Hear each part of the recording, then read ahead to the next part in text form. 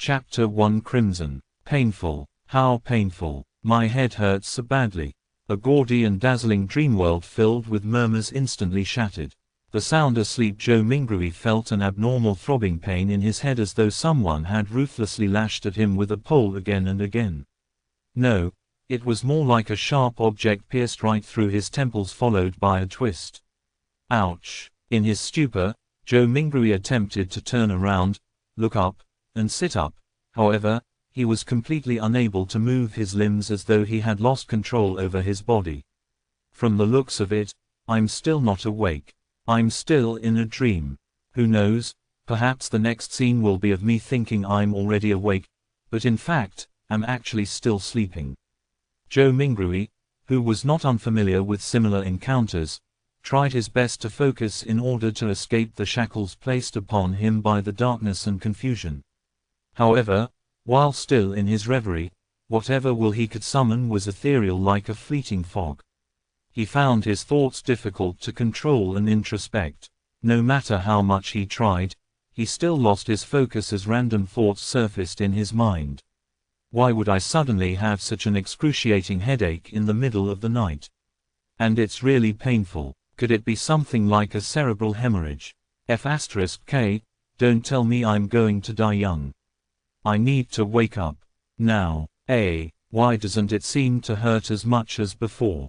But why does it still feel like a blunt knife is slicing through my brains? From the looks of it, sleep is impossible. How am I to show up for work tomorrow? Why am I still thinking about work? This is some authentic headache. Of course I have to take time off. I don't have to worry about my manager's grumblings. Hey, putting it that way, it doesn't seem too bad. I can end up getting some spare time for myself. Throbbing pain inundated Joe Mingrui, allowing him to slowly accumulate immaterial strength until he was finally able to move his back and open his eyes. He finally broke free from his reverie. His vision first blurred before it was screened by a faint crimson red. All he could see was a study desk made of burly wood in front of him. Right in the middle was an open notebook with coarse, yellow pages. The title was eye-catchingly written with strange, deep black lettering. To the left of the notebook was a stack of neatly arranged books, numbering about 8. The wall on their right was inset with grayish-white pipes with wall lamps connected to them. The lamp had a classical Western style to it. It was about half the size of an adult's head with an inner layer of transparent glass and an exterior gridded with black metal. Diagonally beneath the lamp was a black ink bottle shrouded in a pale red glow. Its embossed surface formed a blurry angel pattern. In front of the ink bottle and to the right of the notebook sat a dark-colored pen with a fully circular body. Its tip shimmered with a faint glint while its cap rested right beside a brass revolver. A gun. A revolver. Joe Mingrui was completely taken aback. The things laid before him were alien to him. It looked nothing like his room. While feeling shocked and confused, he discovered that the desk, notebook, ink bottle, and revolver were covered in a layer of crimson veil, a result of the light shining from the window. Subconsciously, he looked up and shifted his gaze up bit by bit. In midair, a crimson moon hung high above the backdrop of a black velvet curtain, glowing in silence. Joe Mingrui felt inexplicably horrified as he stood up abruptly. However, before his feet fully straightened, his brain protested with throbbing pain. It made him temporarily lose his strength as he fell uncontrollably. His buttocks slammed heavily onto the burly wood chair. The pain did little. Joe Mingrui stood up again by propping himself up. He turned around in a fluster as he began to size up the environment he was in. The room was not very large, with a brown door on each side of the room. Close to an opposite wall was a low wooden bed. Between the bed and the left door was a cabinet. Its 2 doors were swung open and beneath it were 5 drawers. To the side of the cabinet, there was the same grayish-white pipe on the wall at the height of a person. However, it was connected to a strange mechanical device with exposed gears and bearings in several spots. Items resembling coal stoves sat in the right corner of the room near the table, along with soup pots, iron pots, and other kitchen utensils. Across the right door was a dressing mirror with 2 cracks. Its bottom was made of wood and the patterns were simple and plain. With a sweep of his gaze, Joe Mingrui noticed himself in the mirror, the present him. Black hair, brown pupils, a linen shirt, thinly built, average-looking features and a rather deep outline. This, Joe Mingrui immediately drew a gasp as many helpless and confused guesses surfaced in his mind. The revolver in ancient European style and the crimson moon that looked different from Earth's moon could only mean one thing. See, could I have transmigrated? Joe Mingrui widened his mouth slightly. He had grown up reading web novels and had often fantasized over such scenes. However, he momentarily found it hard to accept the situation when he found himself in one. This was probably what it meant to love a fantasy one. In a minute, Joe Mingrui had already cursed himself while trying to make the best out of his adverse situation. If not for the still throbbing headache that made his thoughts high-strung but clear, he would have definitely suspected that he was dreaming. Calm down, calm down, calm down. After taking a few deep breaths, Joe Mingrui worked hard to stop panicking. At that moment, as his mind and body calmed down, memories began flooding him as they slowly appeared in his mind. Klein Moretti, a citizen of the northern continent's Loan Kingdom, Awa County, city of Tingen. He is also a recent graduate from the Department of History at Koi University. His father was a sergeant of the Royal Army who had sacrificed himself during a colonial conflict with the southern continent. The bereavement allowance gave Klein the opportunity to study at a private language school and laid the foundation for his admission into university. His mother was a devotee of the Evernite goddess. She passed away the year Klein passed the entrance examinations to Koi University. He also had an elder brother and a younger sister. They stayed in a 2-bedroom apartment together. Their family was not wealthy and its situation could even be described as somewhat wanting. At present, the family was supported solely by the elder brother who worked at an import and export company as a clerk. As a history graduate, Klein grasped knowledge of the ancient Fisak language, deemed the origin of all languages in the northern continent, as well as the Hermes language which often appeared in ancient mausoleums as well as text regarding sacrificial and praying rituals. Hermes language. Joe Mingru's mind stirred as he reached out to rub his throbbing temples. He cast his gaze toward the table at the open notebook. He noticed that the text on the yellowed paper turned from strange to alien, before turning from alien to something familiar. It then turned into something readable. It was text written in Hermes language. The dark ink wrote the following: "Everyone will die, including me." Hiss. Joe Mingrui felt inexplicably horrified. He instinctively leaned back in an attempt to widen the distance between him and the notebook, as well as the text on it. Being very weak, he nearly fell down but managed to extend his hands in a fluster to hold onto the edge of the table. He felt that the surrounding air was turbulent as though there were faint murmurings resounding in it. The feeling was akin to hearing horror stories being recounted by elders when he was young. He shook his head, believing that everything was an illusion. Joe Mingrui found his balance and shifted his gaze from the notebook as he heaved for breath. This time, his gaze landed on the shimmering brass revolver. He suddenly had a question arise in him. With Klein's family situation, how can they have the money or means to buy a revolver? Joe Mingrui could not help but frown. While in deep thought, he suddenly discovered a red handprint to the side of the table. Its color was deeper than the moonlight and much thicker than the veil. It was a bloody handprint. A bloody handprint. Joe Mingrui subconsciously flipped his right hand that had been holding the edge of the table. Looking down, he saw that his palm and fingers were covered in blood. At the same time, the throbbing pain in his head continued. Although it had weakened a little, it continued incessantly. Did I smash my head open? Joe Mingrui guessed as he turned around and walked towards a cracked dressing mirror. A few steps later, a black-haired figure of medium build and brown eyes appeared clearly in front of him. The person had a distinct scholarly air to him. Is this the present me? Klein Moretti. Joe Mingrui was stunned momentarily. Since there was insufficient lighting at night, he failed to see something clearly. He continued forward until he was just a step short from colliding with the mirror. Using the crimson veil-like moonlight as illumination, he turned his head and examined the corner of his forehead. A clear reflection appeared in the mirror. His temple had a grotesque wound with burn marks along its periphery. Blood stained the wound's surroundings and there were grayish-white brain juices squirming slowly within. Chapter 2 Situation. Tap, tap, tap. Joe Mingrui reeled back in fear at the sight that greeted him. It was as though the person in the dressing mirror was not himself, but a desiccated corpse. How could a person with such grievous wounds be still alive? He turned his head in disbelief again and checked the other side.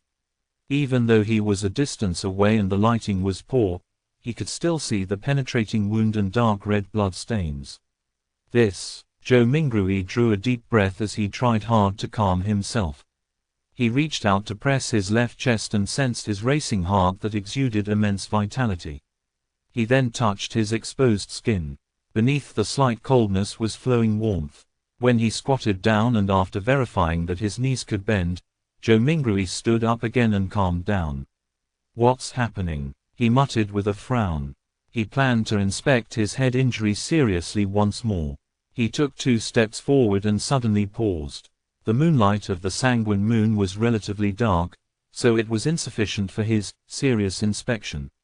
A memory fragment triggered as Joe Mingrui turned his head to look at the grayish-white pipes and the metallic gridded lamp on the wall right beside the study desk. This was the most common gas lamp of the times. Its flame was stable and its illumination capabilities were excellent. With Klein Moretti's family situation, even a kerosene lamp was a dream, much less a gas lamp. Using candles was most apt for their standing and stature. However, back when he burned the midnight oil 4 years ago to be admitted into Koi University, his elder brother, Benson, felt that it was an important matter which their family's future depended upon. Therefore, he insisted on creating conducive studying conditions for Klein even if it meant taking on debt. Of course, Benson, who was literate and had worked for several years, was not a rash person who did not think of the consequences. He had quite some tricks up his sleeve. He reasoned with the landlord to raise the apartment's standards by installing gas pipes to improve the likelihood of rentals in the future. The landlord was convinced and provided the money to complete the basic modifications. Then, using the convenience of working at an import and export company, he purchased a brand new gas lamp which was nearly at cost price. In the end, all he needed was to use his savings and did not need to borrow money. After the memory fragment flashed past his mind, Joe Mingrui came to the desk where he turned the pipe's valve and began twisting the gas lamp switch. With a sputtering sound, a spark sounded from friction. Light did not descend upon Joe Mingrui as he had expected. He twisted the switch a few more times, but all the gas lamp did was sputter and remain dark.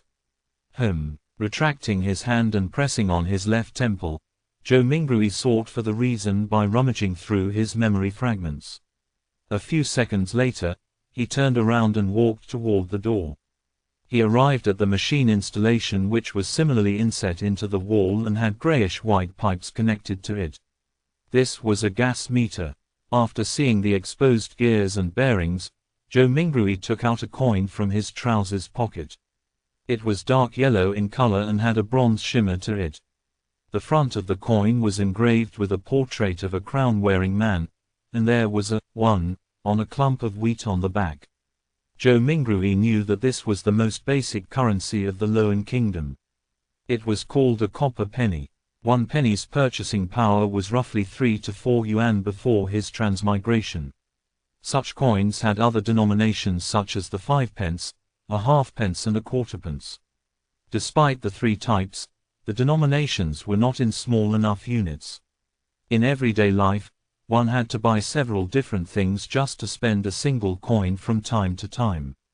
After flipping the coin, which was only minted and circulated after King George III ascended to the throne, a few times, Joe Mingrui inserted it into the gas meter's thin vertical mouth. Clink, Clang. After the penny fell to the bottom of the meter, the sound of grinding gears sounded immediately, producing a short but melodious mechanical rhythm. Joe Mingrui stared at the meter for a few seconds before returning to the burly wood desk. He then reached out to twist the gas lamp's switch. After some sputtering, there was a sharp sound. A fire plume ignited and rapidly grew. Bright light first occupied the internals of the wall lamp before penetrating the transparent glass, blanketing the room with a warm glow. The darkness quickly receded as the crimson retreated out the window. Joe Mingrui felt at ease for a baffling reason as he quickly came in front of the dressing mirror. This time, he seriously inspected his temple and did not miss a single detail. After a few rounds of inspection, he realized that apart from the original blood stain, liquid was no longer flowing out of the grotesque wound. It appeared like it had received the best hemostasis and bandaging. As for the slowly squirming grayish-white brain and the discernible growth of flesh and blood around the wound, it meant that the wound might take 30 to 40 minutes, or maybe even 2 to 3 hours before it would only leave a light scar. The restorative effects that transmigration brings. Joe Mingrui curled up the right corner of his mouth as he muttered silently. Following that, he let out a long sigh. Regardless, he was still alive. After settling his mind, he pulled open a drawer and took out a tiny piece of soap. He took one of the old and tattered towels hanging by the side of the cupboard and opened the door. He then walked to the public bathroom which was shared by the tenants on the second floor. Yes, I should clean up the blood stains on my head, or I'll keep looking like a crime scene. It's fine scaring myself, but if I were to scare my sister, Melissa, when she gets up early in the morning tomorrow, it would be quite problematic. The corridor outside was pitch black. Silhouettes were barely accentuated by the crimson moonlight from the window at the end of the corridor. They looked like a pair of monster eyes that silently observed the living late into the night. Joe Mingrui lightened his footsteps as he walked towards the communal bathroom with a shuddering fear. When he entered, there was even more moonlight, allowing him to see everything clearly. Joe Mingrui stood in front of a wash basin and turned the tap's knob. Upon hearing the gushing sound of water, he suddenly recalled his landlord, Mr. Frankie. As water was included in the rent, this short and thin gentleman who wore a top hat, a vest, and a black suit, always inspected the bathroom actively to take note of any sounds of flowing water. If the water gushed too loudly, Mr. Frankie would ignore all of his gentlemanly traits by flailing his walking stick and striking the bathroom's door, shouting things like, "Darn thief, wastage is a shameless matter, I'll remember you, if I see this happen another time, scram along with your filthy luggage, mark my words, this is the most value-for-money apartment in Tingan City. You will not find a more kindly landlord anywhere else." Putting away those thoughts, Joe Mingrui used a moist towel to clean the blood stains from his face again and again. After checking himself using the rundown mirror in the bathroom and verifying that all that was left were a hideous wound and a pale face, did Joe Mingrui relax. Then, he took off his linen shirt and used a bar of soap to wash away the bloodstains. At that moment, he knitted his brows and recalled of a possible problem. The wound was too exaggerated and there was too much blood. Apart from his body, his room likely still had signs of his injury. After Joe Mingrui was done with his linen shirt a few minutes later, he briskly returned to his apartment with a moist towel. He first wiped the blood handprint on the desk and then, using the gas lamp's illumination, sought out spots which he missed out. He immediately discovered that quite a substantial amount of blood had splattered onto the floor beneath the desk.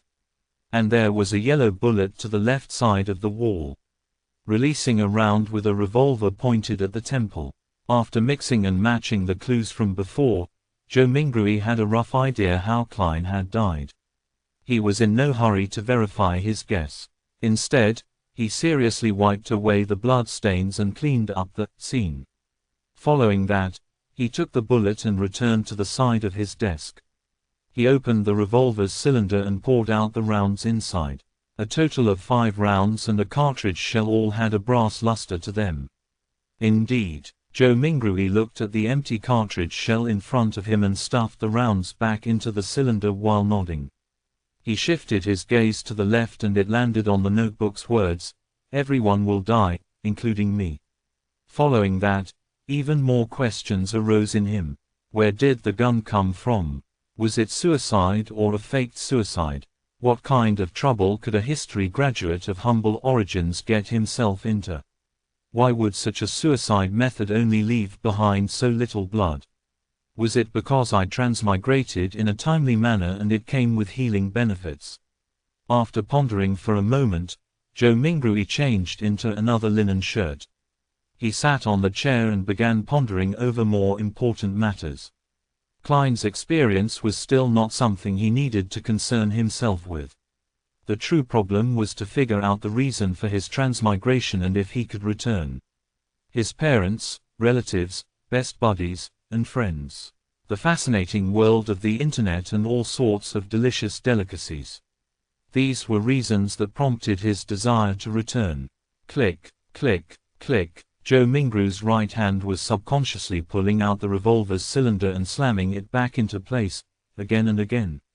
Yay, there has not been much difference for me between this period of time and the past. I was just a little unlucky, but why would I transmigrate for no baffling reason? Bad luck. Yes, I tried a luck enhancement ritual before dinner today. A thought flashed in Joe Mingru's mind, illuminating the memories which were concealed by a fog of confusion. As a qualified keyboard politician, keyboard historian, keyboard economist, keyboard biologist, and keyboard folklorist, he had always deemed himself as knowing something of everything. Of course, his best buddy would often mock him as only knowing a little of everything. And one of them was Chinese divination. When he visited his hometown last year, he had discovered a thread-bound book titled Quintessential Divination and Arcane Arts of the Qin and Han Dynasty at an old bookstore. It looked pretty interesting and could aid him in posturing on the internet, so he bought it. Unfortunately, his interest was short-lived. The vertical script it used made the reading experience horrible. All he did was flip through the beginning pages before he threw it into a corner.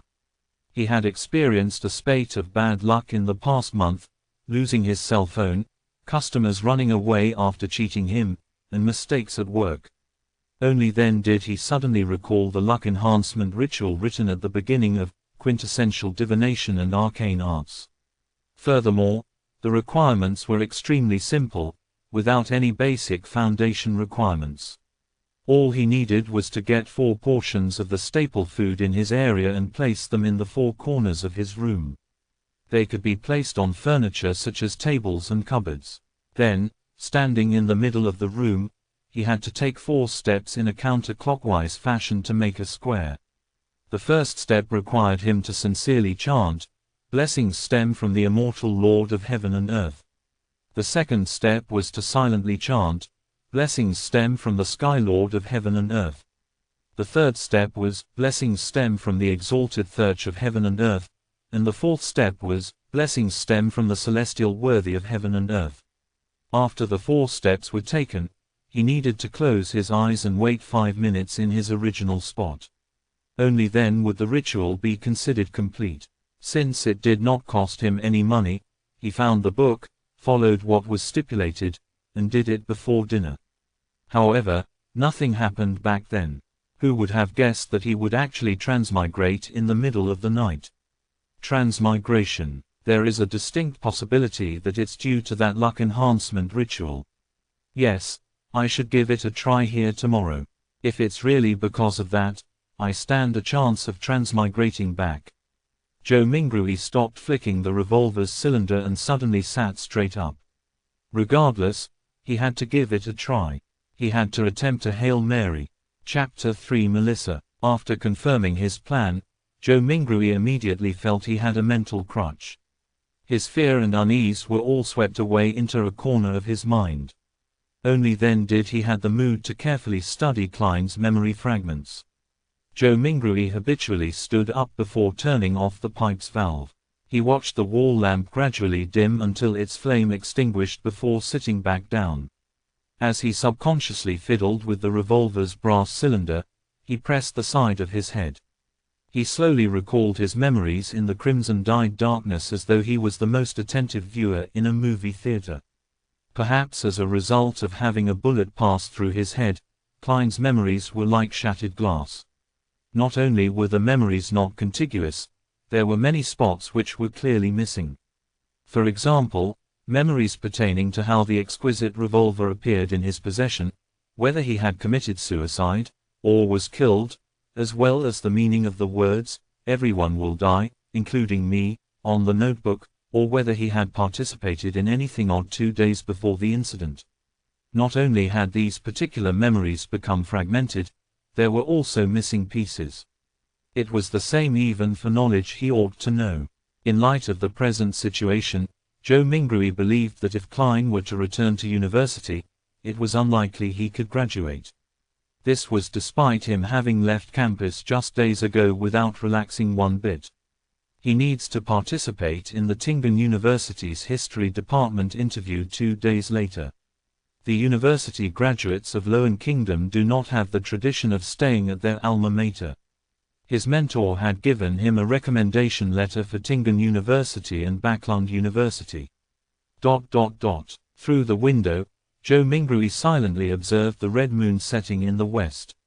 The gradual sinking of the moon continued until faint light glowed from the east, dyeing the horizon golden. At that moment, there was a commotion inside the apartment. Soon, the sound of footsteps approached his door. "Melissa is awake. She's really as punctual as always." Joe Mingrui smiled. Due to Klein's memories, seeing Melissa made him feel as though she was really his younger sister. "However, I do not have a younger sister." He immediately contradicted himself. Melissa was different from Benson and Klein. Her rudimentary education was not completed at the Sunday school classes offered by the Church of the Ebonite Goddess. When she reached schooling age, the Lowen Kingdom had enacted the Basic Education Law. A primary and secondary education committee was established and was specially provided with funding, increasing the kingdom's investment into education. In less than 3 years, under the premise that numerous church schools would be incorporated, many public primary schools were established to strictly maintain the principle of religious neutrality. This was to prevent education from involving itself in the conflicts between the Lord of Storms, Ebonite Goddess, and the god of steam and machinery. Compared to Sunday school that only cost a copper penny a week, a public primary school's cost of 3 pence a week appeared rather expensive. However, the former only provided education every Sunday, whereas the latter provided 6 days of classes a week. In conclusion, the price was so low that it was almost free. Melissa was different from most girls. From a young age, she enjoyed things like gears, springs, and bearings. Her ambition was to be a steam mechanic. Having suffered from a lack of culture, Benson, who knew the importance of education, supported his sister's dreams just like how he supported Klein's university education. After all, Tingen Technical School was only considered secondary education. There was no need for her to attend language school or a public school for more knowledge. In July last year, 15-year-old Melissa passed her entrance examinations and fulfilled her dreams of becoming a student at the Tingen Technical School's Steam and Machinery department. As such, her weekly school fees raised to 9 pence. Meanwhile, Benson's company was affected by the situation in the southern continent. There was a drastic drop both in profit and business transactions. More than a third of the employees were retrenched. In order to keep his job and maintain their livelihood, Benson could only accept more arduous tasks. He had to work overtime more frequently or head to places with harsh environments. That was what he was occupied with the past few days. It was not that Klein did not think of helping share his elder brother's burden, but being born a commoner and having been admitted into an average language school, he felt a strong sense of inadequacy when he enrolled into university. For example, as the origin of all languages in the northern continent, the ancient language of Fisak was something all the children of nobles and of the wealthy class would learn from a young age. In contrast, He only made first contact with it in university. He faced many similar aspects during his schooling career. Klein nearly gave his all and often stayed up late into the night and woke up early before barely managing to catch up to the others, eventually allowing him to graduate with average results. Memories regarding his elder brother and younger sister remained active in Joe Mingru's mind until he turned the doorknob open. Only then did he jolt awake and remember that he held a revolver in his hand. This was a semi-regulated item. It will scare children. Also, there's still the wound on my head. With Melissa arriving at any moment, Joe Mingru pressed onto his temple and hurriedly pulled open a desk drawer and threw the revolver in before slamming it close. What happened? Melissa looked over curiously when she heard the commotion. She was still in the prime of her youth. Even though she did not have much nutritious food to eat, making her face thin and slightly pale, her skin remained lustrous as it exuded the vibes of a young girl. When Joe Mingru saw his sister's brown eyes look over, he forcibly composed himself and picked up an item beside his hand before calmly closing the drawer to conceal the existence of the revolver. He placed his other hand on his temple, the texture confirming that his wound had already healed. He took out a silver vine leaf pocket watch and pressed the top gently, causing its cover to flip open. It was a picture of the siblings' father. It was the most valuable item the Royal Army sergeant left behind, but being a second-hand item, it would often malfunction from time to time in recent years even though he had gotten a watchsmith to fix it. It had embarrassed Benson, who enjoyed bringing it with him to elevate his status many a time, so it was thrown away back at home in the end.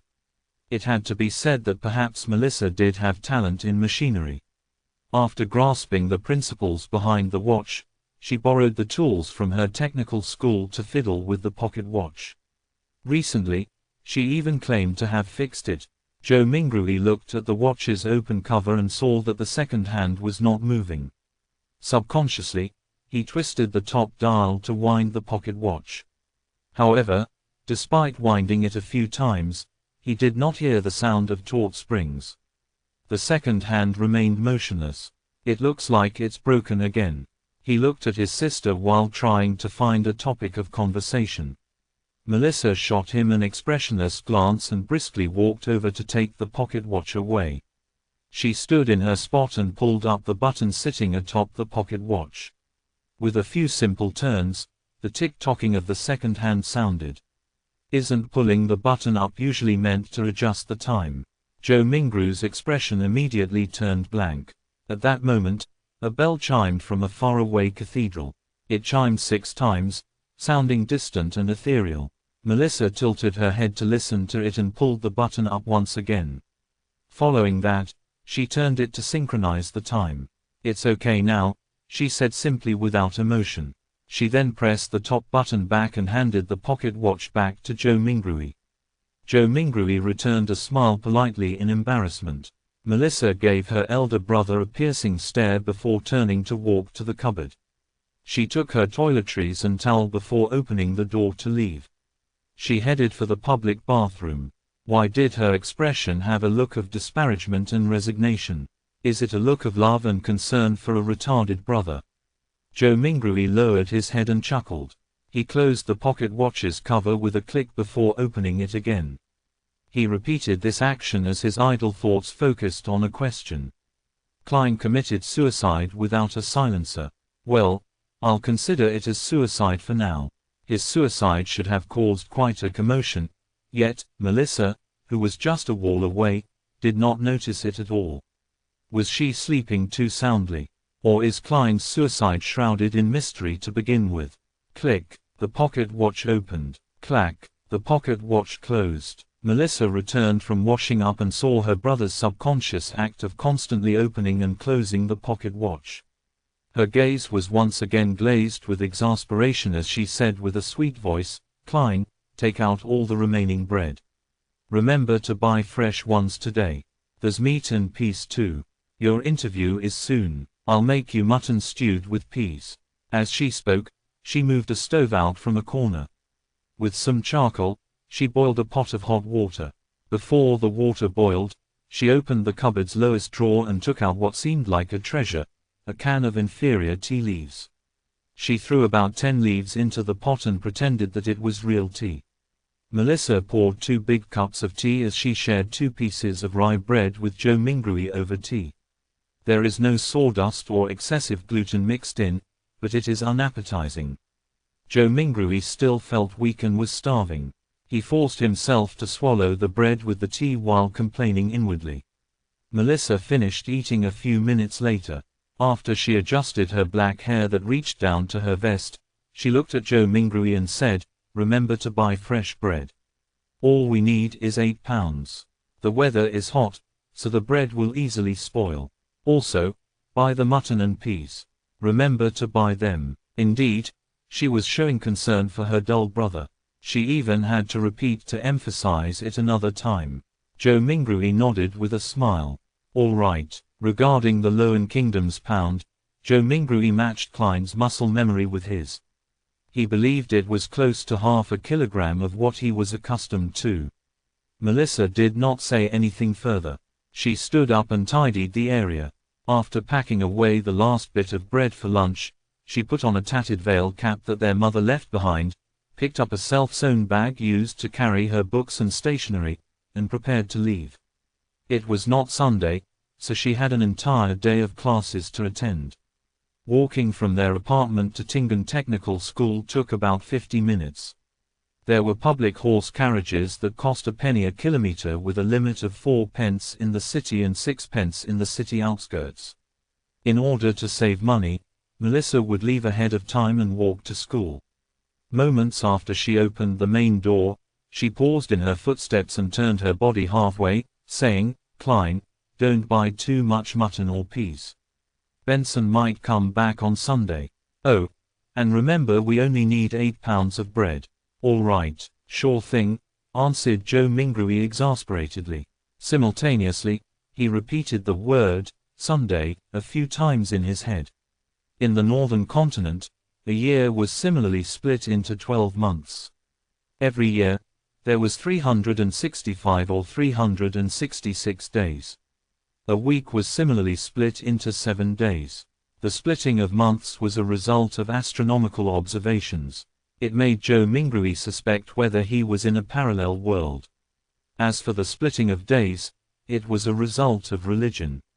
This was because Northern Continent had 7 orthodox gods: the eternal blazing sun, the Lord of Storms, the God of Knowledge and Wisdom, the Evernite Goddess, Mother Earth, the God of War, and the God of Steam and Machinery. Watching his sister close the door and leave, Joe Mingrui suddenly sighed. Soon, his thoughts focused onto the luck enhancement ritual. "Sorry, I really wish to return home." Chapter 4 Divination. Returning to his chair again, he heard the faraway cathedral's bells chime again. It continued 7 times before Joe Mingrui slowly stood up. He went up front to the cupboard and took out his clothes. A black vest with a matching suit, trousers that clung tightly to his legs, a half-top hat and his faint scholarly air made Joe Mingrui feel like he was watching an English drama set in the Victorian era. He suddenly muttered softly as he shook his head with a wry smile, "I'm not going for an interview. All I'm doing is buying some ingredients to prepare for my luck enhancement ritual." Klein was so concerned about his impending interview that it became instinct. When he was not focused enough, he habitually wore his only decent set of clothing. After taking a breath, Joe Mingrui took off his suit and vest, switching to a brownish-yellow coat. He also changed to a felt hat with a rounded edge of the same color. With his outfit done, he walked to the side of the bed and lifted a square cushion. He reached his hand into an inconspicuous hole beneath and rummaged around before finding an intermediate layer. When he retracted his right hand, there was a roll of notes in his palm. There were about 8 notes with faded dark green colors. These were all the savings Benson had at the moment. It even included the living expenses for the next 3 days. 2 of them were 5 solely notes and the remaining were 1 solely notes. In the Lowen Kingdom's currency system, solely was ranked second. It originated from ancient silver coins. 1 solely was equivalent to 12 copper pence. They had denominations of 1 and 5 solely. At the top of the currency system was the gold pound. They were also paper-based but were guaranteed by gold and pegged directly. A gold pound was equivalent to 20 soldi. They had denominations of 1, 5, and 10 gold pounds. Joe Mingrui spread a note and caught a whiff of the faint unique ink. This was the smell of money. Perhaps a result of Klein's memory fragments or his constant desire for money, Joe Mingrui felt like he had instantly fallen in love with these notes. Look, their designs are so beautiful. It makes the stern and old-fashioned George III and his two moustaches appear especially adorable. Look, the watermark that can be seen when the note is placed against sunlight is so alluring. The exquisite design for the anti-counterfeit label makes it completely different from those fake fancy schlocks. Joe Mingrui admired it for nearly a minute before pulling out 2 1-soldi notes. He then rolled up the remaining notes and stuffed them back into the cushion's concealed layer. After arranging and flattening the cloth around the hole, Joe Mingrui folded the 2 notes he had taken out neatly and placed them into the left pocket of his brownish-yellow jacket. He separated the notes from the few pence he had in his trouser pocket. With all of this done, he placed a key into his right pocket and brought a dark brownish paper bag along with him and quickly walked toward the door. His shuffling footsteps slowed down from a brisk pace until it eventually stopped. Joe Mingrui stood by the door and was unsure when he had already begun to frown. Klein's suicide was fraught with peculiarities. Would he encounter any accidents if he were to leave just like that? After some deep thought, Joe Mingrui returned to his desk and pulled open the drawer. He then took out the shimmering brass revolver. This was the only defensive weapon he could think of, and it was the only weapon with sufficient power. Although he had never practicing shooting, just pulling such a revolver out would definitely daunt anyone. He caressed the revolver's cold metal before stuffing his revolver into the pocket where his notes were. He clasped the money in his palm as his fingers pressed onto the gun's handle. It was perfectly concealed. Feeling secure, he who knew a little of everything suddenly had a worry. Would I end up misfiring? Being deluged with such a thought, Joe Mingrui quickly thought of a solution. He drew the revolver and released the cylinder. He then aligned the empty chamber, which was a result of the suicide, along the gun's hammer before closing it. This way, even if there was a misfire, he would discharge an empty round. After stuffing his revolver back into his pocket, Joe Mingrui kept his left hand in there. He pressed down on his hat with his right hand and pulled open the door before leaving. The corridor during the day remained dim as limited sunlight shone in from the window situated at the end of the corridor. Joe Mingrui quickly went down the stairs and left the apartment before taking in the brilliance and warmth of the sun. Although it was almost July, it was still considered the middle of summer. However, Tingen was situated north of the Loan Kingdom, so it had unique climate characteristics. The highest annual temperature was not even 30 degrees Celsius on Earth, with even cooler mornings. However, the streets were awash with filthy water and strewn junk. From Klein's memories, this was not a rare sight in low-income communities, even if there were sewers. After all, there were just too many people and people needed to survive. Come and try our delicious roasted fish, hot and fresh oyster soup. Drink a bowl in the morning and feel invigorated all day. Fresh fish from the port for just 5 pence apiece. Muffins and eel soup make the perfect combination. Conch, conch, conch. Vegetables freshly plucked from the farms outside the city. Cheap and fresh. ... The mobile hawkers who sold vegetables, fruits, and hot food shouted along the streets as they beckoned the rushing pedestrians. Some of them would stop and carefully compare before purchasing. Others would impatiently wave their hands as they had yet to find work for the day. Joe Mingrui took in a whiff of the air that mixed both noxious and fragrant aromas. As he clenched the revolver tightly in his left hand, he held the notes tight. He pressed down on his hat with his right hand while passing through the busy street, slouching a little. There was bound to be thieves in populated areas. Furthermore, this street had no lack of poor citizens who were working part-time after losing their previous jobs. There were also starving children that were exploited by adults to do their bidding. He proceeded forward until he reached a point where the crowdedness around him restored to normal. He straightened his back and raised his head to look down the street. There was a vagrant accordionist busking. The melody was sometimes pleasant, sometimes fervent.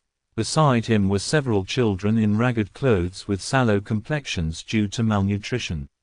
They listened to the music and moved to the beat, dancing self-made choreographies. Their faces were filled with joy as though they were a prince or an angel. A deadpan woman passed by. Her skirt was dirty and her skin was dull.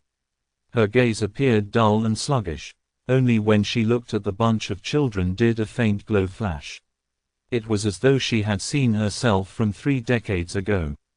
Joe Mingrui overtook her and turned into another street before stopping at Smiren Bakery. The owner of the bakery was a 70-plus-year-old granny named Wendy Smiren. Her hair was completely grayish-white and she always wore a genial smile. From the beginning of Klein's memories, she had been here selling bread and pastries. Oh, the Tingan biscuits and lemon cakes she bakes are very delicious.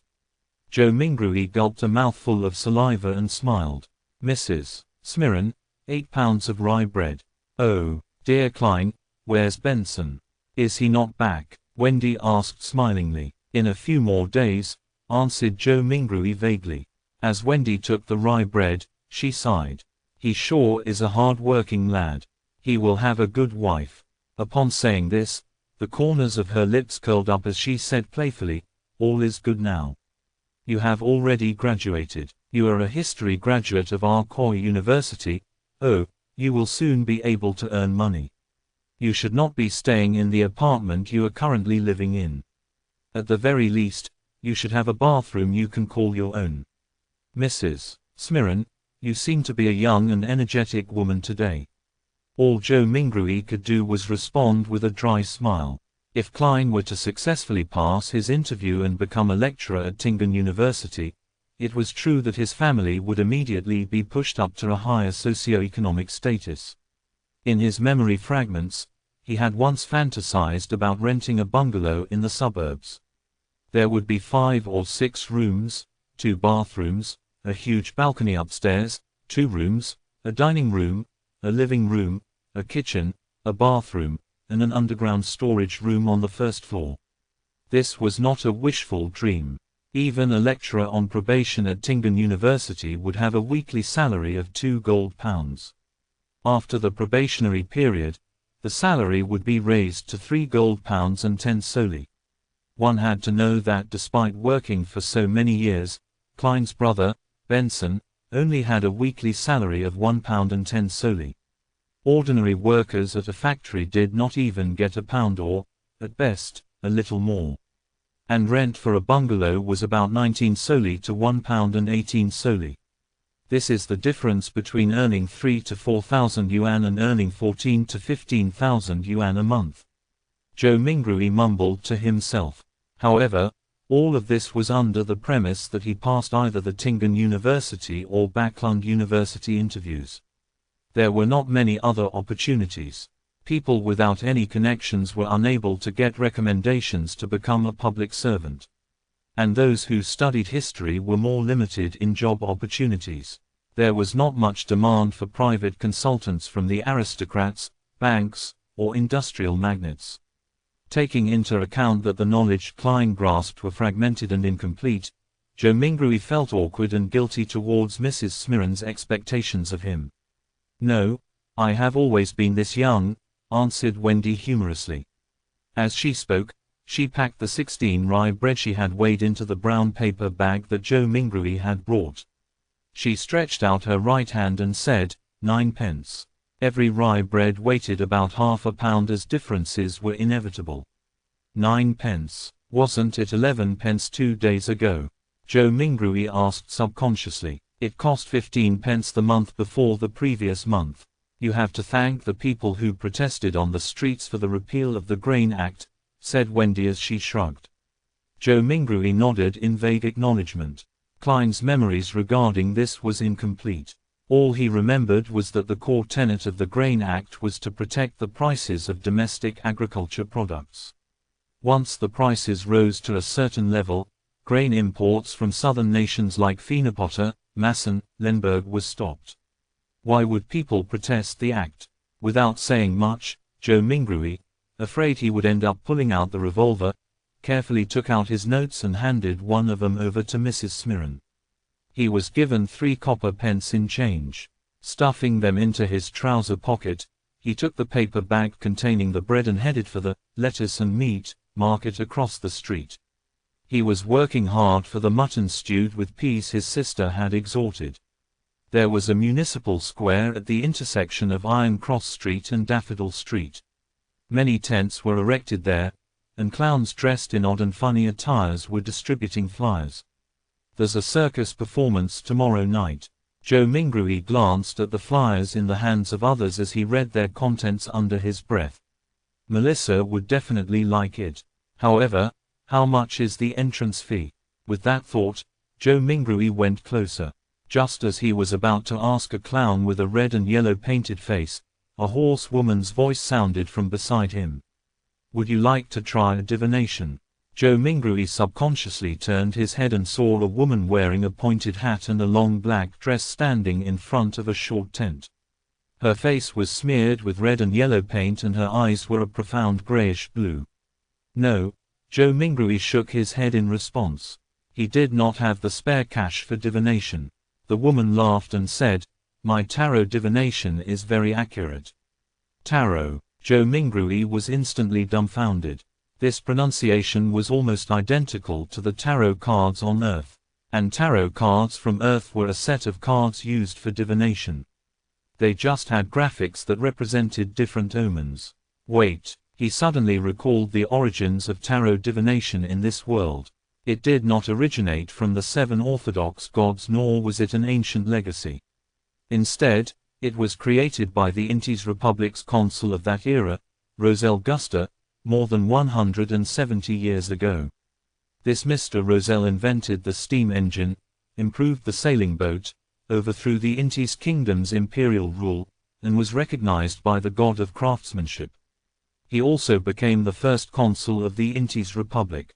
Later, he invaded other nations and placed Lemberg and other nations under his protection. He made the Loan Kingdom, Feenapotter, Fesak Empire and other powerful northern continent nations bow down to the Intis Republic. Following that, the Republic was then changed to an empire and he became the self-proclaimed Emperor Caesar. It was during Roselle's rule that the Church of Craftsmanship received its first public holy revelations since the 5th epoch. Ever since, the god of craftsmanship was changed to the god of steam and machinery. Roselle also invented tarot divination. He also established the contemporary system of paper-based cards and their playstyles. There were many familiar styles that Joe Mingrui was familiar with, such as Upgrade, Fighting the Landlord, Texas Poker, and Quint. In addition, the marine fleets he sent out discovered a sea route that led to the southern continent through the stormy and turbulent seas. This also began the era of colonialism.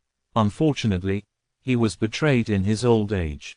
In the year 1198 of the 5th epoch, he was assassinated by the combined forces of the Church of the Eternal Blazing Sun, the former Intis royal family, the Sauron family, and other aristocrats. He eventually died in the White Maple Palace.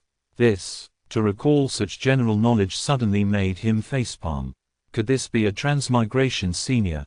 With this in mind, Joe Mingrui was intrigued to see what tarot cards looked like. Therefore, he nodded at the pointy-hat woman with the painted face and said, "If the, price is reasonable, I'll give it a try." The woman immediately said with a laugh, "Sir, you are the first one here today, so it's on the house." Chapter 5 Ritual. Free things cost the most. Joe Mingrui silently mumbled and decided that he would not purchase any additional services whatever they were. He would firmly refuse them all. If you are really that capable, try divining that I transmigrated here. With this in mind, Joe Mingrui followed behind the woman whose face was painted red and yellow, stooping low to enter the low tent. The tent's interior was extremely dark, illuminated only by several beams of light that managed to seep inside. A table covered with paper cards could be made out faintly in the low illumination. The woman with the sharp pointy hat was not affected by this at all. Her long black dress glided as though it was moving over water while she went around to the table. She sat on the opposite side and lighted a candle. The dim yellow light flickered, causing the inside of the tent to appear bright and dark at the same time. It instantly added a much more mysterious feel to the atmosphere. Joe Mingrui sat down quietly, his gaze sweeping over the tarot cards on the table where he discovered familiar cards like the Magician, the Emperor, the Hanged Man, and Temperance, etc. Could Roselle have been a senior? I wonder if he was also a fellow countryman of mine. Joe Mingrui mumbled to himself subconsciously. Before he could finish looking at the opened cards on the table, the woman who claimed to have accurate divinations had already reached out her hands to gather all of the cards together.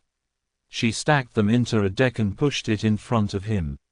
"Shuffle the cards first and cut the deck," the circus fortune teller said in a muted voice. "Me, shuffle?" Joe Mingrui asked reflexively. The yellow and red paint on the fortune teller's face squirmed together as she revealed a slight smile, saying, "Of course, everyone's destiny can only be unraveled by themselves. I only serve as a reader of it." Joe Mingrui immediately questioned her warily. "This reading does not require additional fees, right? As a keyboard folklorist, I've already seen too many of such tricks." The fortune teller was visibly taken aback before finally saying muffledly, "It's free." Joe Mingrui, relieved, stuffed the revolver further back into his pocket. Thereafter, he calmly reached out his two hands to shuffle and cut the deck skillfully. "It's done." He placed the already shuffled tarot cards in the middle of the table. The fortune teller clasped the cards with both her hands and carefully looked at cards for a while. Then, she suddenly opened her mouth and said, "I'm sorry, I forgot to ask, but what would you like to ask about?"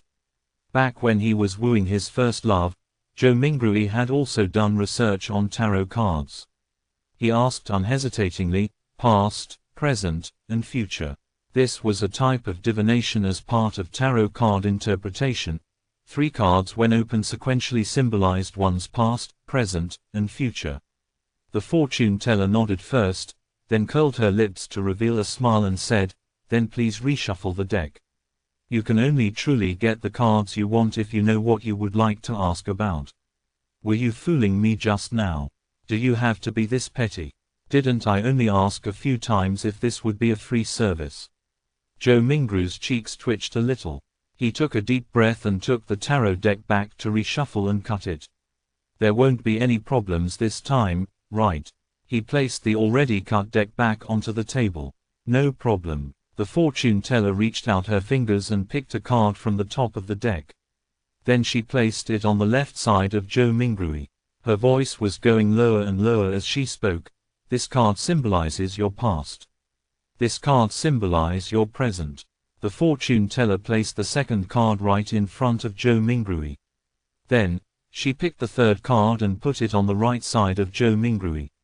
"This card symbolizes the future. All right, which card would you like to see first?"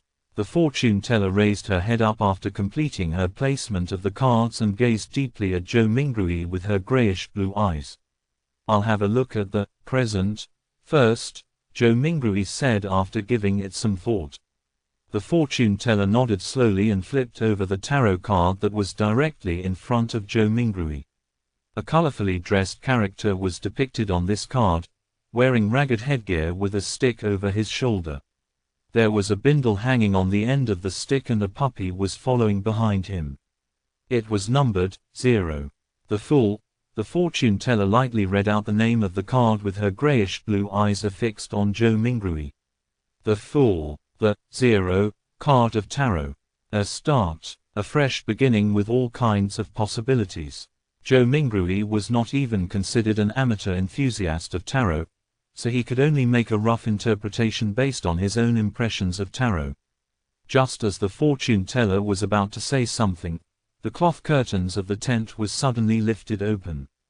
The ray of sunlight that shone in was so blinding that it caused the back-facing Joe Mingrui to instinctively narrow his eyes. "Why are you impersonating me again? It's my job to handle the divination for people." A woman's voice growled angrily. "Return to your post quickly. You must remember that you're just an animal trainer." An animal trainer. Joe Mingru's eyes had already adapted to the light by now. He saw a similar-looking woman who was also wearing a sharp pointy hat in a black dress, with her face painted in red and yellow as well. The only difference was that she was taller and had a slimmer physique. The woman who was seating in front of him immediately stood up and said disgruntledly, "Don't mind this, it's just that I like doing this. But I have to say, my divination and interpretation can be really accurate sometimes. I'm serious." She spoke and lifted up her dress to go around from the side of the table before quickly trotting away from the tent. "Sir, would you like me to interpret your cards for you?" The real fortune teller looked at Joe Mingrui and asked with a smile. Joe Mingru's lips twitched and asked her sincerely, "Is it free?" "No," the real fortune teller answered. "Then forget it." Joe Mingrui pulled his hands back and put them into his pockets. He clutched his revolver and money before stooping again to exit the tent. Damn, he actually got an animal trainer to be his fortune teller. Was an animal trainer who didn't want to be a fortune teller not a good clown?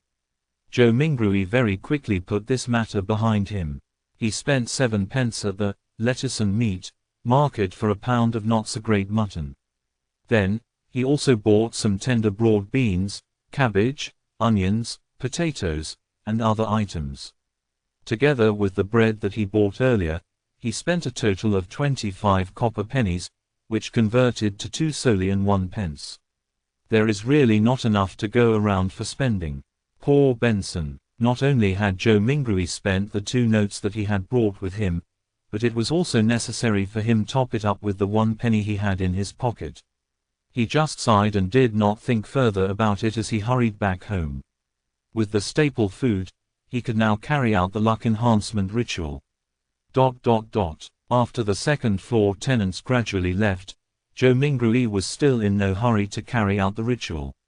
Instead, he translated the blessings stem from the immortal Lord of Heaven and Earth, and related phrases into the ancient Fisak language, as well as the Loan language. He was intending to try the ritual again the next day in those local languages if the original incantation did not take effect. After all, he had to take into consideration the differences between the 2 worlds. In Rome, do as the Romans do. As for translating it into an ancient ritual prayer that used the dedicated Hermes language, Joe Mingrui had a difficult time completing it due to his lack of vocabulary. After readying everything, he finally took out the 4 loaves of rye bread. He placed one in the corner where the coal stove was originally, one at the bottom inner side of the dress mirror, one at the top of the cupboard where 2 walls met, and one at the right side of the study table where miscellaneous items were kept. With a deep breath, Joe Mingrui came to the center of the room and spent a few minutes to calm himself. Then, he took a solemn step forward and went in a counterclockwise direction in the shape of a square. When he took the first step, he chanted in a low whisper, "Blessings stem from the immortal Lord of Heaven and Earth." The second step, he sincerely chanted, "Blessings stem from the Sky Lord of Heaven and Earth." The third step, Joe Mingrui breathed out a whisper, "Blessings stem from the exalted Thirch of Heaven and Earth." At the fourth step, he spat out a foul breath and meditated in concentration. "Blessings stem from the celestial worthy of heaven and earth." When he returned back to the original spot, Joe Mingrui closed his eyes and waited in his place for an outcome. He had some anticipation in him, some unease, some hope, and some fear. Could he make it back? Was there going to be any effect? Could there be some unexpected situation? The unknown in front of him was tainted with the crimson light of hope.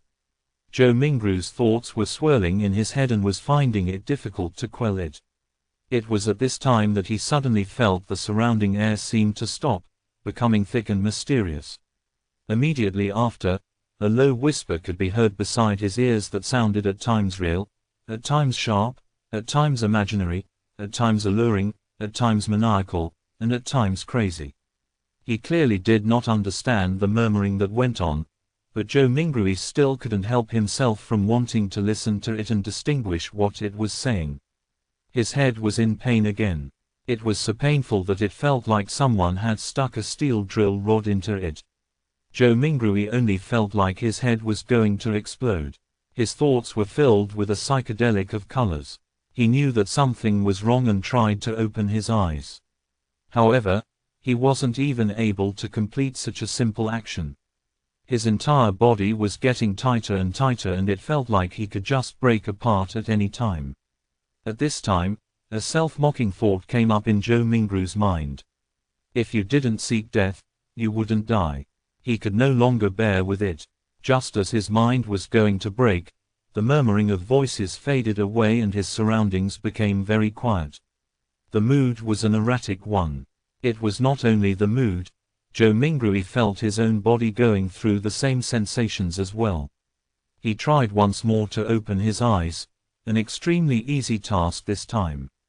A gray fog appeared over his eyes, haziness, vague, and endless. What's with this situation? Joe Mingrui suddenly looked around him and then lowered his head down to discover that he was floating at the edge of an endless fog. The fog was flowing like water and was dotted with a lot of crimson stars. Some of them were enormous while others were tiny. There was a sense of them being hidden in the deep depths, while others floated over the surface of this water-like fog. Looking at the seemingly holographic sight, Joe Mingrui reached out his right hand in a half-confused, half-exploring manner to try to touch the crimson star that was seemingly floating on the surface. He was trying to find a way to leave this place.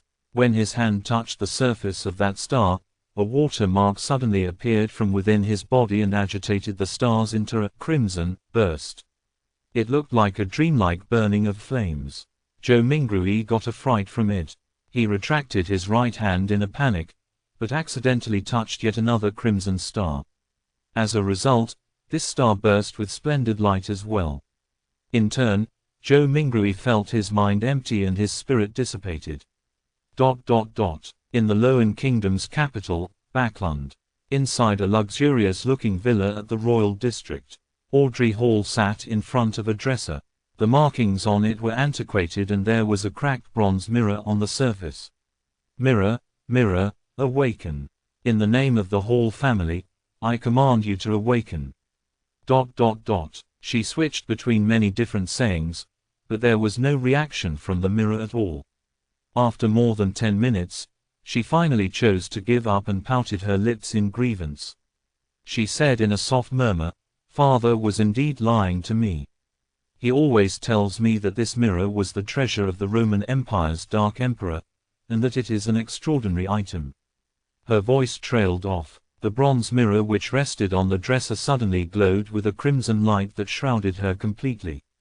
In the Sonia Sea, a three-masted sailboat that looked like an obvious relic was navigating through a storm. Alger Wilson stood on deck, his body undulating with the currents at sea, maintaining his balance easily. He wore a robe embroidered with lightning patterns, and in his hand was a quirky-shaped glass bottle. Bubbles billowed inside the bottle at times, frost turned into snow at times, and signs of gusting wind could be seen at times. "We're still short on the ghost shark's blood," Alger murmured. Then at this moment, a crimson burst appeared in the space between the glass bottle and the surface of his palm. In an instant, it enveloped the surroundings as well. In the fog of grey mist, Audrey Hall regained her sight. She started reckoning the situation in a state of horror and confusion when she noticed the blurry image of a man on the opposite side of her doing the same as well. Immediately after, the both of them discovered another mystery person standing not far from them who was shrouded in a grey mist. The mysterious person was none other than Joe Mingrui. He was similarly dumbfounded. "Sir, where is this?" Audrey and Alger were startled at first, falling silent in the process. Then, they immediately started speaking in unison. "What are you planning on doing?" Chapter 6 Beyonder. Chapter 6 Beyonder. Translator, Atlas Studios Editor, Atlas Studios. Not only did they speak the same lone language, they also shared the same grim and tense vibes. Where am I? What do I plan to do here? I would like to know too. Calming himself down, Joe Mingrui silently repeated the questions posed by the two. What left the deepest impression on him were neither the sentences formed by words nor the meanings behind them, but the display of bewilderment, vigilance, panic, and reverence by the couple. For some baffling reason, two people had been mysteriously dragged into this world surrounded by grey fog. As the perpetrator, Joe Mingrui was already feeling abnormally dumbfounded and startled, let alone the couple who was pulled into this mess completely passively. For them, such events and encounters might already be beyond their imaginations, right? Momentarily, Joe Mingrui thought of two options. The first option was feigning victimhood to hide his true identity, and in turn gain a considerable amount of trust. He could then take a wait-and-see approach and take advantage of his circumstances where necessary. The other option was to maintain his mysterious identity in the eyes of the couple. He could then effect the subsequent development while gleaning valuable information from them. Without the luxury of time to deliberate over the situation, he grasped hold of the thought that flashed across his mind. He made an immediate decision to try out the second idea. Exploit the psychological state of the others to gain the greatest advantage for himself. After a few seconds of silence in the fog, Joe Mingrui chuckled. With a low but not heavy tone, he calmly spoke as though he was replying to the polite greetings from the visitors. An attempt. An attempt, an attempt. Audrey Hall looked at the mysterious guy veiled in the grayish-white fog, and the only thought was that whatever was happening was absurd, funny, horrifying, and weird. She was at the dressing table inside her bedroom only moments ago. But just by turning around, she had come into this place that was filled with grey fog. How inconceivable. Audrey took a breath, revealing an impeccable, courteous smile. She asked in a somewhat perturbed way, "Sir, is the attempt over? Might you permit our return?" Alger Wilson also had the intentions to probe Joe Mingrui in a similar fashion, but his rich experience made him statelier. He held back his impulse and only took on the role of a silent onlooker. Joe Mingrui looked at the questioner. Looking through the hazy mist, he could roughly see the silhouette of the person in question. It was a tall girl with smooth blonde hair, but her exact countenance could not be seen clearly.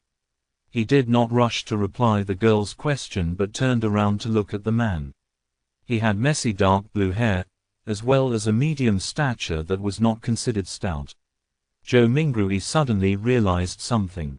Once he became stronger or had a deeper understanding of the foggy world, perhaps it was possible for him to see through the fog and discern the girl and the man. In this situation, they are the visitors, and I'm the master. After changing his mindset, Joe Mingrui instantly noticed details that he had neglected earlier on. The girl with a melodious voice and the mature, withdrawn man both looked considerably incorporeal. Tainted by a faint crimson-red, they resembled a projected image of the two crimson-red stars beyond the grey fog. This projection was based on the connection between the crimson-red and himself, an intangible connection that only he himself could realistically grasp hold of. The projection would disappear once the connection was cut, and the couple would then return. Joe Mingrui nodded mildly and looked at the blonde, chuckling. "Of course, if you make a formal request, you can return this very moment." When she did not identify any ill intention from his tone, Audrey heaved a sigh of relief.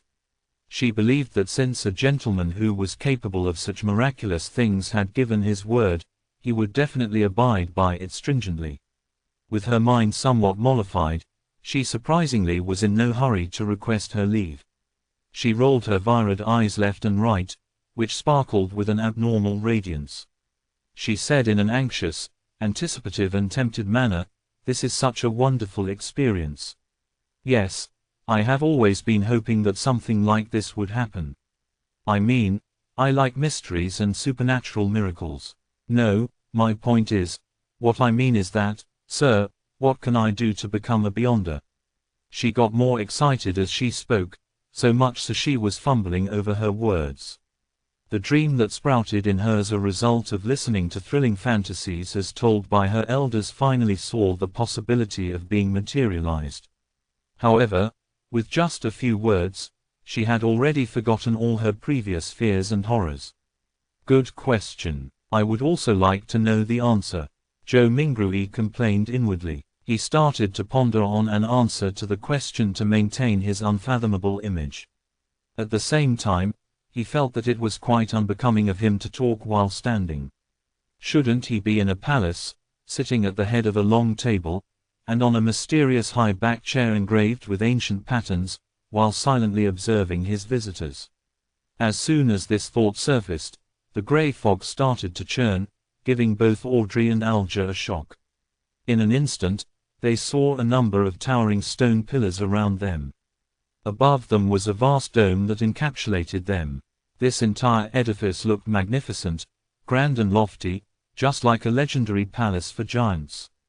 Directly under the dome where the grey fog gathered, a long, bronze table appeared with 10 high-backed chairs on either side in a symmetrical arrangement. The back of each chair dazzled and shone faintly with crimson red, drawing the outlines of weird constellations that differed from reality. Audrey and Alger sat face to face, sitting next to the seat of honor.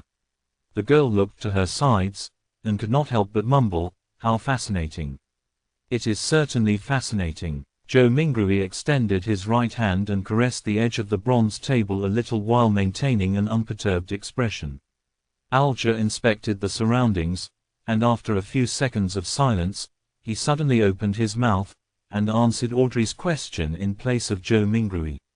"Are you alone? If you want to become a Beyonder, join the churches of either the Evernite goddess, the Lord of Storms, or the god of steam and machinery. The majority of us will not meet a Beyonder our entire lives.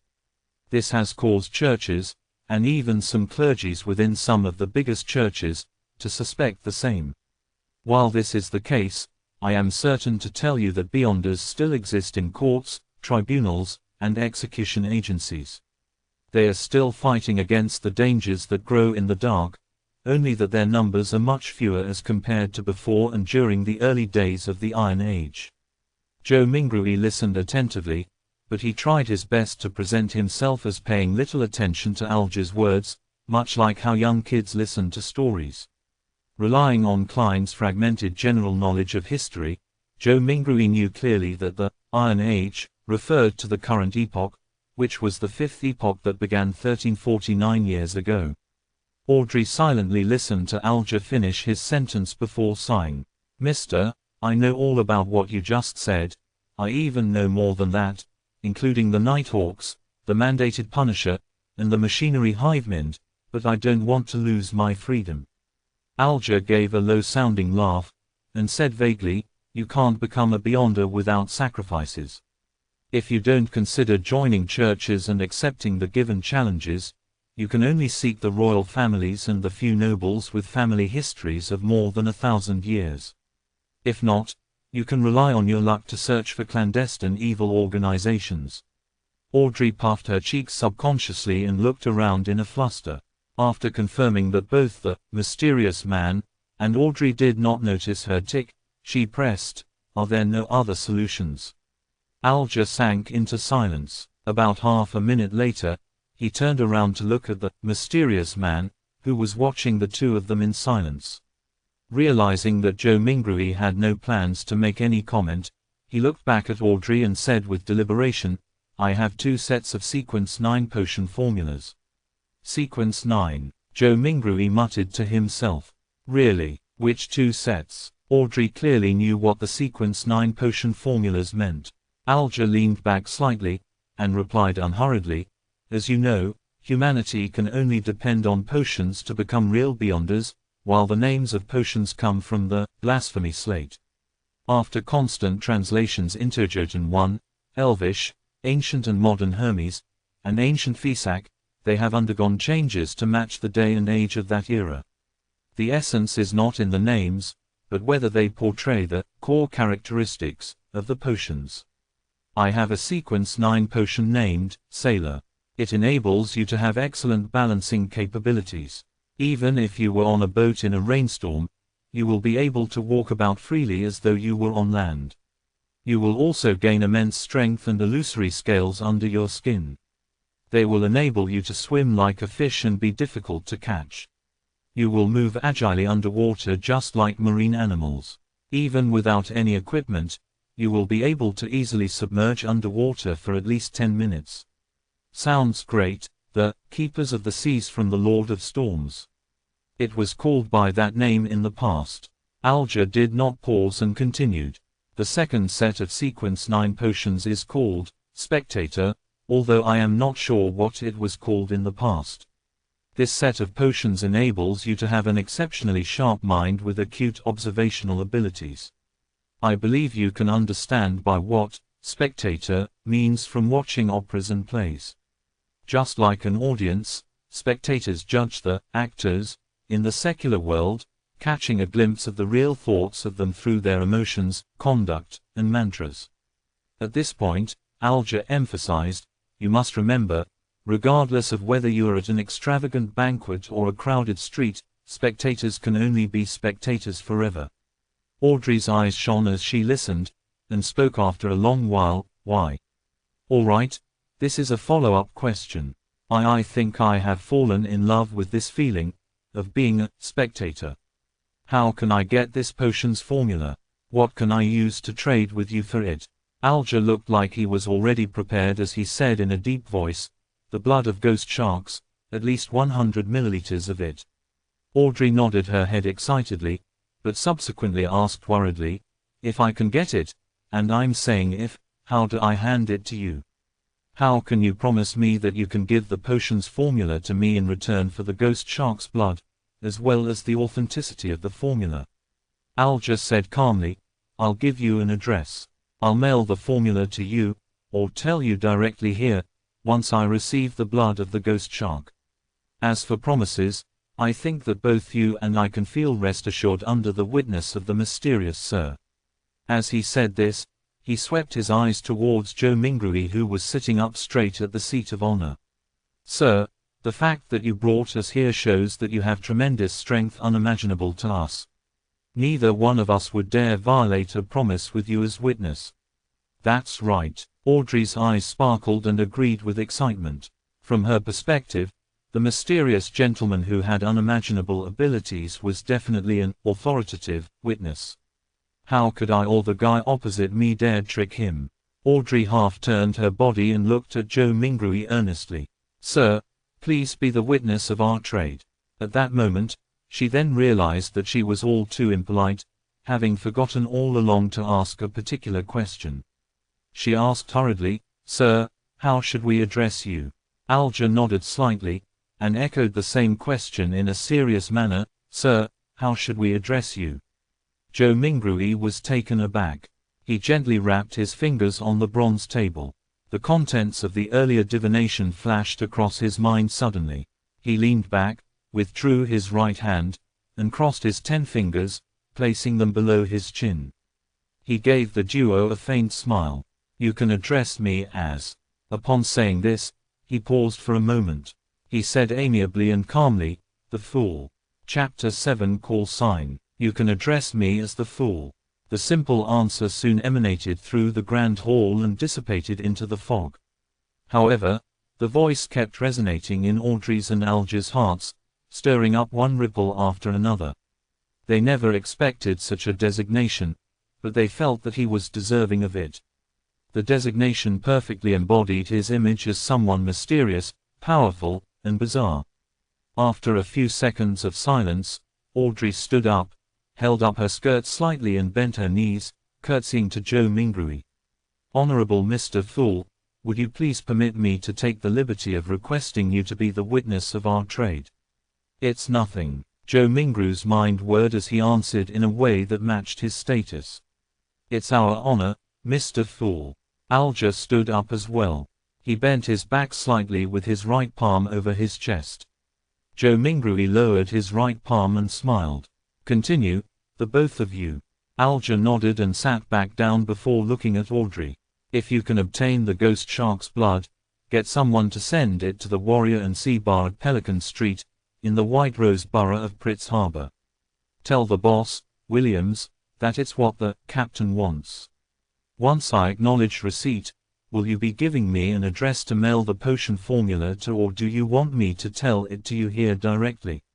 Audrey thought for a moment before saying with a smile, I will choose the more secure method.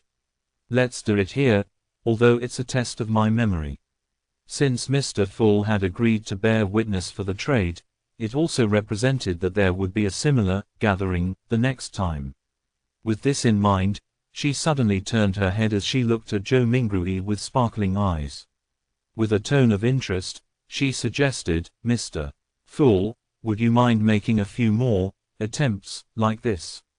Alger listened to her suggestion calmly. He was tempted by the suggestion as well. He hurriedly echoed, Mr. Full, don't you find such gatherings interesting? Although your powers exceed our imaginations, there has to be certain domains that you don't understand or excel in. The person across me is obviously a young lady of lofty stature. I also have my unique set of experiences, insights, mediums, and resources. Perhaps there will come a day when both of us can help you complete something trivial that might be inconvenient for you. From his point of view, the fact that he had been pulled into this space without any warning or any means to resist meant that the mysterious Mr. Full was in control. Participating in the gatherings was not necessarily something he could refuse.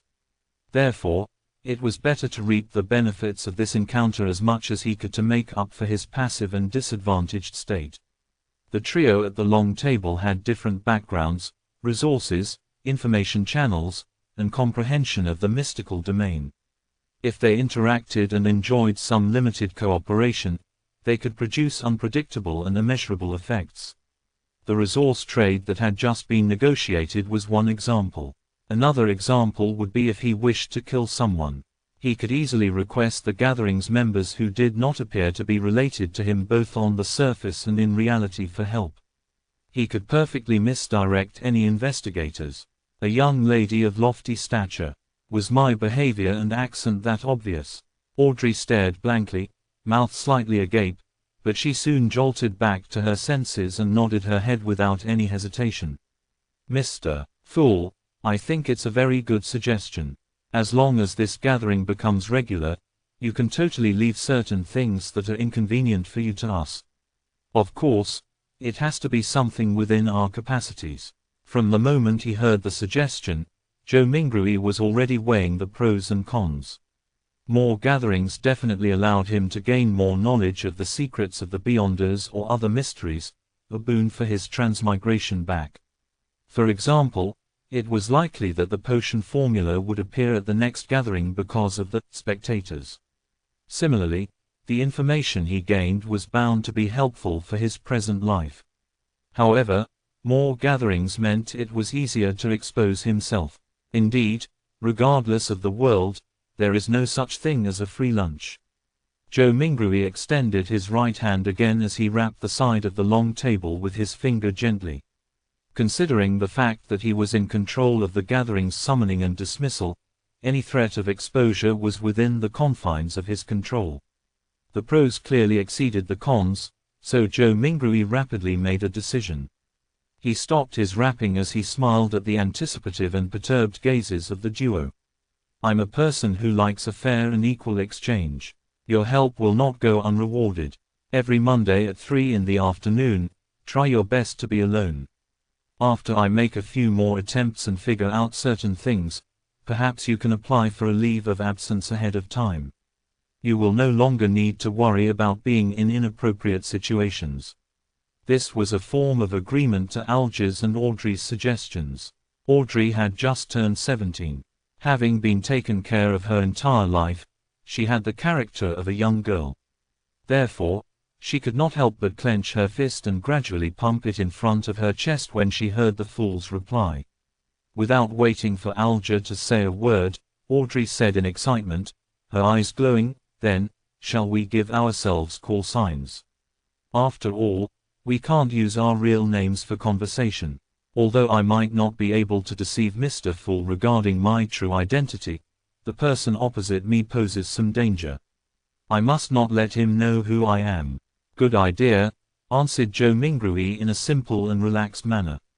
Audrey's mind immediately began whirring as she aired her thoughts as they came to her. You are Mr. Fool, which is derived from tarot cards. Then, as a fixed, long-term, and secretive gathering, we should be uniform in our designations. Yes, I'll also choose one from the tarot cards. Her tone slowly turned joyous. I've decided. My designation shall be Justice. It was one of the 22 major arcana tarot cards. What about you, Mr.? Audrey cheekily smiled at her partner, sitting across her. Alger frowned slightly before relaxing it immediately. The Hanged Man. It was another major arcana card. All right, then we can be considered as the founding members of the Tarot Club. Audrey was the first to blurt it out happily, only to look fearfully at the fog-concealed Joe Mingrui. Will that be all right, Mr. Fool? Joe Mingrui shook his head in amusement. You can decide on such trivial matters by yourselves. Thank you. Audrey was clearly thrilled. Following that, she looked at Alger. Mr. Hanged Man, can you repeat the address again once more? I'm afraid that my memories will fail me. No problem. Alger was very pleased with Audrey's seriousness as he repeated the address once more. After repeating it to herself silently thrice, Audrey said again in excitement, I heard that tarot cards were invented by Emperor Roselle as a game. In fact, doesn't it come equipped with the power to divine the future? No, most of the time, divination stems from oneself. Everyone has something spiritual about themselves, allowing them to attune to the spiritual world and connect to information about themselves at an even higher level. However, ordinary folks are unable to notice this, much less be able to interpret the signs they receive.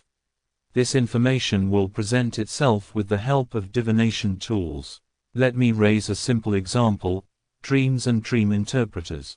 Alger took a glance at Joe Mingrui and seeing no response from him, he refuted Audrey's claim.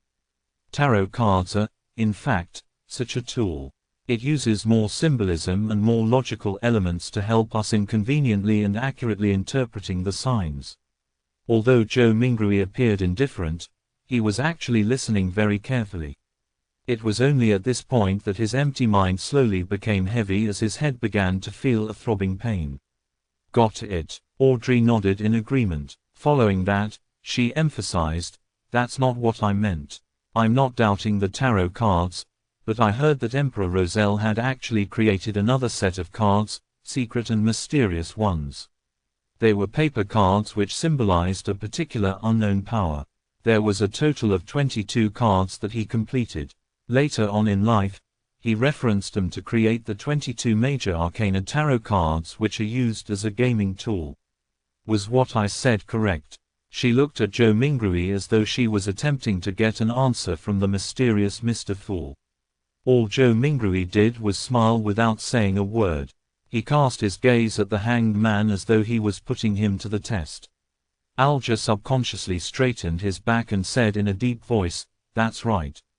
It is said that Emperor Roselle had seen the blasphemy slate, and that set of paper cards contained the profound mysteries of the 22 paths of the divine. 22 paths of the divine, repeated Audrey with a longing tone. At that moment, Joe Mingru's headache intensified. He felt that his invisible connection with the crimson stars and grayish-white fog was beginning to falter. All right, that will be all for today's gathering, he said in a deep voice after making the decision immediately. By your will. Alger bowed his head respectfully. By your will. Audrey mimicked the Hanged Man. She still had many questions and thoughts, thus, she was unwilling to have it end so soon. As Joe Mingrui severed the connection, he said with a smile, let us look forward to the next gathering. The stars brightened once more as the crimson light receded like water.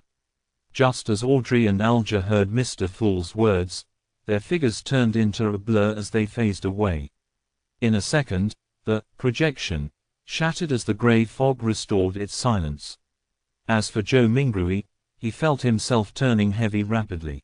His surroundings turned fleeting as his eyes met darkness before changing into dazzling sunlight. He was still standing in the middle of his apartment. It was like a dream. What the heck was that foggy world? Who or what sort of power created the changes that just happened? Joe Mingrui sighed softly. He was completely puzzled as he walked towards the study desk as though his legs were filled with lead. He picked up the pocket watch he placed outside to determine how much time had passed. Time flowed at the same pace. Joe Mingrui made a rough judgment. After putting down his pocket watch, he found himself unable to endure the splitting headache any further. He sat on the chair and lowered his head, using his left thumb and middle finger to massage his temples. After a long while, he suddenly let out a sigh and said in Mandarin, "From the looks of it, I won't be able to return any time soon." Only the clueless could be fearless. After witnessing such a fascinating event and learning the situation regarding Beyonders and the mysterious world, Joe Mingrui no longer dared to rashly try the luck enhancement ritual using ancient Fisak or Loan language. Who knew what other kinds of situation would happen? Perhaps, it would be more bizarre, horrifying, or even a living hell. At the very least, I should attempt only when I have a deep mastery of mysticism, thought Joe Mingrui helplessly. Thankfully, the so-called gathering could provide him with help. After another bout of silence, he muttered to himself with a tone of dismay, disappointment, agony, and grief, "From this moment forth, I'm Klein." Klein tried his best to refocus his solutions and plans so as to purge the negative emotions in him. Perhaps, he could learn the potion formula for spectator from the side. The gathering that just happened sure is fascinating. People who reside in different places across the world can reduce hundreds of kilometers to just mere inches and discuss face to face while supplying each other's needs. Speaking of which, this does sound a little familiar. Klein was stunned for a few seconds before he burst out in laughter. Pressing against his temple, he gestured under his breath, "Wasn't that a social networking platform?" Chapter 8: A New Era. Chapter 8: A New Era. Translator, Atlas Studios. Editor, Atlas Studios. Whoosh! Howling wind accompanied a downpour. The three-mast sailboat was tossed around by the crests and troughs of the incoming waves, as if it was being toyed by a giant. The crimson glow in Alger Wilson's eyes faded. He found himself still remaining on the deck and nothing appeared to have changed. Almost immediately, the quirky-shaped glass bottle in his palm shattered and the frost within melted into the rain. In seconds, there were no longer any traces left that suggested the existence of the wondrous antique. A hexagonal crystal-like snowflake emerged on Alger's palm. It then faded rapidly until it was seemingly absorbed by the flesh, vanishing completely in the process. Alger nodded his head in a hardly noticeable manner, as if he was thinking about something. He remained still and silent for a full 5 minutes. He turned around and headed for the cabin. As he was about to enter, a man who wore a similar robe embroidered with lightning patterns emerged from inside. This man, who had soft blonde hair, paused and looked at Alger. He held his right fist to his chest and said, "May the storm be with you." Alger replied with the same words and gesture. There were no emotions on his rough face, which had a well-defined structure. Alger entered the cabin after the greeting and proceeded to the captain's cabin situated at the far end of the corridor. Surprisingly, he did not encounter any sailors on the way. The whole place was as quiet as a graveyard. Behind the door to the captain's cabin, a soft brown carpet overlaid the floor. A bookshelf and a wine rack took the opposite side walls of the room. The books with the yellowish covers and wine bottles with the dark red color looked peculiar under the flickering candlelight.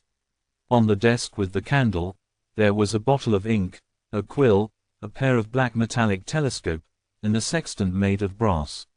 Behind the desk sat a pale middle-aged man wearing a captain's hat which had a skull on it. As Alger approached him, he said menacingly, "I will not give in." "I believe you can do it," Alger said calmly, so calm that it felt like he was commenting on the weather. "You The man seemed to be stunned by the unexpected answer. At this very moment, Alger leaned forward slightly and suddenly dashed across the room until they were only separated by the desk. Pa! Alger tightened his shoulder and reached out his right hand to choke the man. Illusory fish scales appeared on the back of his hand as he crazily mustered more strength to choke the man, giving him no time to respond. Crack! Amid the crisp cracking sound, the man's eyes widened as his body was lifted up. His legs twitched furiously before they soon became motionless. His pupils began to widen as he stared aimlessly. There was a stench from between his legs as his pants gradually turned moist. While lifting the man, Alger lowered his back and strode toward the wall. Bang! He used the man as a shield and smashed forward at the wall. His extremely muscular arm was monstrous. A hole cracked open in the wooden wall, and rain poured in, accompanied by the scent of the ocean. Alger flung the man out of the cabin, straight into the giant waves that resembled mountains. The wind continued to howl in the dark as almighty nature devoured everything. Alger took out a white handkerchief and wiped his right hand carefully before throwing it into the sea as well. He stepped back and waited patiently for company. In less than 10 seconds, the blond man from before rushed in and asked, "What happened?" "The captain has escaped," Alger answered in an annoyed manner as he panted. "I didn't know he still had some of his beyonder powers." "Damn it," the blond man cursed softly. He went up to the opening and stared into the distance. However, nothing was visible except for the waves and the rain. "Forget it, he was just extra loot," the blond man said, waving his arm. "We will still be rewarded for finding this ghost ship from the Tudor era. Even if he was a keeper of the sea, he would not have hastily dived into the sea under this weather condition. The captain will not be able to survive much longer if the storm continues," Alger said, as he nodded in approval. The wooden wall was repairing itself at a discernible rate. He gazed at the wall and turned his head subconsciously towards the rudder and the sail. He was perfectly aware of what was going on behind all the wooden planks. The chief mate, the second mate, the crew, and the sailors were not present. There was no living person on board. Amidst all the emptiness, the rudder and the sail moved eerily by themselves. Alger again pictured the fool, who was covered in grayish-white fog and sighed. He turned back and looked outside at the mighty waves and spoke as though in a reverie while filled with anticipation and awe. "A new era has begun. Empress Borough, Backlund, capital of the Loan Kingdom." Audrey Hall pinched her cheeks in disbelief of her encounter a while ago. On the dressing table in front of her, the old bronze mirror had shattered into pieces. Audrey cast her gaze downwards and saw the swirling crimson on the back of her hand. It was like a tattoo depicting a star. The crimson gradually faded and disappeared into her skin. Only at this point in time was Audrey certain that it was not a dream. Her eyes twinkled as she grinned. She could not help but stand up before bending down to lift up the hem of her dress. She curtsied towards thin air and started dancing lively. It was the ancient elf dance, the most popular dance among royalty at the moment. She had a bright smile on her face as she moved about gracefully. Knock, knock, someone suddenly knocked at her bedroom door. "Who is it?" Audrey immediately stopped her dance and asked as she tidied her dress to look more elegant. "My lady, may I come in?" "You should start to prepare for the ceremony," Audrey's maidservant asked from outside the door. Audrey looked into a mirror on the dressing table and quickly wiped the smile from her face, leaving only a tiny hint of a smile. She responded gently after she had ensured everything was presentable, "Come in." The doorknob turned and Annie, her maidservant, pushed in. "Oh, it cracked," Annie said as she instantly saw the outcome of the old bronze mirror. Audrey blinked and said slowly, yes. Susie was here just now. I am sure you know she likes to wreak havoc." Susie was a golden retriever that was not so much of a purebred. It was a gift given to her father, Count Hall, when he bought a foxhound. Nevertheless, Audrey adored it. "You should train it well," Annie said, as she picked up the pieces of the bronze mirror adeptly and with care, lest it hurt her mistress. As she finished tidying up, she asked Audrey with a smile, "Which dress do you want to put on?" Audrey thought for a while and answered, "I like the dress designed by Mrs. Guinea for my 17th birthday." "No, you can't wear the same dress twice to a formal ceremony or others will gossip about and question the Hall family's financial ability," Annie said, shaking her head in disagreement. "But I really like it," Audrey insisted in a gentle manner. "You can wear it at home or when you attend an event that isn't so formal," Annie said firmly, suggesting that it was not negotiable. "Then it will have to be the one with the lotus design along the sleeves given by Mr. Chardes 2 days ago," Audrey said as she drew in a gasp inconspicuously, maintaining her sweet smile. "You always have such a good taste," Annie said as she stepped back and shouted towards the door, the 6th dressing room. "Ah, forget it, I shall fetch it myself." Maidservants began to work. The dress, accessories, footwear, hat, makeup, and hairstyle, everything had to be taken care of. When it was almost ready, Count Hall appeared at the door wearing a dark brown waistcoat. He had a hat sharing the same color as his clothes and a nice moustache. His blue eyes were filled with joy, but his loosening muscles, widening waist, and wrinkles were obviously destroying his handsome youth. "The brightest jewel of Backlund, it is time for our departure," Count Hall said, knocking at the door twice. "Father, stop calling me that," Audrey protested as she got up with the help of the maidservants. "Well then, it's time to set off, my beautiful little princess," Count Hall said as he bent his left arm, signaling Audrey to hold his arm. Audrey shook her head slightly and said, "That is for my mother, Mrs. Hall, the Countess." Then this side, Count Hall bent his right arm with a smile and said, "This is for you, my greatest pride." The Royal Navy Base, Pritz Harbor, Oak Island. When Audrey took her father's arm and walked down the carriage, she was suddenly shocked by the juggernaut in front of her. In the military port not far away, there was a huge ship shimmering with metallic reflections. It did not have a sail, leaving only an observatory deck, 2 towering chimneys, and 2 turrets at the ends of the ship. It was so majestic and large that the fleet of sails nearby were like newborn dwarfs clustering around a giant. Holy Lord of Storms. "Oh, my lord, an ironclad warship." Amidst the furore, Audrey was also shocked by this unprecedented miracle created by mankind. It was an ocean miracle that had never been seen before. It took a while for the aristocrats, ministers, and members of parliament to compose themselves. Then, a black spot on the sky started to grow in size until it occupied a third of the sky and entered everyone's view. The atmosphere suddenly became solemn. It was a gigantic flying machine with a beautiful streamlined design hovering in midair. The deep blue machine had airbags made of cotton which were supported by alloy structures that were strong but light. The alloy structure's bottom had openings mounted with machine guns, projectile launchers, and muzzles. The exaggerated humming noise from the ignition steam engine and the tail blades produced a symphony that left everyone amazed.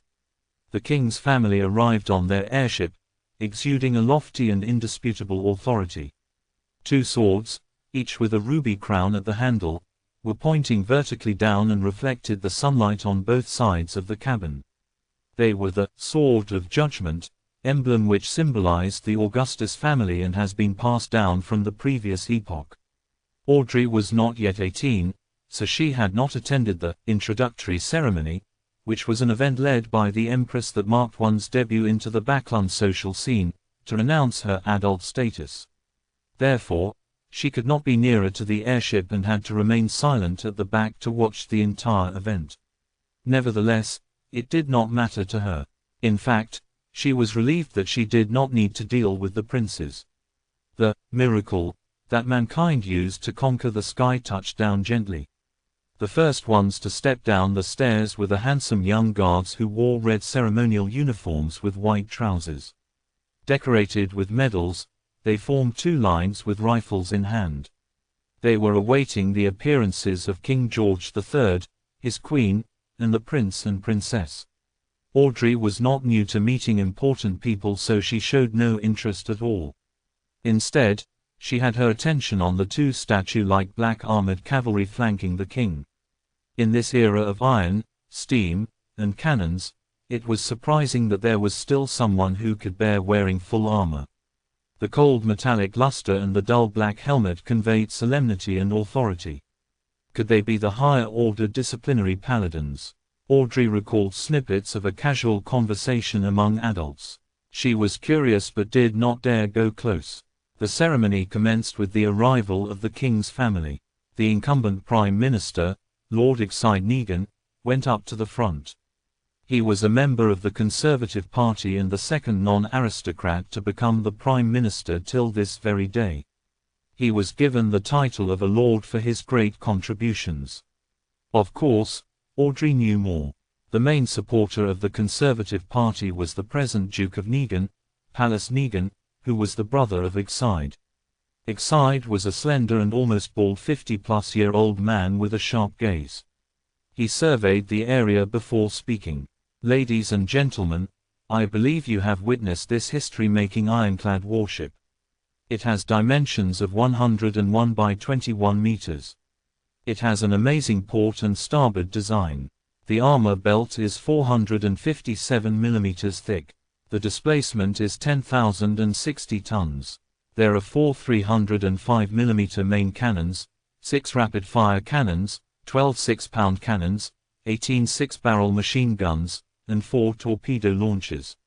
It can reach a speed of 16 knots. It will be the real hegemon. It will conquer the seas." The crowd was roused. The mere descriptions were enough to instill fearful images in them, let alone the fact that the actual thing was right in front of them.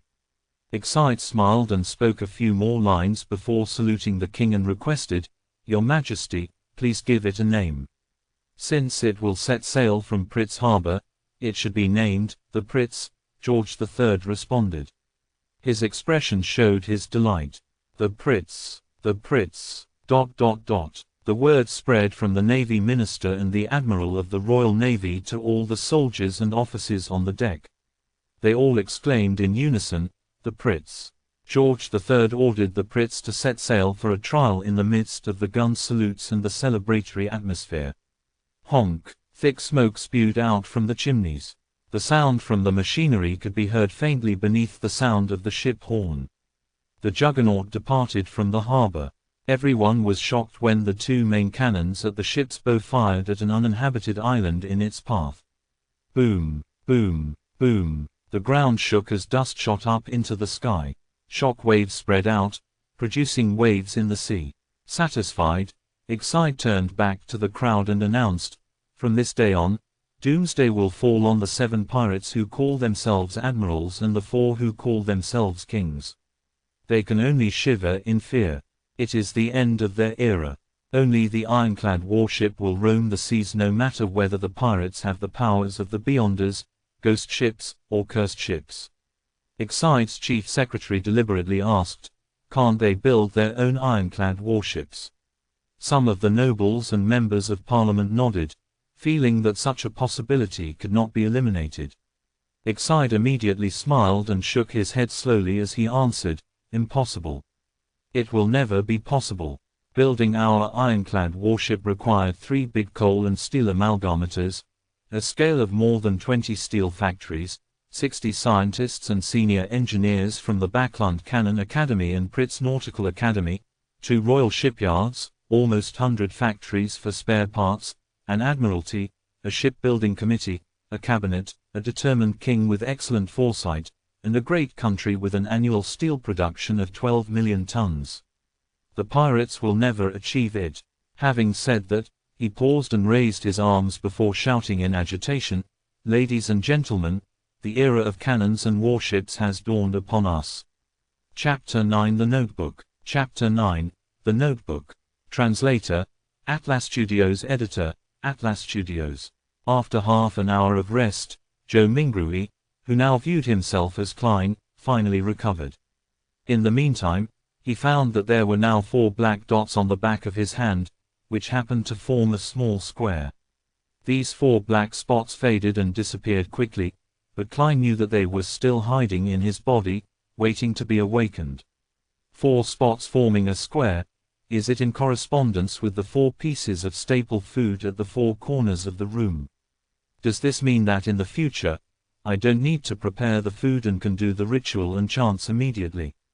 Klein made a guess. This might seem good, but the emergence of the spots was ominous, and things that one lacked understanding of were always scary. The fact that those inexplicable Chinese divinations from Earth could produce effects here, the strange transmigration in his sleep, the mysterious murmurings that almost drove him crazy during the ritual, and the mysterious and trippy grey world whose significance he had no idea of made Klein shiver in the hot weather of June. The oldest and strongest emotion of mankind is fear, and the oldest and strongest fear is the fear of the unknown. He recalled this saying as he was experiencing the fear of the unknown acutely. There was in him an unprecedented and irresistible urge to make contact with the mysterious domain, to learn more, and to explore the unknown.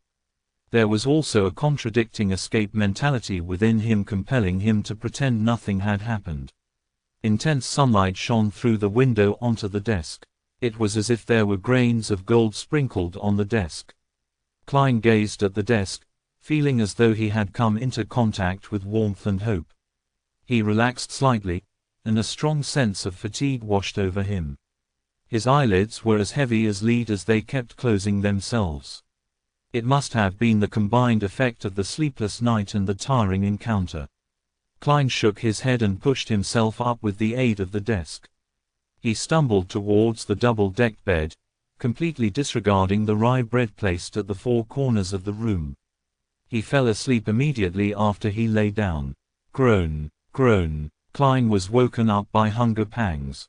When he opened his eyes, he felt rejuvenated. There's still a slight headache. He rubbed his temples and sat up. He was so hungry that he could eat a horse. He returned to the desk while straightening his shirt. He picked up the silver vine-leaf pocket watch. Pa! The pocket watch's lid sprang open and the second hand was ticking. 12:30. I slept for 3 hours. Klein put the pocket watch back into his linen shirt pocket while swallowing. In the northern continent, there were 24 hours in a day, 60 minutes in an hour, and 60 seconds in a minute. Whether each second passed at the same rate here compared to Earth was unknown to Klein. At this moment, he could not even think of terms such as mysticism, rituals or the grayish world. His mind was occupied by one thing, food. He would leave the thinking to after his meals. Only then could he work. Klein picked up the loaves of rye bread from the 4 corners and wiped off the minute specks of dust on it without any hesitation. He planned on making one of them his lunch. He decided to dig into the offerings because he only had 5 pence with him and there was a tradition of eating the offerings back in his hometown. After all, there was not any observable change to the bread. It was better to be frugal. Of course, the memory and habits left behind by the original Klein had also played a role. It was a huge waste to use the expensive gas only to light up the room. So, Klein took out a furnace and boiled water with it after adding some coal. He paced around as he waited. Anyone would choke eating those loaves of rye bread without water. Yikes. Life with meat only for dinner is going to be dreadful. No, wait, this is already an exception. Melissa would only allow our meals to have meat twice a week if not for my upcoming interview, Klein thought, as he looked around, hungry. He had nothing better to do. His eyes seemed to turn avaricious when he set his eyes on the pound of mutton in the cupboard. No, I need to wait for Melissa to eat it together, Klein thought as he shook his head and rejected the idea of cooking half of it right now. Although he often ate outside, he had still developed some basic culinary skills, owing to his living in a big city alone. His dishes were not delicious, but they were at least edible.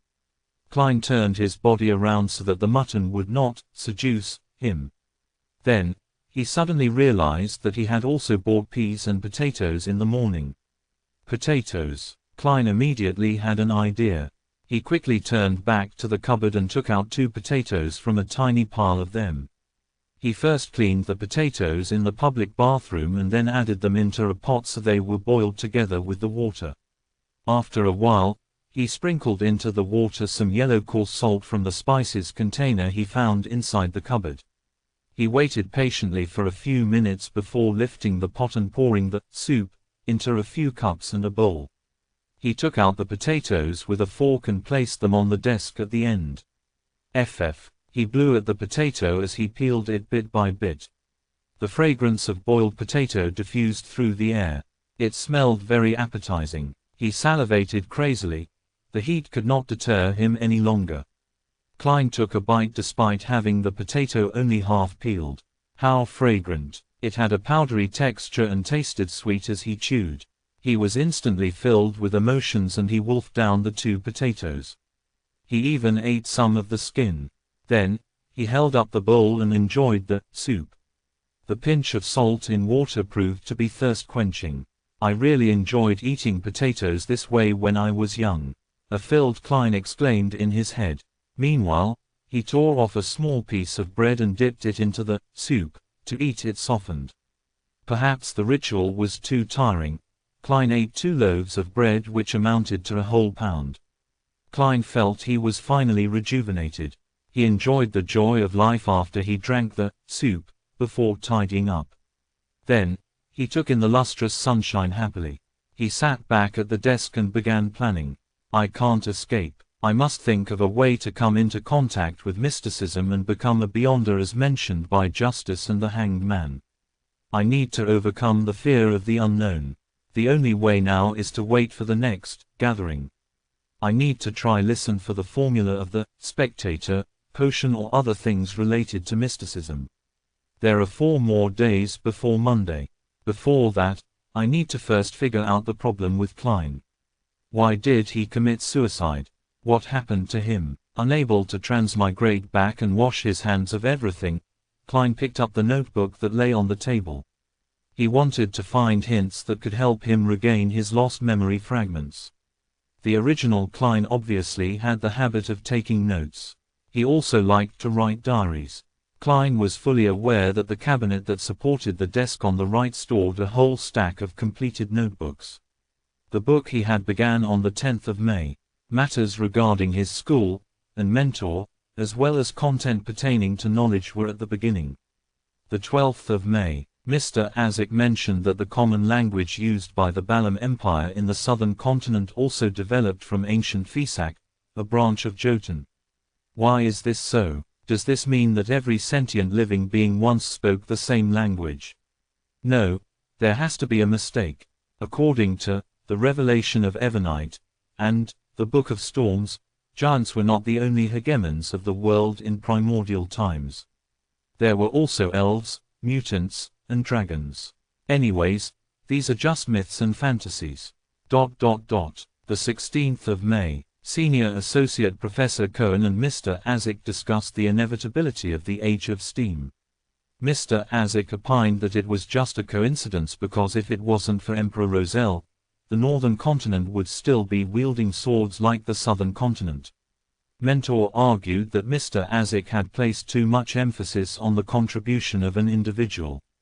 He believes that with progress, even if there wasn't an Emperor Roselle, there would be an Emperor Robert. Therefore, the Age of Steam might come late, but eventually come nevertheless. I found little meaning in the discussion. I prefer discovering new things and unraveling the hidden past. Perhaps I am more suited to study archaeology than history. The 29th of May. Welch found me and told me that he had acquired a notebook from the 4th epoch. Oh my goddess, a notebook from the 4th epoch. He didn't want to ask the archaeology department's students for help, so he came to Naya and me to help him decode the contents. How can I refuse? Of course, I can only do it after my graduation defense. I can't afford diverting my attention at this stage. This caught Klein's attention. Compared to the notes about history and viewpoint disagreements, the appearance of a notebook from the 4th epoch might have led to Klein's suicide. The 4th epoch was the epoch before the present, Iron Age. Its history was mysterious and incomplete.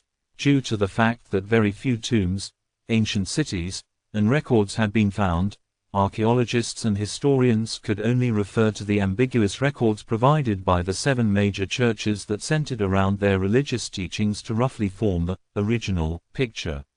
They knew the existence of the Solomon Empire, the Tudor dynasty, and the Trunsoest Empire. Having set his sights on solving the mystery and restoring history, Klein didn't have much interest in the first 3 eras, whose roots were closer to legends. He was more interested in the 4th epoch, also known as the Age of the Gods. So Klein was concerned for his future career and thus focused on the interview. But it was all futile. Klein could not resist exclaiming.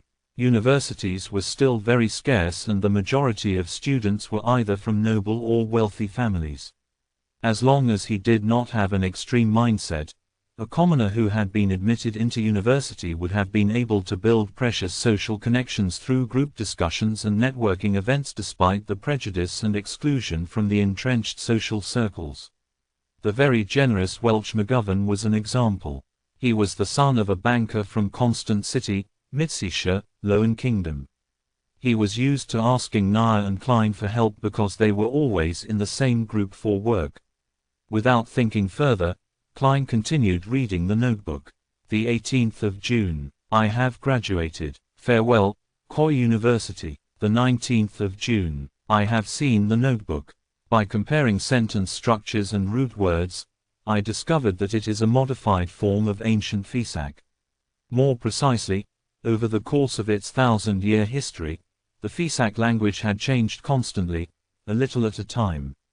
The 20th of June. We have deciphered the contents of the first page. The author was a member of a family called Antigonus. The 21st of June. He mentioned the Dark Emperor. This is anachronistic with regards to the time this notebook is deduced to be written. Is Professor wrong? Is Dark Emperor a common title for every emperor of the Solomon Empire? The 22nd of June. The Antigonus family apparently had a very high standing in the Solomon Empire.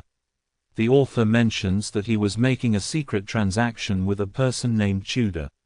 Tudor. Is it related to the Tudor dynasty? The 23rd of June. I am trying to restrain myself from thinking about the notebook and going to Welch's place. I need to prepare for the interview. It's very important. The 24th of June. Nair tells me that they have found something new. I think I need to check it out. The 25th of June. From the new deciphered content, the author had accepted a mission to visit the nation of the Evernite, situated at the summit of the highest peak of the Hornassus mountain range. Oh my goddess, how can a nation exist at the summit of that peak which is over 6,000 meters above sea level? How do they survive? The 26th of June. Are these strange things real? The record ended at this point. Joe Mingrui transmigrated in the early hours of the 28th, which means to say that there was indeed an entry for June 27th. It's that line. Everyone will die, including me. Klein flipped to the page he first saw when he arrived, feeling goosebumps while he made the deduction. In order to solve the mystery of the original Klein's suicide, he thought that he should visit Welch and take a look at the ancient notebook. However, with a lot of experience from novels, movies, and TV drama series, he suspected that if they were really related, this visit would be very dangerous. Those who went investigating castles despite knowing that they were haunted served as a warning. However, he had to go since escaping would never solve the problem. It would only make things worse, until it welled over and completely drowned him. Perhaps call the police. But claiming to have committed suicide would be silly, right? Knock, knock, knock. There was a series of quick and forceful knocks. Klein sat straight up and listened. Knock, knock, knock. The knocks echoed through the empty hallway. Chapter 10 The Norm. Chapter 10 The Norm. Translator, Atlas Studios. Editor, Atlas Studios. Who is it? Klein was thinking about the mysterious suicide of the original owner of this body and the unknown danger he might encounter when he heard the sudden knock on the door. He subconsciously opened the drawer, took out the revolver, and asked vigilantly. The other party was quiet for 2 seconds before a slightly sharp voice, in a Waz accent, replied, "It's me, Mountbatten, bitch Mountbatten." The voice paused for a moment before adding, "Police. Bitch Mountbatten." When Klein heard this name, he immediately thought of the owner of this name. He was the policeman in charge of the street where the apartment was located. He was a rude, brutal, hands-on man. But perhaps, only such a man could be a deterrent for alcoholics, thieves, part-time thieves, villains, and hooligans. And his unique voice was one of his trademarks. "Okay, I'll be right there," Klein responded loudly. He had planned to put the revolver back into the drawer, but thinking that he had no idea why the police was outside and that they might search the room or do other things, he cautiously ran to the stove where the flames had already been extinguished and put the revolver in it. Then he picked up the coal basket, shook a few pieces into the stove, covered the gun, and finally placed the kettle over the stove to conceal everything. After doing all of that, he tidied up his clothes and quickly approached the door and murmured, "Sorry, I just had a nap." Outside the door stood 4 policemen in black and white checkered uniforms with peaked caps. Bitch Mountbatten, the one with a brown beard, coughed and said to Klein, "These 3 inspectors have something to ask you." "Inspectors?" Klein looked at the shoulder badges of the other 3 reflexively and found that 2 of them had 3 silver hexagons and 1 had 2, both of which looked superior to bitch Mountbatten, who had only 3 chevrons. As a history student, Klein did little to no research into the ranks of police epaulets, except that bitch Mountbatten often boasted of being a senior sergeant. So these 3 are inspectors. Influenced by conversations with Benson, Welch, and his classmates, Klein had the common sense to make way and point into the room. "Please come in. How might I help you?" The leader of the 3 inspectors was a middle-aged man with sharp eyes. He seemed to be able to read the mind of a person and make them fearful. His eyes were wrinkled, and the edge of his hat revealed light brown hair. He looked around the room and asked in a deep voice, "Do you know Welch McGovern?" "What's wrong with him?" Klein quivered and blurted back, "I'm the one asking the questions." The dignified middle-aged police inspector had a stern look in his eyes. The inspector next to him, also wearing 3 silver hexagons, looked at Klein and smiled gently. "Don't be nervous. It's just a routine questioning." This policeman was in his 30s, with a straight nose and gray eyes that, like a lake in an ancient forest that no one visited, gave him an indescribable sense of depth. Klein took a breath and organized his words. "If you mean Welch McGovern, the graduate of Coy University from Constant, then I'm sure I know him. We are classmates with the same mentor, Senior Associate Professor Quentin Cohen. In the Lowen Kingdom, Professor was not only a professional title, but also a position, just like the combination of professors and department deans on Earth. That meant there could only be one professor in a university's department. If an associate professor wanted to become professor, they had to wait for their superior to retire, or force out their superior with their abilities. As talents needed to be retained, the Kingdom's Higher Education Commission had added senior associate professors in the 3-level system of lecturers, associate professors and professors after years of observation. This title was given to anyone with high academic achievements or with enough seniority but did not make it to the position of professor. At this point, Klein looked into the eyes of the middle-aged police inspector and thought for a second. "To be honest, our relationship is quite good. During this period, I met with him and Nair frequently to interpret and discuss the 4th Epoch notebook that belonged to him." "Inspectors, did something happen to him?" Instead of answering, the middle-aged police inspector looked sideways at his gray-eyed colleague. The inspector with the peaked cap and ordinary looks replied mildly, "I'm sorry, Mr. Welch has passed away." "What?" Despite having some hunches, Klein could not help but shout out in astonishment. "Welch died just like the original owner of this body. That is a little scary." "What about Nair?" Klein questioned hurriedly. Nair passed away too," the gray-eyed police inspector said quite calmly. "Both of them died in Mr. Welch's house." Killed. Klein had a vague guess. Perhaps it was suicide. The gray-eyed inspector shook his head. No, the scene suggests that they committed suicide. Mr. Welch hit the wall with his head many times, covering the wall with blood. Muznaya drowned herself in a basin. Yes, the kind used to wash your face. That's impossible. Klein's hairs stood on their ends as he seemed capable of imagining the strange scene. A girl kneeling on a chair and burying her face into a basin filled with water.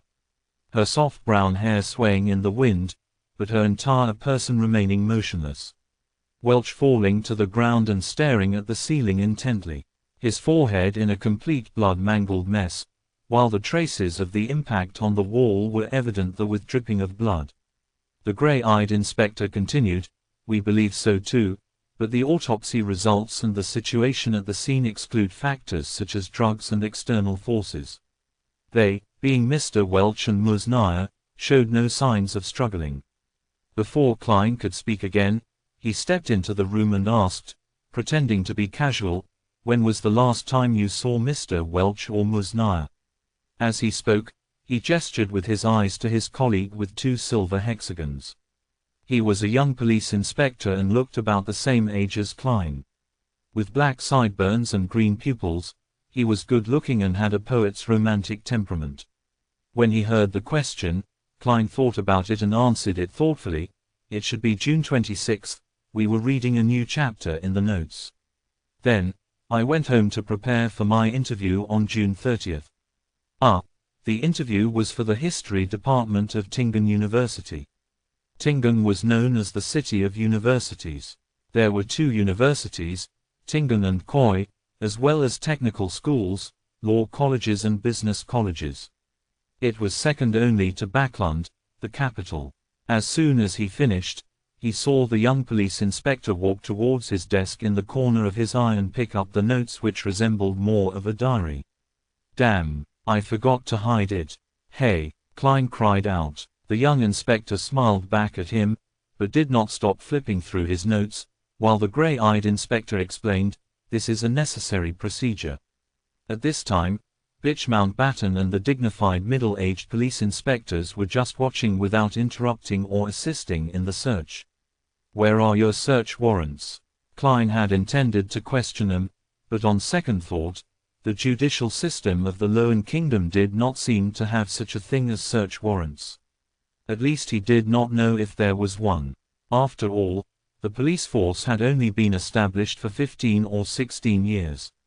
When the original owner of this body was still a child, they were still called public security officers. Klein couldn't stop it. He watched the young inspector flip through his notes, but the gray-eyed inspector did not ask any questions. "What is this strange thing?" The young police inspector turned to the end of the notes and suddenly asked, "And what does this mean?" "Everyone will die, including me. Isn't it common sense that everyone dies except for deities?" Klein was prepared to quibble, but it suddenly occurred to him that he had planned to connect with the police in case of possible danger, but he had no reasons or excuses. He made a decision in less than a second. Putting his hand over his forehead, he answered painfully, "I have no idea. I really have no idea. When I woke up this morning, I felt I wasn't quite right, as if I had forgotten something. It's especially true for whatever happened recently. I don't even know why I had written such a sentence. Sometimes, being frank was the best way to solve a problem. Of course, it required skills. There were things that could be said and could not be said, and the order of what was said first mattered. As an expert keyboard warrior, Klein was also good at sophistry. That is ridiculous. Do you think we are fools? Bitch Mountbatten could not help but interject angrily. This is such a bad lie that it insults the intelligence of his and his colleagues. It's better for you to pretend to be mentally ill than to pretend to be an amnesiac. I'm speaking the truth, Klein responded frankly, looking into the eyes of Mountbatten and middle-aged police inspectors. It really could not be more true. Maybe it is, the gray-eyed police inspector said slowly. What? He really believed it. Klein was surprised himself. The gray-eyed inspector smiled at him and said, An expert will come in 2 days and believe me, she should be able to help you to recall your lost memories. Expert, help me remember my memories. In the field of psychology. Klein frowned. Hey, what if his memories of Earth were exposed? He suddenly felt like facepalming himself. The young police inspector put down his notes and searched his desk and room. Fortunately, he focused on books instead of lifting the kettle. Well, Mr. Klein, thank you for your cooperation. We advise that you'd better not leave Tingen for the coming days. If you have to, please notify Inspector Mountbatten, or you'll become a fugitive, the gray-eyed police inspector warned. That's it for today. No other questions with deeper investigations, or taking me back to the police station to torture me for information. Klein was at a loss. Nevertheless, he wanted to solve the odd turn of events brought about by Welch too. So he nodded. That wouldn't be an issue. The inspectors exited the room one by one, and the young man at the end suddenly patted Klein on the shoulder. It's really nice. Very lucky. What? Klein's face was puzzled. The green-eyed police inspector with a poet's temperament smiled and said, generally speaking, the norm is for all the involved parties to die in such an event. We are very glad and fortunate to see you still alive. After that, he exited the room and closed the door behind him in well-mannered manner. The norm is for everyone to die together. Very glad that I'm still alive. Fortunate that I'm still alive. On this June afternoon, Klein was chilling all over. Chapter 11 Real Culinary Skills. Chapter 11 Real Culinary Skills. Translator, Atlas Studios. Editor, Atlas Studios. The norm is for everyone to die together. Very glad that I'm still alive. Fortunate that I'm still alive. Klein shivered and quickly ran to the door, trying to catch up with the policemen and ask for protection. But as soon as he reached the handle, he suddenly stopped. That officer talked so horribly about it. Why didn't they protect me, an important witness or key lead? Isn't that too careless? Were they just probing me? Or maybe it's a bait. All kinds of thoughts rushed into Klein's mind. He suspected that the police were still secretly watching him, observing his reaction. He felt much calmer after thinking of this and was no longer so panicked. He slowly opened the door, deliberately shouting with a trembling voice at the staircase, "You guys will protect me, right?" Tap, tap, tap. There was no response from the police officers, and there was no change in the rhythm of the contact between the leather shoes and the wooden stairs. "I know, you'll do that," Klein shouted again in a tone of feigned conviction, trying to act like a normal person that was in danger. The sound of footsteps gradually weakened and disappeared into the bottom floor of the apartment. Klein snorted and laughed. Isn't that response too fake? Their acting skills are not up to standard. He did not run after them. Instead, he turned back to the room and closed the door behind him. In the next few hours, Klein fully expressed what they called back in Foodaholic Empire, China, restlessness, nervousness, agitation, inadvertence and murmuring words that he did not understand. He did not slack just because there was no one around. This is called the self-cultivation of an actor. He laughed at himself in his heart. When the sun moved to the west, the clouds on the horizon appeared to be reddish-orange. Tenants in the apartment came home one after another. Klein shifted his focus elsewhere. Melissa is almost done with school. He looked at the stove, lifted the kettle, peeled off the coal and took out the revolver. Without pause or delay, he reached to the back of the board under the double-deck bed where more than 10 wooden strips were staggered out. After clipping the left wheel between a piece of wooden strip and board, Klein straightened up and waited uneasily, fearing that the police would burst open the door and rush into the room with guns in their hands. If it was an age of steam, he was certain he would not be seen by anyone when he did that. However, there were extraordinary powers here, ones that he had proven through his own experiences. After waiting for a few minutes, there was no movement at the door. There was only the chatter between 2 tenants who were heading for the heart of the Wild Bar on Iron Cross Street. Phew, Klein exhaled, feeling assured. All he needed to do was wait for Melissa's return and cook the stewed mutton with tender peas. When the idea came to Klein's mind, his mouth seemed to taste the rich flavor of the gravy. He remembered how Melissa cooked stewed mutton with tender peas. First, she boiled the water and stir-fried the meat. Then, she added onions, salt, a little pepper, and water. After a specific period of time, the peas and potatoes were added, and the stew was to be cooked for an additional 40 or 50 minutes with the lid on. It's indeed a simple and crude way to do it, supported purely by the flavors of the meat itself. Klein shook his head, but there was no other way about it. It was hard for commoners to have many kinds of condiments and various cooking methods. They could only pursue simple, practical, and economical methods.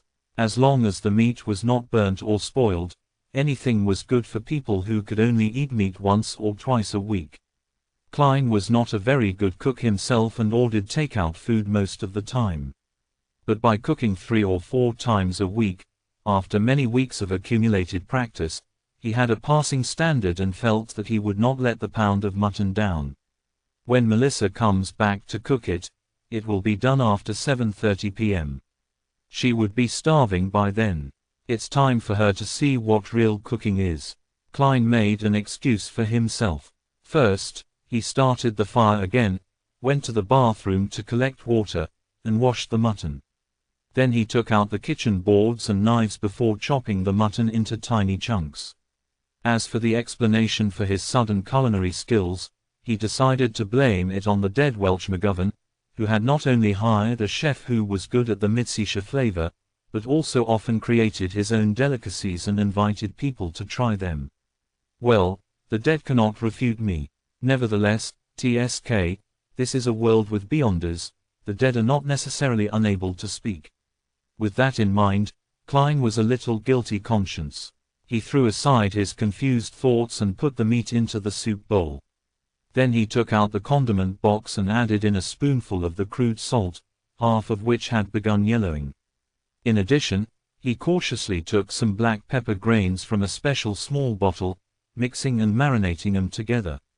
He placed the saucepan on the stove and, while waiting for it to heat up, Klein rummaged for the carrots from yesterday and cut them into pieces with the onions he bought today. When he was done with his preparations, he took out a small can from the cupboard and opened it. There was not much lard left in it. Klein took a spoonful, put it in the pan, and melted it. He added in the carrots and onions and stirred it for a while. As the fragrance began to pervade, Klein poured all the mutton into the pot and fried it with care for a while. He should have added cooking wine in the process, or red wine at least. However, the Moretti family did not have these luxuries and could only drink a glass of beer a week. Klein had to make do with whatever was available and poured in some boiled water. After stewing for about 20 minutes, he opened the lid, put the tender peas and cut potatoes in it, and added a cup of hot water and 2 spoons of salt. He closed the lid, lowered the fire, and exhaled satisfactorily, waiting for his sister to reach home. As seconds turned into minutes, the fragrance in the room intensified. There was the allure from the meat, the rich smell of potatoes, and the refreshing scent of onions. The smell gradually mixed up, and Klein swallowed his saliva from time to time, keeping track of the time with his pocket watch. After more than 40 minutes, some not so brisk but rhythmic footsteps approached. A key was inserted, the handle was turned, and the door opened. Before Melissa came in, she whispered doubtfully, "Smells good." With her bag still in her hand, she stepped in and glanced over at the stove. "You made this." Melissa took off her veil hat and her hand paused mid-air, looking at Klein in astonishment. She twitched her nose and inhaled more of the fragrance. Her eyes quickly softened, and she seemed to find some confidence. "You made this?" she asked again. "Are you afraid I'd waste the mutton?" Klein smiled and returned with a question. Without waiting for an answer, he said to himself, "Don't worry, I specifically asked Welch to teach me how to cook this dish. You know, he has a good cook." First time. Melissa's eyebrows creased subconsciously, but they were smoothed by the fragrance. It looks like I'm talented. Klein laughed. It's almost done. Put your books and veil hat down somewhere. Go to the bathroom and wash your hands, and then get ready to taste it. I'm very confident about it. When she heard her brother's orderly arrangements and saw his gentle and calm smile, Melissa stood rooted at the door and failed to respond in her daze. Do you prefer the mutton to be cooked longer? Klein urged with a laugh. Okay. Melissa jolted back to her senses. With handbag and veil in each hand, she rushed into the room quickly. When the lid of the saucepan was uncovered, a sudden blast of steam appeared before Klein's eyes. 2 pieces of rye bread were already placed to the side of the mutton and tender peas, allowing them to absorb the fragrance and heat to become soft. By the time Melissa had packed her items, washed her hands and face, and returned, a plate of stewed mutton with tender peas, potatoes, carrots and onions was already placed on the table. 2 pieces of rye bread, colored by a light dip into the gravy, were on their plates. Come on, try it. Klein pointed to the wooden fork and spoon next to the plate. Melissa was still a little confused. She didn't refuse. She picked up a potato with her fork, put it into her mouth and bit it lightly. The taste of the starchy potato and gravy fragrance flooded her mouth. Her saliva secretion went crazy as she gobbled down the potato in a few mouthfuls. Try the mutton. Klein gestured at the plate with his chin. He had tasted it just now and thought it was barely at a passing standard, but it was enough for a girl who was inexperienced with what the world had to offer. After all, she only ate meat occasionally. Melissa's eyes were filled with anticipation as she carefully forked some mutton. It was very tender and, as soon as it entered the mouth, nearly melted. The fragrance of the meat exploded in her mouth, filling it with delicious meat juices. It was an unprecedented feeling and that made Melissa unable to stop eating. By the time she realized it, she had already eaten several pieces of the mutton. Klein, this was supposed to be prepared for you. Melissa blushed and stammered. I'd nibbled some of the food just now. It's the privilege of being a cook. Klein smiled and soothed her sister. He picked up his fork and spoon. At times, he would eat a piece of meat and sometimes, he would stuff his mouth full of peas. At other times, he would put down the utensils, break off a piece of rye bread and dip it in gravy. Melissa relaxed and was immersed in the delicacy again by Klein's normal behavior. It's really delicious. It doesn't seem like you were doing it for the first time. Melissa looked at the empty dish and praised him with all her heart. Even the gravy was finished. It's a long way from Welch's chef. When I'm rich, I'll take you and Benson out to the restaurant and have a better meal. Klein said. He was beginning to look forward to it himself. Your interview. Burp. Melissa did not finish her words because she suddenly let out a sound of contentment involuntarily. She put her hand over her mouth in a hurry and looked embarrassed. The fault is with the stewed mutton with tender peas just now. It was just too delicious. Klein laughed secretly and decided not to make fun of his sister. He pointed to the plate and said, "This is your mission." All right. Melissa stood up immediately, took the basin and rushed out the door. When she came back, she opened the cupboard to check the condiment box and other items as per normal. Did you just use them? Melissa was surprised, and turned to Klein, holding the black pepper bottle and lard can. Klein shrugged his shoulders and laughed. Just a little. It's the price of a delicacy. Melissa's eyes twinkled, her expression changing for a few moments, before she finally said, "Let me cook in the future." You have to hurry up and prepare for the interview. You have to think about your job. Chapter 12 Here Again. Chapter 12, Here Again. Translator, Atlas Studios. Editor, Atlas Studios. Melissa, can you not rub my nose in it? Klein muttered inwardly. He felt a throbbing pain in his head. The amount of content Klein had forgotten was considered a lot, but neither was it negligible.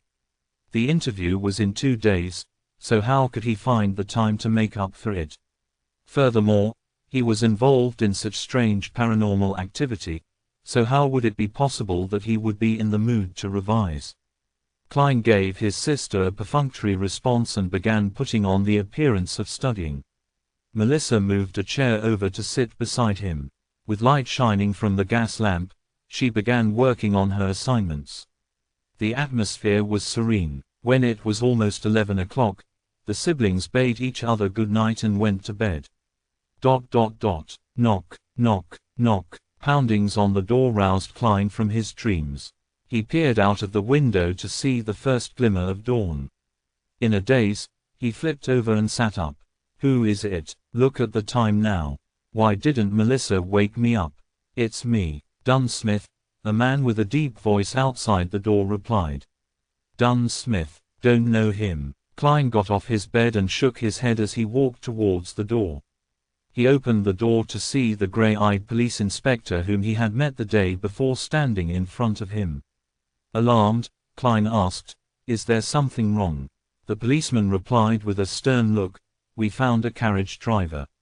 He testified that you had gone to Mr. Welch's place on the 27th, the day when Mr. Welch and Ms. Nair died. Furthermore, Mr. Welch was the one who paid for your transportation fees." Klein was startled. He did not feel a tinge of fear or guilt that one would expect from having his lies exposed. It was because he was not even lying. In fact, he was surprised by the evidence provided by Dunn Smith. On the 27th of June, the former Klein had indeed gone to Mr. Welch's place. On the night that he returned, he killed himself, the exact same way as Welch and Nair did. Klein gave a forced smile and said, "This is insufficient evidence. It does not directly prove that I am associated with the death of Welch and Nair. Honestly speaking, I'm also very curious about the whole incident. I want to know what exactly happened to my two poor friends. But, I really can't remember. In fact, I have almost completely forgotten what I had done on the 27th. You may find it hard to believe, but I fully relied on the diaries I had written to roughly make a guess that I had gone to Welch's place on the 27th. You sure have great mental fortitude," Dunn Smith said while nodding. He showed not a trace of anger, nor was he smiling. "You should be able to hear my sincerity." Klein looked him straight in the eye and said, "I'm telling the truth. Of course, only part of it." Dunn Smith did not give an immediate response. He swept his glance across the room before saying slowly, "Mr. Welch lost a revolver. I guess I should be able to find it here. Right, Mr. Klein?" Indeed. Klein finally understood where the revolver had come from. A thought flashed in his mind and he came to the final verdict in an instant. He raised his hands halfway and retreated, leaving a path open. Then, he signaled at the bunk bed with his chin. Behind the bedboard. He did not specifically mention that it was the bottom deck, as no one would normally hide things at the back of the bedboard on an upper deck. That would be too obvious for guests to notice at a glance. Dunn Smith did not move forward. The corners of his mouth twitched as he asked, "Nothing to add on?" Without hesitation, Klein replied, "There is. Yesterday, when I woke up in the middle of the night, I realized I was laying on my desk with a revolver beside me. There was a bullet at the corner of the room. It was as if I had committed suicide.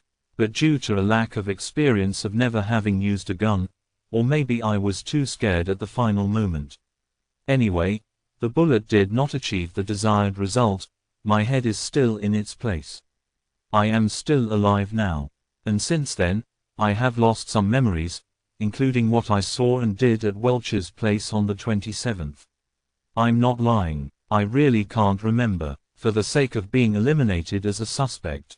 For the sake of getting rid of all these strange events surrounding him, Klein explained almost everything that had happened. Except the transmigration and gathering.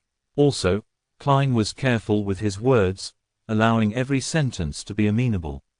Such as, not revealing the fact that the bullet had hit his brains, but only mentioning that it did not achieve the desired result, and that his head was still in its place. To others, these two statements might seem to convey the exact same ideas, but in reality they were like chalk and cheese. Dunn Smith listened quietly, then said, This corresponds with what I had surmised. It also corresponds with the hidden logic of similar incidents in the past. Of course, I have no idea how you managed to survive. I'm glad you believe in me. I don't know how I survived either. Klein heaved a small sigh of relief.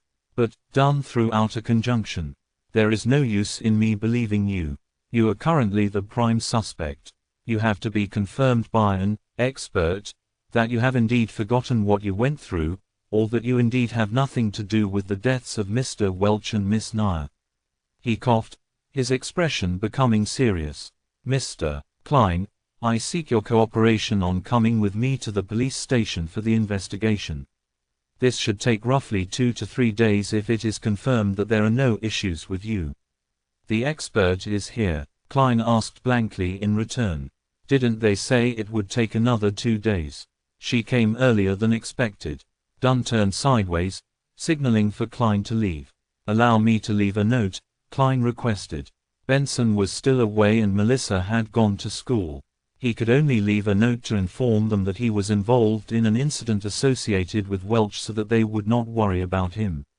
Dunn nodded, barely minding. All right. Klein returned to the desk. As he searched for paper, he began thinking about what was about to occur. Honestly speaking, he did not wish to meet the expert. After all, he had a bigger secret. In a place where there were 7 major churches, under the premise that Emperor Roselle, who was suspected to be a transmigrator predecessor, was assassinated, a thing like transmigration usually meant having to go to court and enter arbitration. But, without weapons, combat skills, or superpowers, he was no match for a professional policeman. What's more, a few of Dunn's subordinates were standing in the dark outside. Once they draw the guns and shoot at me, I'd be finished. Ugh. I'll take one step at a time. Klein left the note, grabbed his keys, and followed Dunn out the room. Along the dark aisle, 4 policemen in black and white checkered uniforms split into pairs and guarded them on both sides. They were very alert. Tap, tap, tap. Klein followed alongside Dunn as they went down the wooden stairs which occasionally creaked in protest. Outside the apartment, there was a 4-wheeled carriage. On the side of the carriage, there was the 2 crossed swords and a crown police emblem. Their surroundings were crowded and bustling with noise as usual. Go on, up. Dunn signaled for Klein to go first. Klein was just about to step forward when an oyster seller suddenly grabbed a customer and claimed that he was a thief. Both parties wrestled and triggered a response from the horses, causing great chaos. An opportunity. There wasn't much time for Klein to think any further. He bent forward and dashed towards the crowd.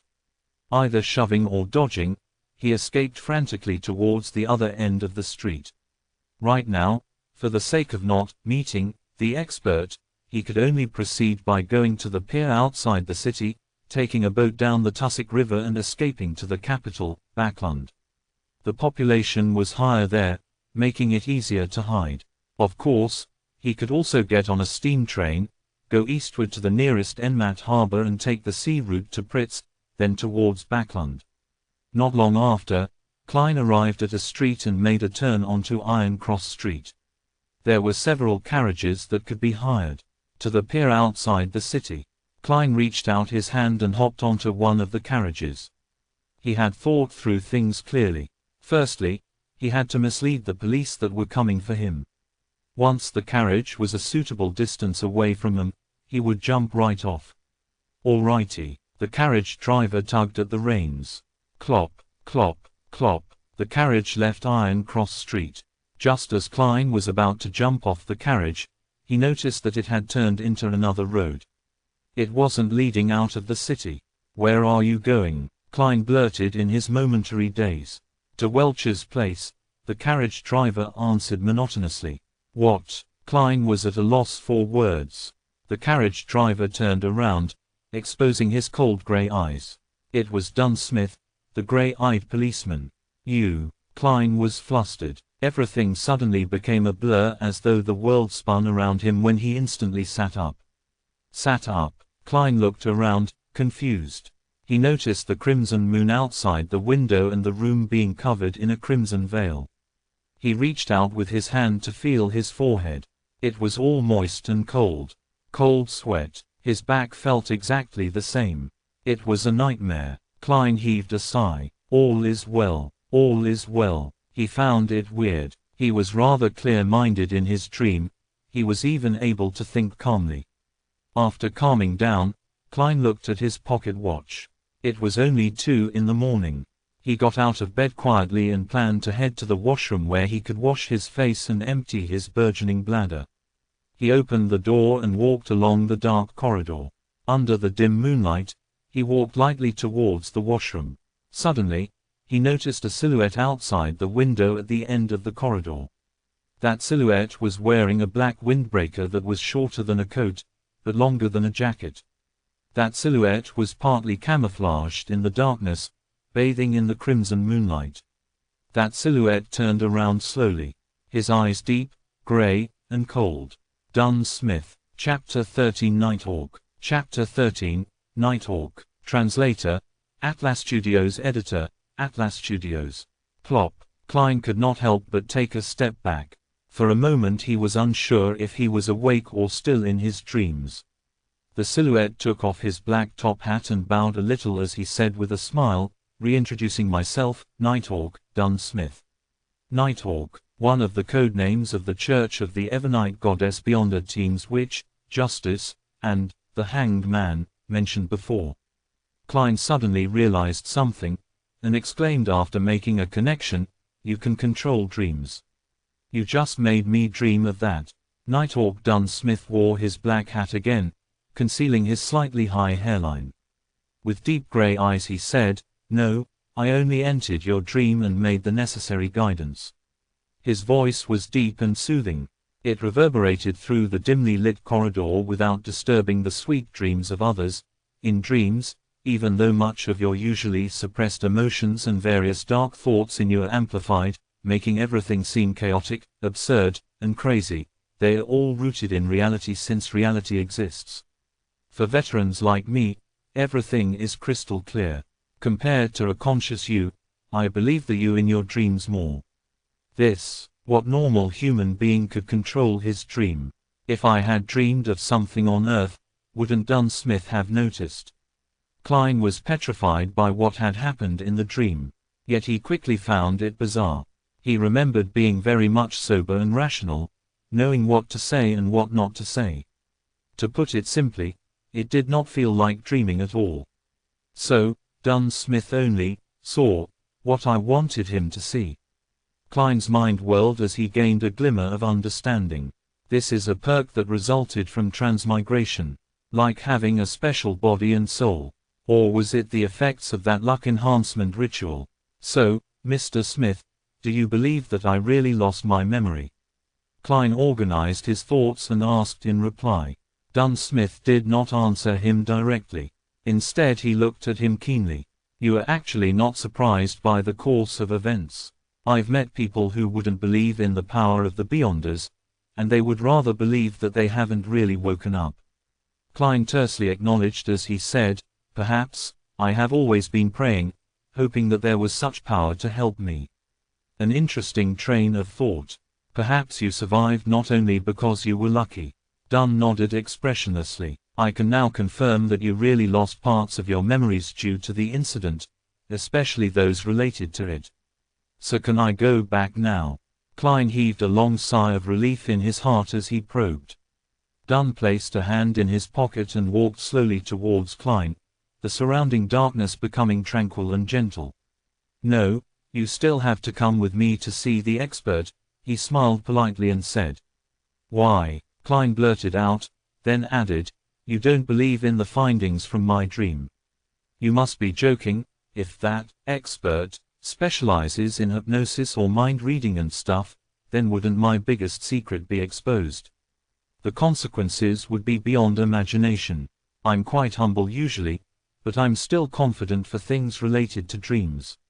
Dunn calmly replied, however, for important key matters, there is no harm in confirming them again. Plus, our specialties lie in different areas. Perhaps, She can help you recover some of your memories. Not waiting for Klein to reply, his voice turned deeper. After all, you're connected to the whereabouts of that Antigonus family notebook.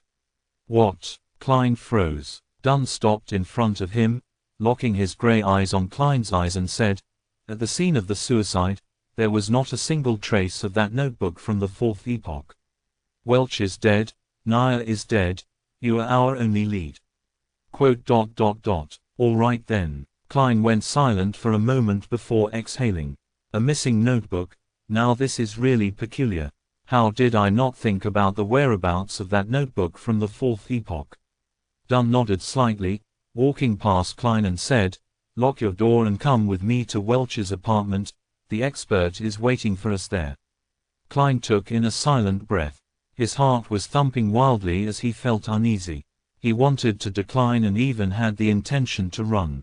However, he believed that with what had happened in his dreams, Dunn Smith would have definitely heightened his level of guard. And with the difference in strength between a normal human and a beyonder, there was little chance of success by using force. He must have a revolver with him too. He must also have had practice using the revolver. Many thoughts flashed past his mind, and eventually Klein chose to accept the reality. "All right, Cy, I can only take one step at a time and see how things unfold. Maybe that miraculous power in my dream will take effect again." "Then let's go," Dunn said in an indifferent tone. Klein turned and followed. After taking 2 steps, he suddenly stopped and said, "Mr. Smith, I would like to use the bathroom first. I came out originally for the bathroom." Dunn did not stop him. Instead, he gave him a keen look and said, "No problem, Klein. Believe me, I am far more powerful than you can imagine in the dark night." In the dark night. Klein silently repeated this phrase. He did not make any reckless attempt to escape and honestly relieved himself. He then washed his face with cold water, completely calming himself down. Klein changed his outfit and closed the door to his apartment. With gentle steps, Klein followed Dunn down the stairs and walked towards the building's entrance. In such a tranquil setting, Dunn Smith opened his mouth and spoke suddenly. "At the end of the dream, why did you try to escape? What were you afraid of?" Klein immediately thought of an answer as he said, "I do not remember what I did at Welch's place, nor do I remember if I was directly involved in Welch's and Naya's deaths. I was afraid that if it was really proven to be my doing, I would rather gamble and escape. I can then start anew in the southern continent. I would have done the same if I were you," Dunn said as he pushed open the door to the building, letting in the cool midnight breeze to disperse the sweltering heat inside. He was not afraid of Klein running away as he got on the carriage. It was exactly the one Klein had dreamed of, a 4-wheeled carriage drawn by a single horse and the carriage driver. There was also the police emblem of double-crossed swords that clustered a crown carved onto the side of the carriage. Klein followed into the carriage. Inside, there was a thick carpet laid out and the place was filled with a soothing fragrance. Having sat down, he looked for a topic to probe for more information.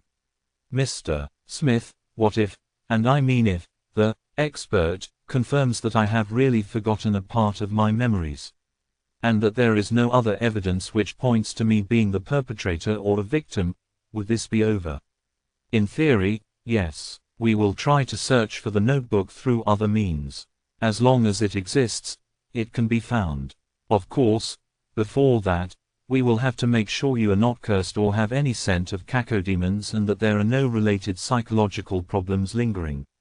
We must ensure that you can embrace the rest of your life peacefully and healthily." Dunn Smith had a smile on his face, a rather unusual smile. Klein caught on to this point keenly, and promptly inquired, "In theory?" "Yes, only in theory. In this field of work, there are always twisted, unorthodox, and inexplicable things happening." Dunn looked Klein in the eye and said, "Their continuation or end are not what we can foresee or control at times. For example." Klein actually felt frightened for a moment. The carriage sped through an almost empty street. Dunn took out his tobacco pipe and sniffed it, saying, When we believe that things have come to an end, with everything going back to normal, it would resurface in a terrifying, chilling way. A few years ago, we handled a case regarding an evil cult. They did live sacrifices to please an evil god by making followers commit suicide. When one of the followers was chosen, his survival instincts triumphed over his foolishness, twisted beliefs, and psychedelic drugs. He secretly escaped and reported to the police. The case was handed over to us. It was a very small mission, since there were no Beyonders in that cult. The deity they worshipped was actually randomly thought up by their leader merely for the sake of money and satisfaction. Humanity was lost there. We only used 2 members, coupled with the support from the police, to suppress this cult. No one was off the hook. For that whistleblower, we also confirmed that he had no lingering demonic scent left on him. He was not cursed and did not suffer any mental disorders. He didn't have any personality problems or any other irregularities, nothing. Later, he got a decent advancement in his career, got married to a very good wife, had a son and a daughter. His dark past seemed far away from him. The horror and bloodshed seemed to have completely vanished. At this point, Dunn Smith gave out a laugh and said, "Yet in March this year, despite being in good financial health and having a loving wife and adorable kids, he strangled himself to death in his own office." The crimson moonlight outside the carriage window shone upon Dunn Smith. At that instant, his seemingly self-derisive smile made Klein feel unspeakably horrified. Strangled himself to death. Klein drew in a gasp of cool air silently, as if seeing his own tragic end. Even if I escaped it once, it might just be temporary. Is there any way to resolve this completely? Become a Beyonder to fight it? The carriage returned to silence. Countless thoughts welled in Klein's mind. Under an awkward silence, the carriage traveled for a long time at high speeds. Just as Klein made up his mind to consult Dunn Smith for any solutions, the carriage came to a halt.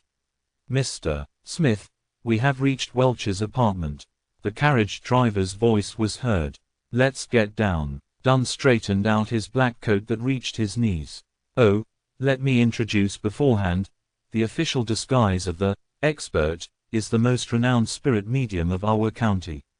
Klein suppressed his other thoughts and asked curiously, "Then what is her actual identity?" Dunn half turned his body and turned his head back. With his abstruse gray eyes he said, "A true spirit medium." Chapter 14 The Medium. Chapter 14 The Medium. Translator, Atlas Studios. Editor, Atlas Studios. A true medium. Klein repeated this description inwardly, and did not speak again. He followed Dunn Smith down the carriage. Welch's place in Tingen was a detached house with a garden. The road outside the hollowed metal gates allowed 4 carriages to pass through at once. Street lamps lined the sides of the road every 50 meters. They looked different from the ones Klein had seen in his previous life. They were gas lamps and the height of every lamp was about that of an adult male so that it was convenient to light the lamps. The black metal was closely pressed to the glass, forming a checkered pattern, casting out classical paper lantern-like artworks. Coldness and warmth were intertwined while darkness and light coexisted. Walking along the pathway blanketed by rays from the sunset, Klein and Dunn Smith entered Welch's rented place through the ajar metal gate. Facing the main entrance was a cemented road that led straight to a 2-floored bungalow. 2 carriages could go at once. There was a garden on the left and a lawn to the right. The pleasantly faint fragrance from the flowers mixed with the cool scent of the fresh grass made one feel happy and relaxed. As soon as he stepped in, Klein shivered and peered around. He felt that in the garden, somewhere in the lawn, on the roof, behind the swing, somewhere in a dark corner, pairs of eyes were observing him. There was clearly no one here, yet Klein felt as if he was on a crowded street.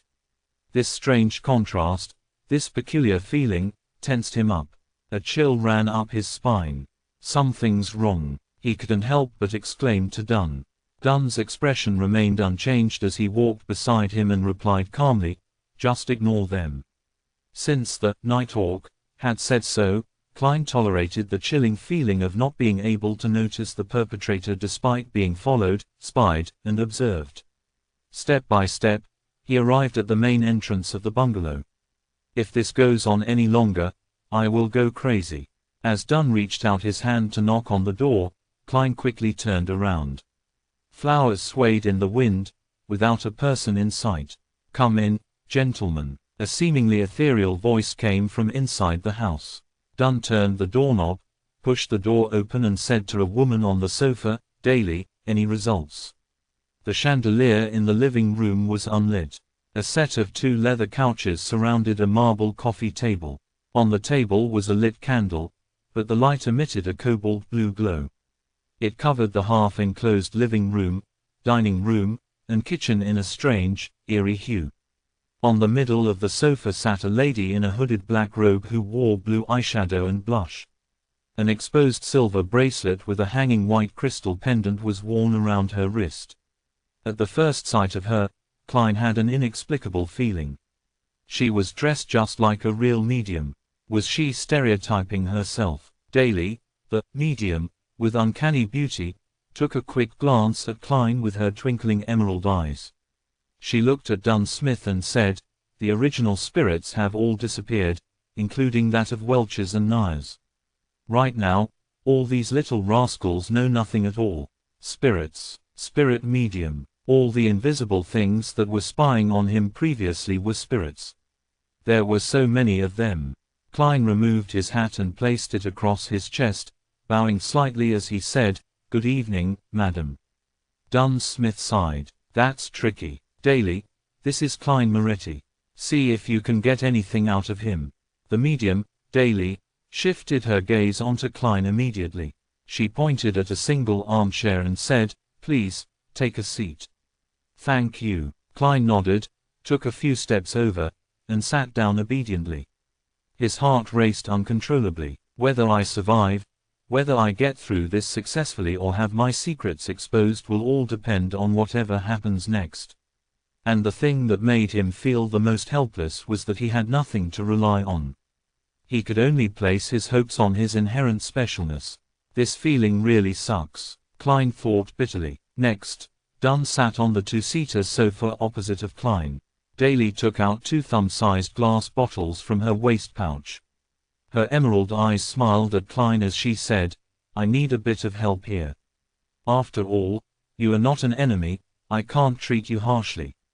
That might make you uncomfortable or put you in pain. It might even leave some serious after effects on you. I will give you some fragrances, making you feel tender and smooth, which will allow you to let loose bit by bit so that you can truly indulge in those feelings." That sounded wrong. Klein gaped as his eyes were filled with shock. Seated across him, Dunn laughed and said, "Don't be weirded out. We are different from the fellows from the Church of the Lord of Storms. Here, the ladies can also verbally tease men. In this regard, you should be able to understand. Your mother was a devout believer of the goddess. You and your brother used to attend Sunday school at church. I understand. It's just that I never thought that she would be such a.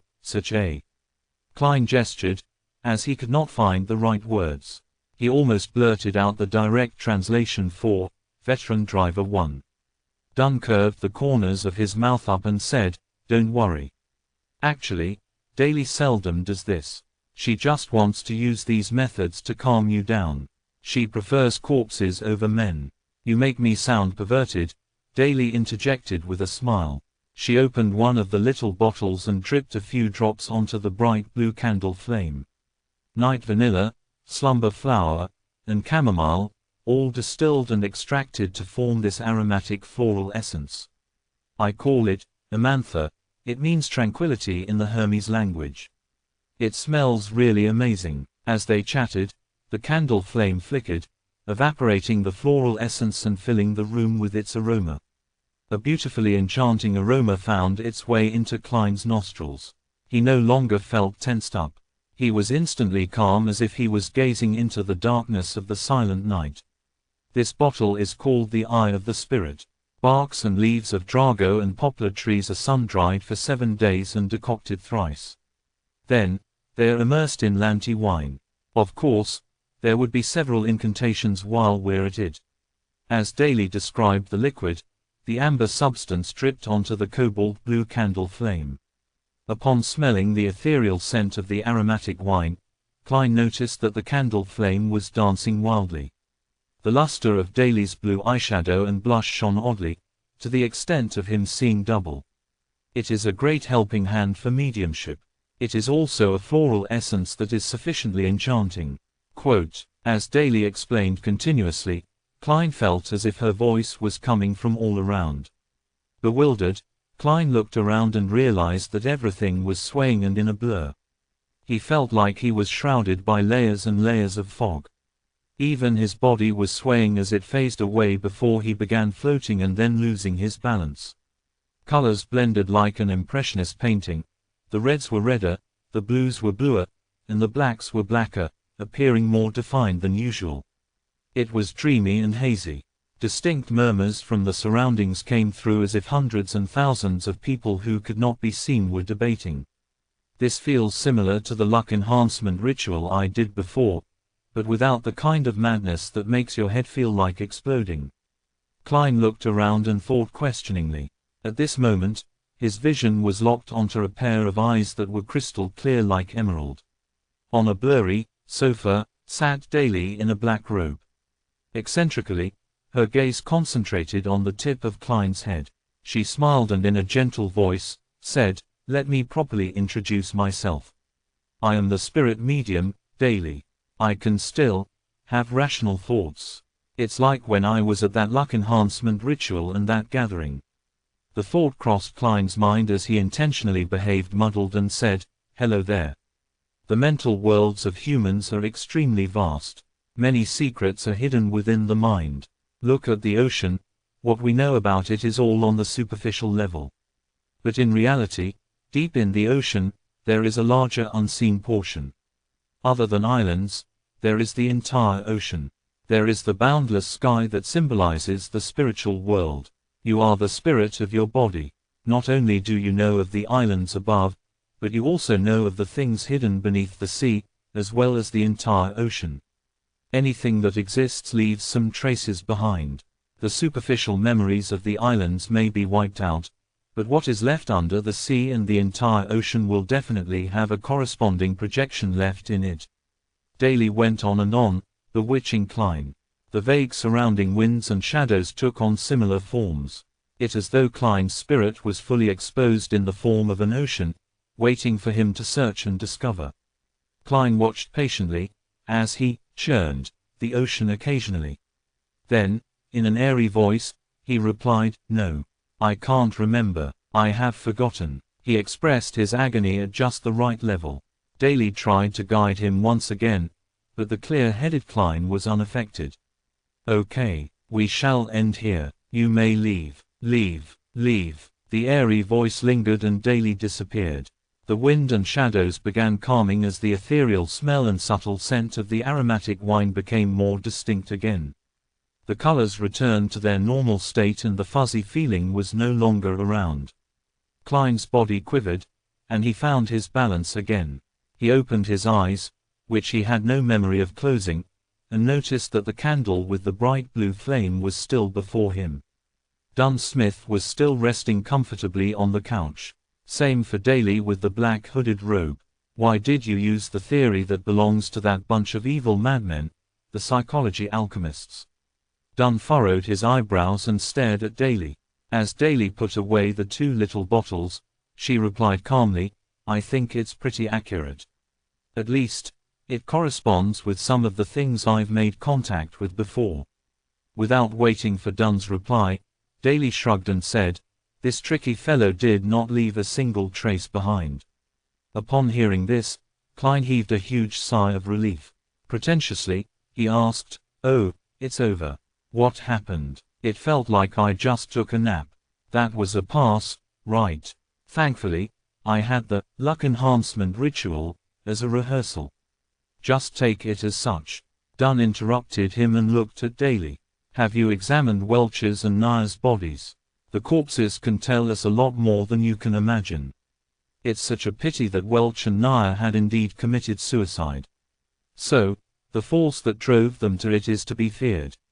Not a single trace was left behind. Daly stood up and pointed at the candle. I need some rest. The cobalt blue glow vanished, and the house was instantly inundated with a blurry shade of crimson. ... Congratulations. You can return home now.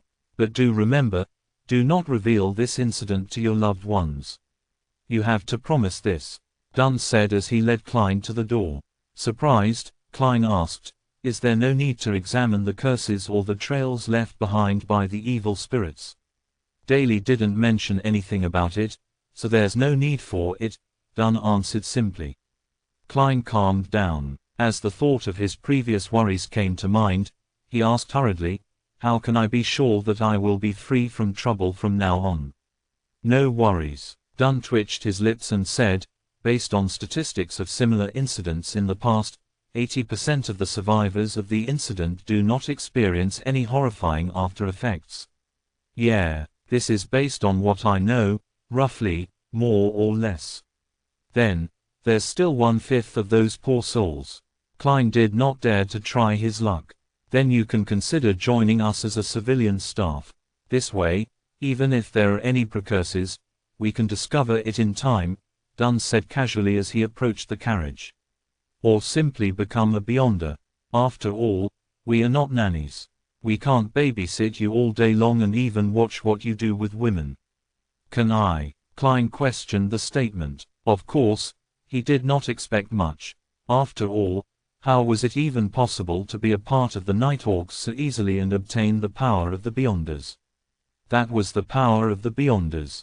Dunn paused, and turned his head sideways to look at him. It's not that you can't.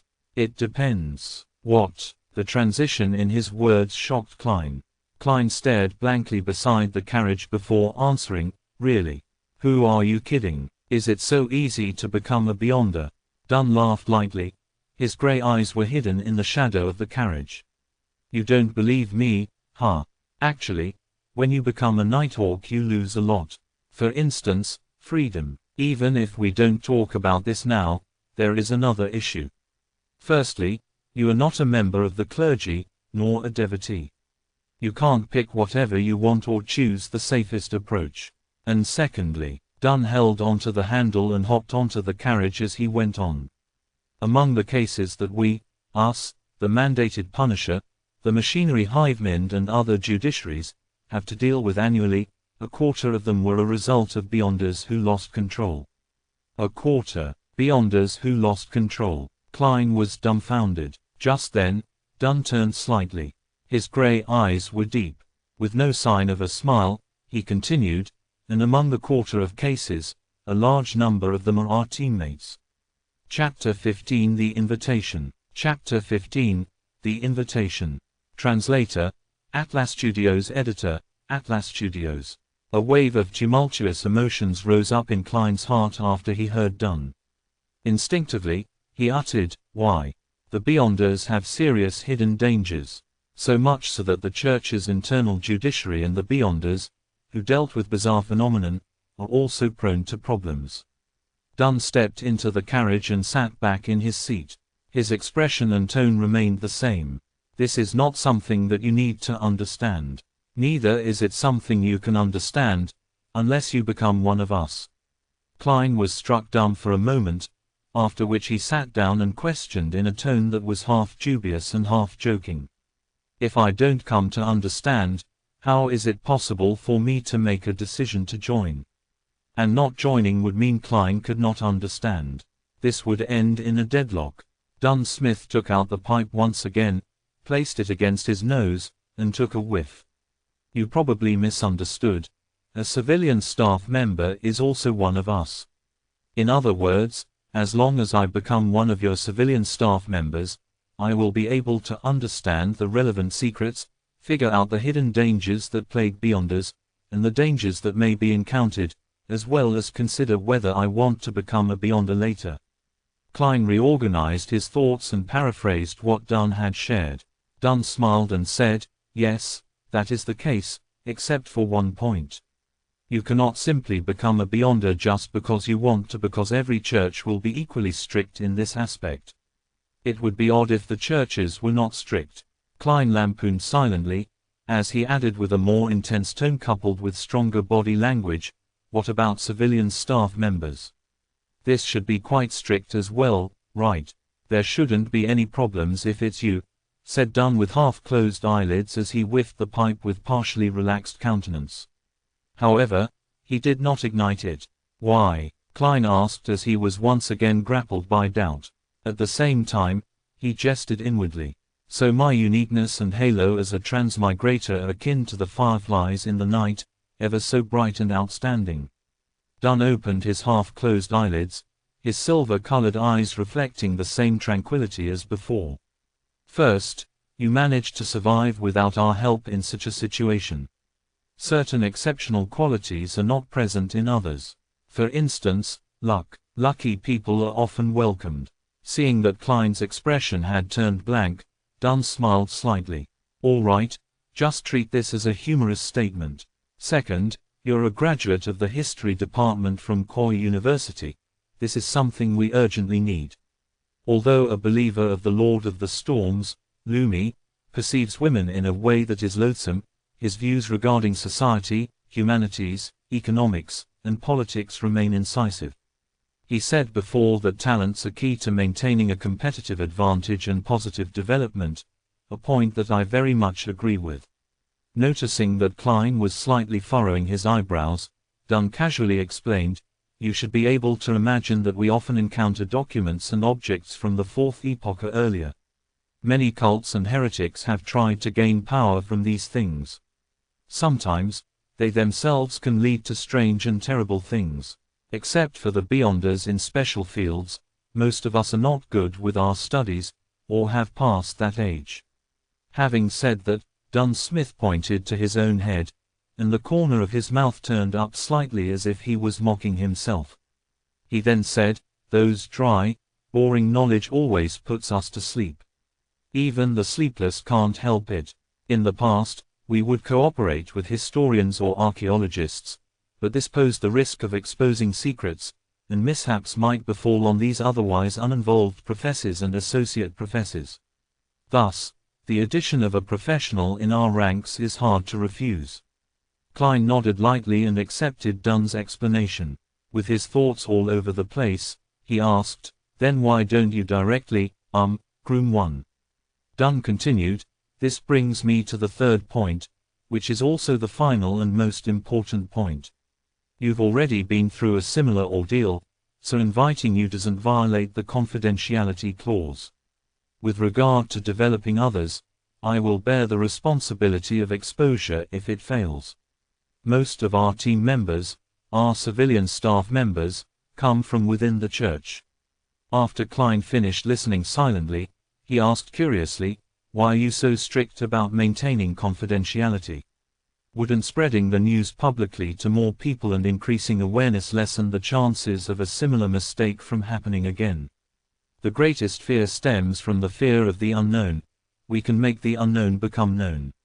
No, humanity's stupidity is beyond your imagination. It actually leads to more people emulating these acts, creating more chaos and more severe incidents. Dunn Smith shook his head and replied. Klein acknowledged as he replied in enlightenment, the only lesson that humans can learn from history is that humans do not gain any lessons from history, and they're always repeating the same tragedies. That famous quote from Emperor Roselle is indeed filled with much philosophical meaning, agreed Dunn. Emperor Roselle said that, this transmigrator senior really did not give the latecomers any chance to posture. Klein did not know how to follow up on Dunn's words. Dunn turned his head and gazed out of the horse carriage. The dim yellowish light of the street lamps intertwined to display the splendor of civilization.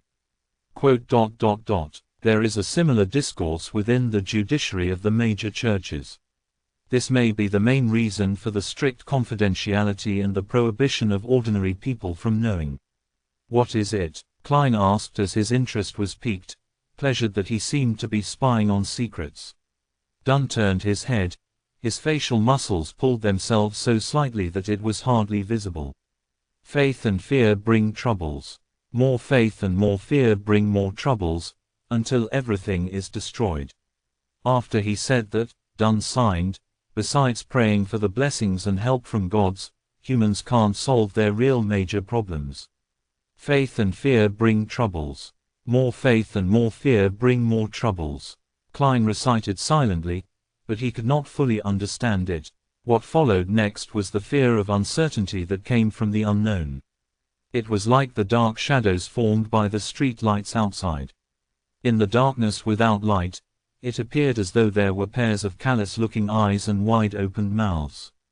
As the horse galloped vigorously and nimbly while the wheels of the horse carriage reeled on ahead with Iron Cross Street in sight, Dunn broke the silence suddenly and formally invited Klein. "Would you like to join us as a civilian staff member?" In Klein's mind, multiple thoughts surfaced, making him indecisive. He contemplated and asked, "Can I have some time to consider?" Since this matter had serious implications, he could not hastily and recklessly make the decision. "No problem, just give me a reply before Sunday," Dunn nodded and added. "Of course, remember to keep this a secret and don't disclose the information regarding Welch to anyone, including your brother and sister. Once this is violated, it'll not only bring them trouble, but you might also have to attend a special court." "Okay," Klein answered gravely. The carriage was once again plunged into silence. Seeing that they were nearing Iron Cross Street and that he was almost reaching home, Klein suddenly thought of a question. He hesitated for a few seconds before asking, "Mr. Smith, what kind of salary and benefits do civilian staff get?" This was a serious question. Taken aback momentarily, Dunn smiled instantly and answered, "There's no need for you to worry about this issue. Our funds are guaranteed by the church and the police department. For newly registered civilian staffs, the weekly salaries are placed at £2.10 . There is an additional 10 solely as compensation for the risk and confidentiality. All of this will add up to a total of £3. This is hardly worse than a confirmed university lecturer. After which, your salary will gradually rise according to your experience and contributions. As for civilian staff members, the contract is generally 5 years. After 5 years, you can quit normally if you're no longer willing to stay. You only have to sign a lifetime confidentiality agreement and you're not allowed to leave Tingen until permission is given. If you want to move to another city, the first thing you must do is register with the local Nighthawk. By the way, there are no weekends and you can only work in shifts.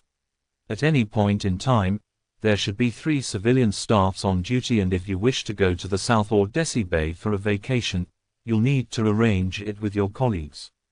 Just as Dunn finished speaking, the horse carriage pulled to a stop and the apartment building where Klein and his siblings resided appeared on the side. "I get it now." Klein turned around and walked down the horse carriage. He stopped at the side and asked, "By the way, Mr. Smith, where do I find you after I've come to my decision?"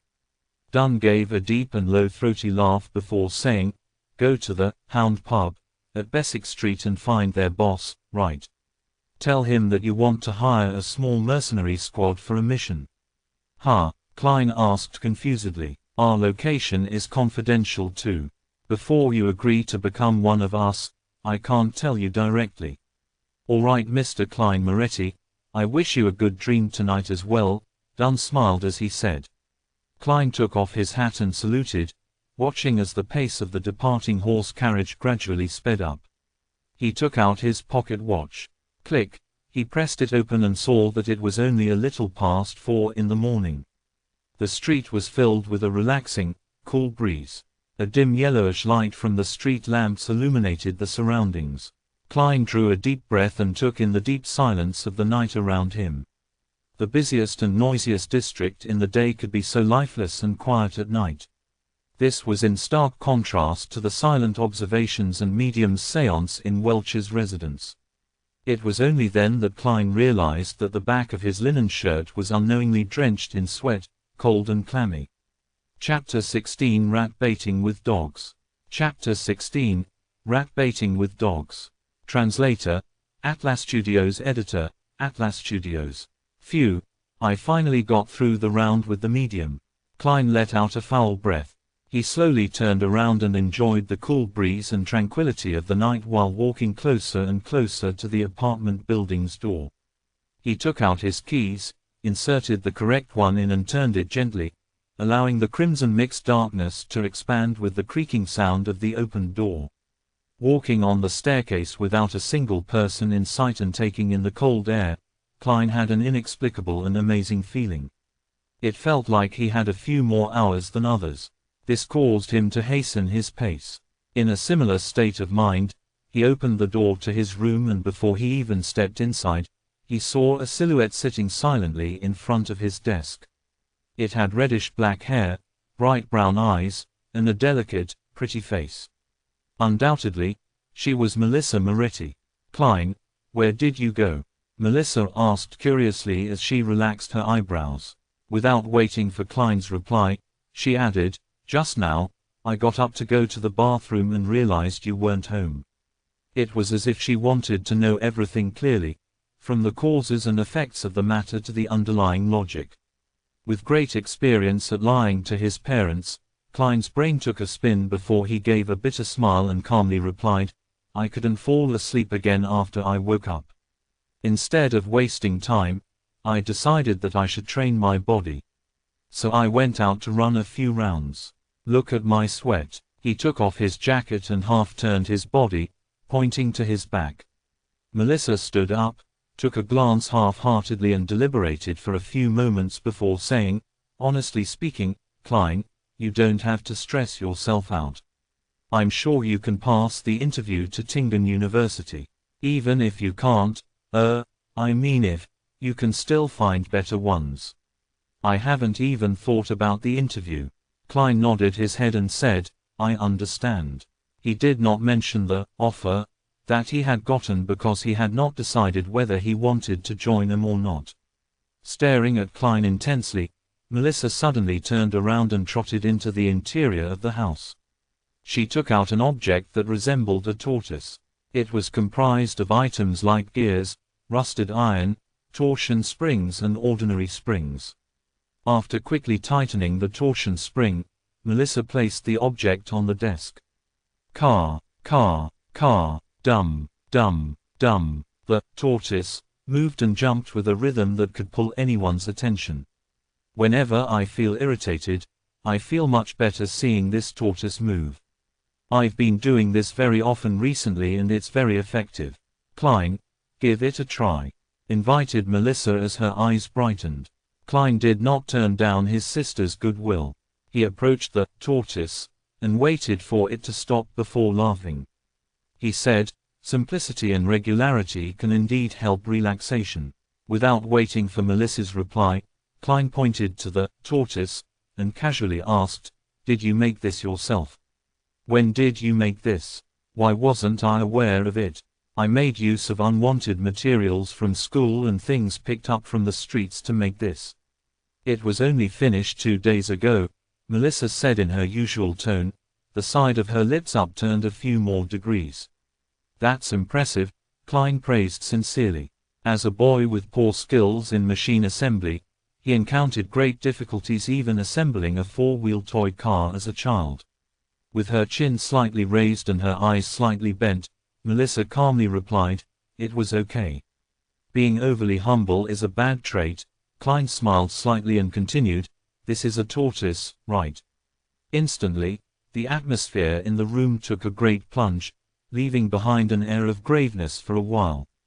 Then, Melissa faintly replied with a voice that seemed enigmatic like the crimson veil, "It's a puppet." "Puppet." Klein gave an awkward smile, and tried to forcefully explain, "The problem lies in the materials, they're too rudimentary." Following that, he tried to change the topic and said, "Why would you go to the bathroom in the middle of the night? Isn't there a toilet here? Don't you always sleep till dawn?"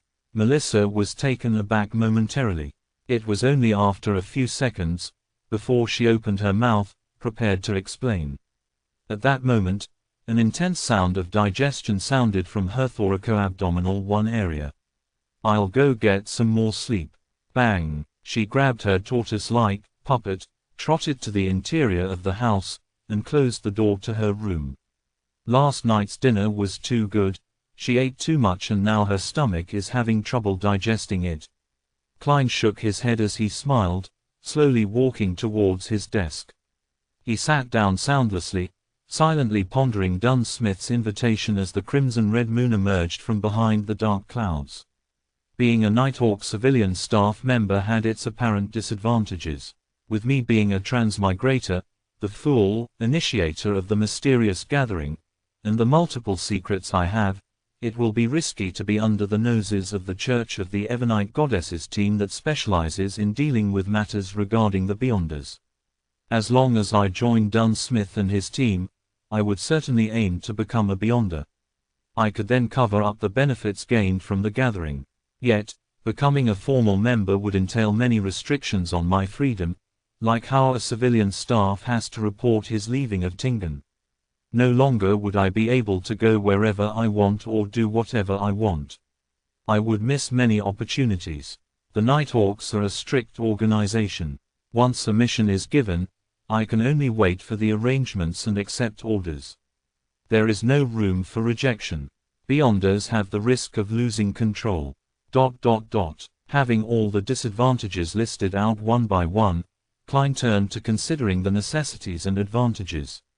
Judging from the situation of the luck enhancement ritual, I'm not one of the 80% of lucky people. In the future, there is bound to be some bizarre event happening to me, increasing the dangers I face.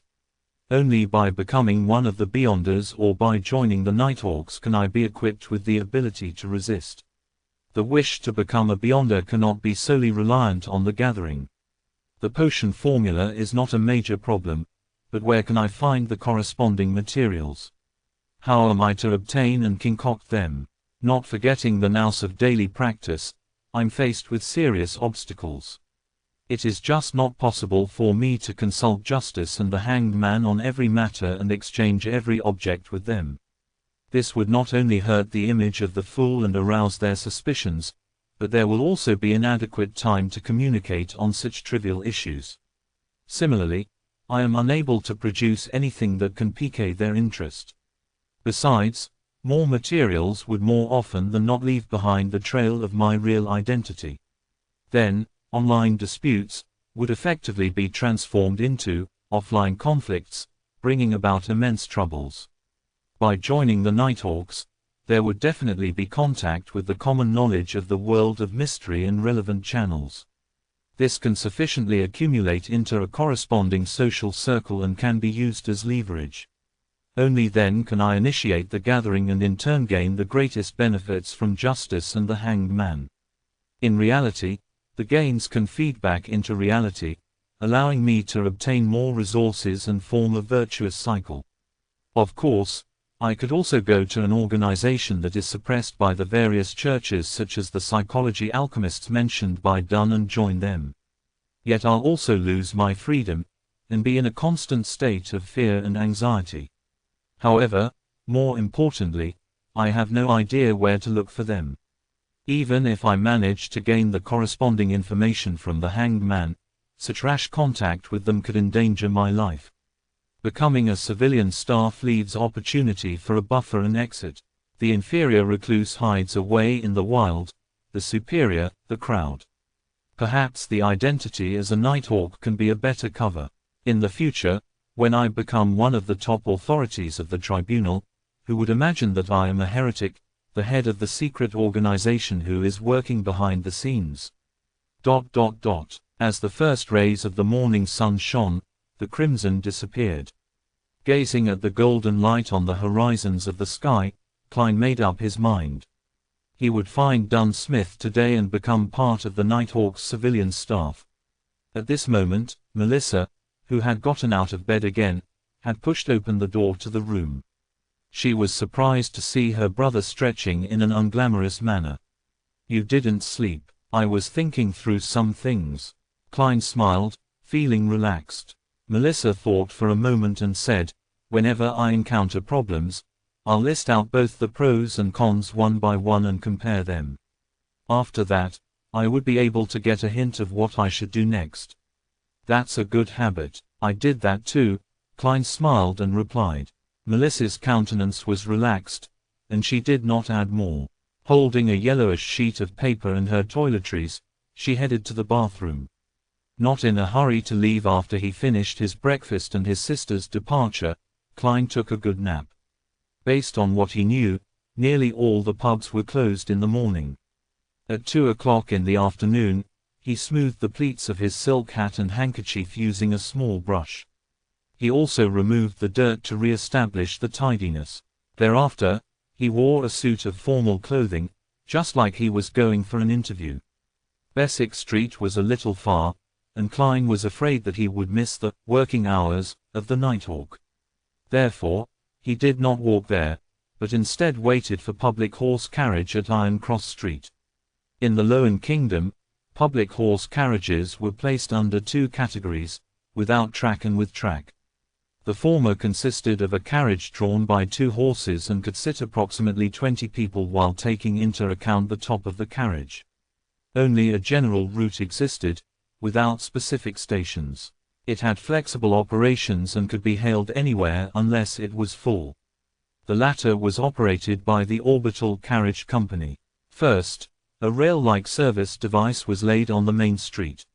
The horses would move on the inner lane while the wheels ran on the tracks, making it easier and more labor-saving.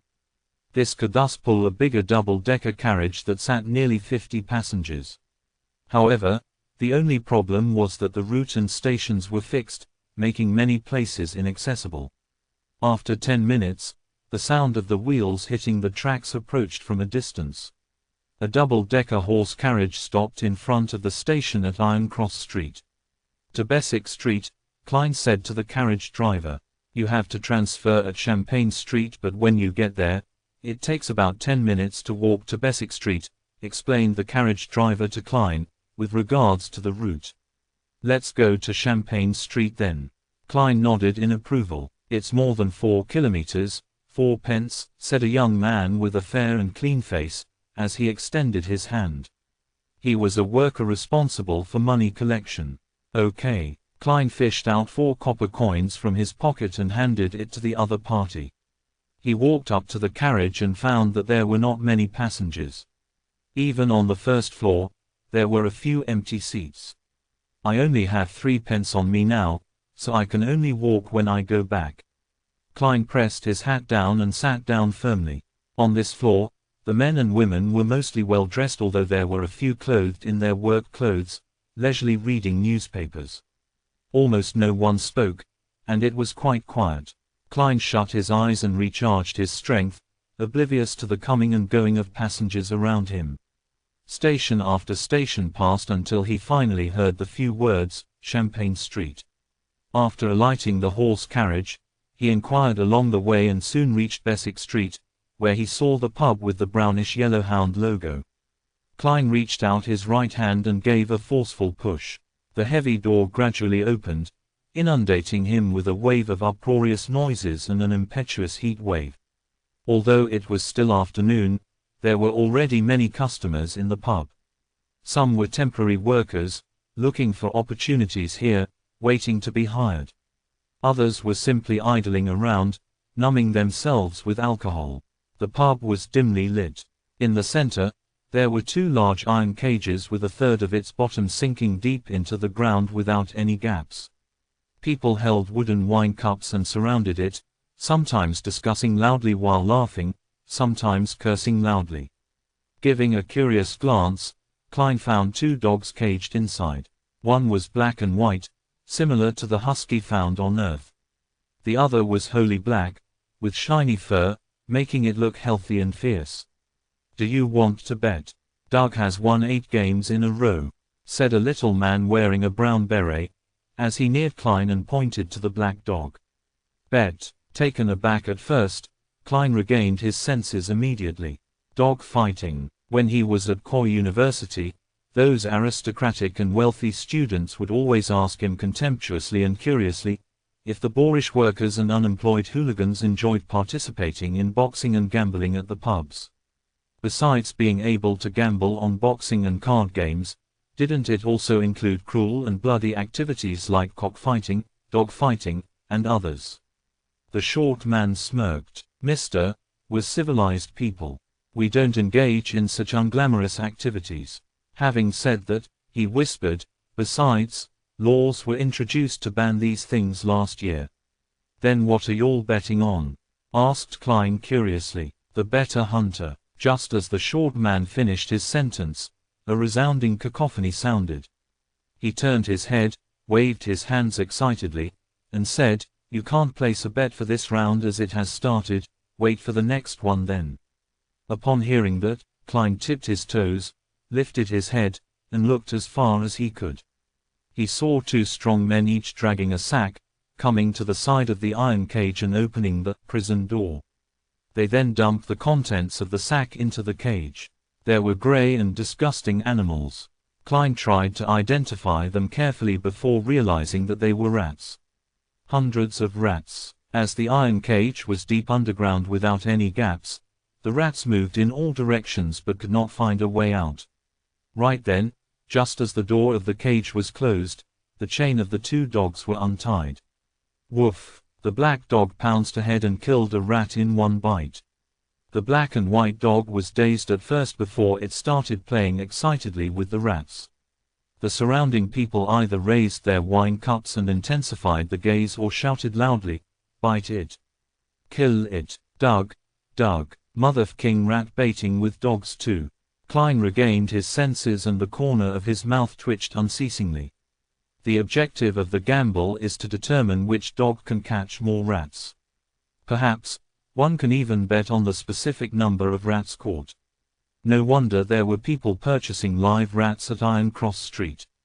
That's really unique. Klein shook his head, laughing as he backtracked, and circled along the edge of the alcoholic customers, and reached the front of the bar. "New here," said the bartender as he spared Klein a glance while wiping the cups. He continued, "1 cup of rye beer is a penny. Enmat beer costs 2 pence.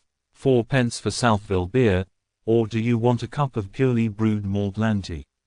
"I came here for Mr. Wright," said Klein directly and bluntly. The bartender whistled and shouted to the side, "Old man, someone is looking for you." "Oh, who?" A vague voice sounded, and an intoxicated old man stood up from behind the bar. He rubbed his eyes, shifted his gaze to Klein and asked, "Lad, were you looking for me?" "Mr. Wright, I would like to hire a small mercenary squad for a mission," replied Klein, according to what Dunn had instructed. "A small mercenary squad? Are you living in an adventure story? This hasn't been around for a long time." The bartender interrupted and smiled. Wright went silent for a few seconds before saying, "Who told you to look for it here?" "Dunn Smith," replied Klein in all honesty. Instantly, Wright broke out in a chuckle and replied, "I see. Actually, the small mercenary squad still exists. It's just in another form, with a more contemporary name. You can find it on the second floor of No. 36 Zoutland Street." "Thank you," thanked Klein sincerely before he turned and squeezed out of the pub. Before he went out the pub, the alcoholic customers who surrounded him suddenly quieted down, as they murmured, Doug was actually defeated. Defeated? Klein smiled and shook his head. Then he left quickly and found his way to the nearby Zoetland Street after asking around. 30, 32, 34. Here. He counted the house numbers and walked into the stairwell. Going around the corner and slowly climbing up the stairs, he saw the vertical sign with the current name of the so-called Small Mercenary Squad. Blackthorn Security Company. Chapter 17 Special Operations Department. Chapter 17 Special Operations Department. Translator, Atlas Studios. Editor, Atlas Studios. Blackthorn Security Company. Upon seeing the signboard, Klein felt surprised yet found it reasonable. "Man, what do I say about this?" He shook his head and laughed before walking up the steps and knocking gently on the half-closed door with his right hand. Knock, knock, knock. The sound echoed slowly but rhythmically, but there was no response, only a faint sputtering sound could be heard. Knock, knock, knock, Klein repeated, only to be met with the same outcome. He switched to pushing the door, making the gap larger as he stared inside. A classic sofa which might have been for serving guests, a soft fabric armchair, and a burly wood coffee table. There was a girl with brown hair behind a table right across with her head drooped. Even though, security company, is just a guise, isn't this just too unprofessional? How long has this place been out of business? Right, you guys don't need any business. Klein drew closer as he complained silently and knocked on the table just beside the girl's ear. Knock, knock. The brown-haired girl sat up immediately and swiftly took the newspaper in front of her, covering her face. Tingan City Honest Paper, nice name. Klein silently read the title of the page facing him. The steam train service, Soaring Express, that directly reaches Constant City is starting operations today. Oh come on, when will there be one that goes straight to Brindisi Bay? I really don't want to take the ship there again, it's too awful, really awful. Hey, who are you? The girl with brown hair read pretentiously and gave her opinion. As she spoke, she lowered the newspaper and revealed her bright forehead and light brown eyes, looking at Klein with a fawning and startled look. Hello, I am Klein Moretti, and I am here at the invitation of Dunn Smith, Klein said as he took down his hat to his chest and bowed slightly. The brown-haired girl looked to be in her early 20s. She wore a light green, low and styled dress. She was set off with beautiful laces on her sleeves, collar, and chest. The captain, all right, wait here for a moment. I'll go get him. The girl scurried up and went into the room beside her.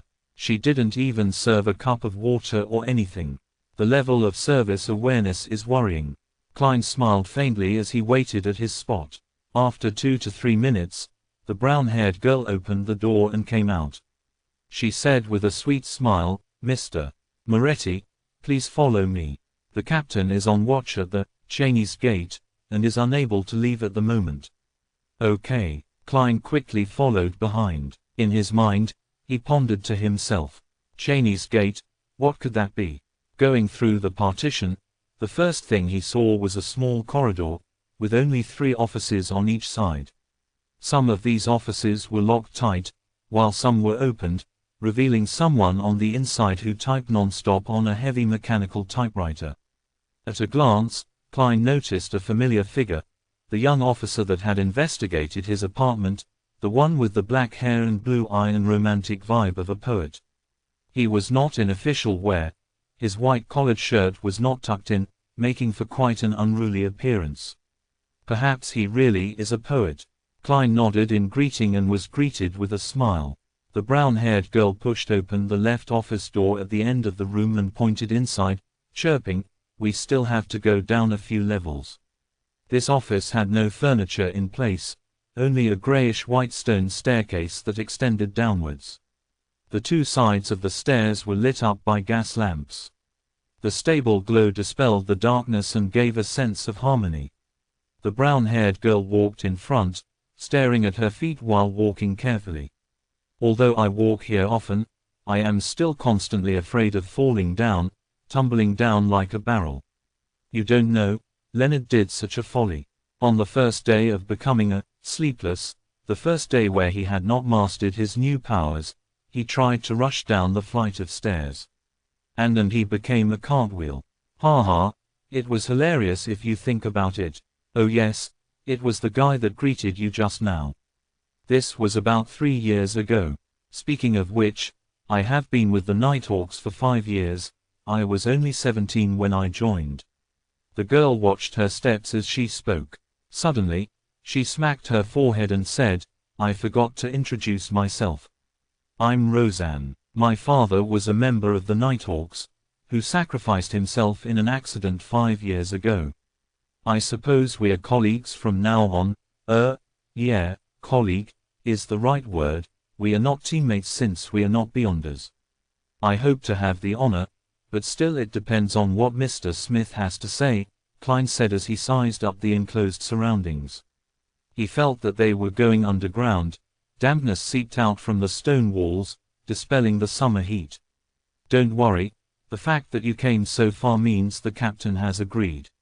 I've always been a little afraid of him, even though he is amiable, a fatherly figure.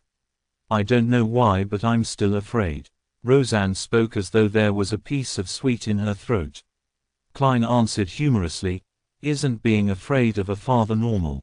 "True," Roseanne said as she held the wall around the bend. As they spoke, the two finished walking down the stairs and reached a stone-paved floor. It was a long aisle. Both sides of the walls were mounted with gas lamps surrounded by metal gratings. Klein and Roseanne's shadows were elongated under the illumination. Klein keenly noticed that there was a dark sacred emblem every few meters, the symbol of the Ebonite goddess. A deep black background dotted with sparkling embellishments, as they clustered precisely half the crimson moon. These emblems did not seem special, but walking between them gave Klein a sense of serenity. Roseanne also stopped talking, unlike her previous talkative state. Before long, an intersection appeared up front. Roseanne briefly introduced, "The path to the left will lead to the St. Selina Cathedral. To the right are the armory, storeroom, and archives. And straight ahead is the Cheney's Gate, St. Selina Cathedral. Then, Zoutland Street is just behind Red Moonlight Street." Klein was a little stunned. St. Selina Cathedral of Red Moonlight Street was the headquarters of the Church of the Ebonite Goddess in Tingen, a sacred ground where local followers yearned to visit. Along with Holy Numeric's Cathedral, of the Church of the God of Steam and Machinery in the suburbs, and the River and Sea Cathedral, of the Church of the Lord of Storms in North Tingen, they sustained the religious circles in Tingen City and its affiliated towns and villages. Aware that his status made it unsuitable for him to ask more, Klein only listened silently. They passed the intersection and moved straight ahead. In less than a minute, a black iron split gate carved with 7 sacred emblems was seen. It stood there, heavy, cold and domineering, like a giant guarding in the darkness. "Cheney's Gate," Roseanne reminded him and pointed at the room beside them, saying, "Captain is inside. Go on in by yourself." "All right, thank you," Klein replied politely. The room Roseanne was referring to was just in front of Cheney's Gate. The windows were opened, revealing the lit room inside. Klein took a deep breath to calm himself. "Knock, knock, knock, come in," he heard Dunn Smith's deep and amiable voice. Klein opened the unlatched door gently. There was only a table and 4 chairs inside. Dunn Smith, with his high hairline, who was wearing the black coat from the previous night plus a gold watch chain around his chest, was reading the newspaper leisurely. "Come and have a seat. Have you decided? Are you certain you want to join us?" Dunn smiled and asked as he put down the newspaper. Klein removed his hat and bowed, then he sat beside the table and said, "Yes, I am certain." "Then take a look at this deed." Hey. People like to call it a contract now." Dunn pulled out the table drawer and took out 2 contract copies. There were not many clauses, and most of them had been mentioned by Dunn Smith. The emphasis was on the confidential clause. Violators were tried in the tribunal courts of the Church of the Ebonite Goddess instead of the kingdom's courts. It was akin to how soldiers and officers were sent to court-martial for trials. A 5-year contract, £2.10 solely for weekly wages, 10 solely as compensation for the risk and confidentiality. Klein read through it and answered resolutely, "I've no problem with it." "Then sign it," Dunn said as he pointed to the dark red fountain pen and ink. Klein used a piece of waste paper to try out the pen before drawing a breath. He signed on both contracts with his name, Klein Moretti. As he did not have a stamp yet, he could only use his thumbprint. Dunn received the contract, took out a stamp from the drawer, and stamped on the end of the contract and a few key parts. With that done, he stood up and returned a contract with one hand, and reached for Klein with the other, saying, "Welcome, from now on, you are one of us, and please note that the contract is confidential as well." Klein stood up as well. He received the contract, shook his hand, and said, "So, I shall be addressing you as Captain." "Yes." Dunn's grayish eyes seemed especially deep in the dim surroundings. After shaking hands, they sat down. Klein glanced at the stamp on the contract. It read, Nighthawks Squad, Tingen City, Awa County, Loan Kingdom. I can't believe you guys would use the name, Blackthorn Security Company, as a disguise, he laughed and said. Actually, we have other signboards. Dunn pulled out a piece of paper from the drawer. It was stamped with the stamps of the city government and the police department. The content were as follows: 7th Unit, Special Operations Department, Awa County Police, Loan Kingdom. The first 4 units are the regular police responsible for general security, like the VIP Protection Unit and Key Installations Protection Unit. And from Unit 5 onwards are the ones dealing with supernatural incidents in each city. Our unit is responsible for incidents related to the followers of Evernite Goddess in Tingen. If there are different types of followers, then we divide the area accordingly. We are mainly in charge of places like the North, West and the Golden Indus region. Dunn briefly introduced, Unit 6 of the mandated Punisher Squad under the Church of the Lord of Storms is in charge of the Pier region, the East, and the South. The university area and the suburbs are under Unit 5, which is the Machinery Hivemen Squad in Tingen. Right. Klein had no questions about it. He then laughed. What happens if someone really comes here due to the Blackthorn Security Company signboard and requests for our services? We'll take those requests. Why shouldn't we? As long as it doesn't affect our daily operations, Dunn said slowly and humorously. Any earnings would be considered additional bonuses, so our members are quite willing to take those jobs. Anyway, the market for trivial and troublesome matters such as finding dogs and cats have been monopolized by private detectives. So how many people are there in this Nighthawks squad? Klein asked. Since they were on this topic. There aren't many supernatural incidents, so there are even fewer Beyonders. There are only 6 formal members of the Nighthawks in the entire Tingen city, including me. Hey, as for civilian staff, there are 6 including you. Klein nodded his head, and eventually asked the question that he was most concerned about. So, Captain, what do you mean by Beyonders losing control? Why does it happen? Chapter 18 Origin and Cause. Chapter 18 Origin and Cause. Translator, Atlas Studios. Editor, Atlas Studios. Upon hearing Klein's question, Dunn looked out of the window toward the corridor that led to Cheney's gate. He took out his pipe, stuffed it with some tobacco and mint leaves, and held it to his nose. He took a deep whiff as his voice turned reflective and drifting. Only at home can I enjoy the beautiful flavors of tobacco mixed with mint leaves without any worries. Klein, do you know about the creation myth? Of course, when I received primary education during Sunday school, we learned to read using the revelation of Evernite. Among them, the Book of Wisdom and the letters from the saints mentioned the myth of creation. Klein attempted to recall via the memory fragments of the original Klein. He slowed down his tempo and said, the Creator awoke from chaos and shattered the darkness, creating the first ray of light. He then fused himself completely into the universe and made up all of existence. His body became the land and stars. One of his eyes became the sun, while the other became the crimson moon. Some of his blood rushed into the seas and rivers, nourishing and nurturing lives. Klein subconsciously paused when he said that. Partially, it was because the relevant memories were a blur and that the creation myth was very similar to the Chinese creation myth of Penghu. The imaginations of people from different worlds shared something in common on their myths and legends. Noticing that Klein was having trouble, Dunn smiled and added, his lungs turned into the elves, his heart turned into the giants, his liver turned into the tree ants, his brain turned into the dragons. His kidneys turned into the feather serpents, his hair turned into the phoenixes, his ears turned into the demonic wolves, his mouth and teeth turned into the mutants, and his remaining bodily fluids turned into the sea monsters, of which the essence was Naga. His stomach, his small and large intestines, and the evil parts of his body turned into devils, evil spirits and various kinds of unknown maleficent existences.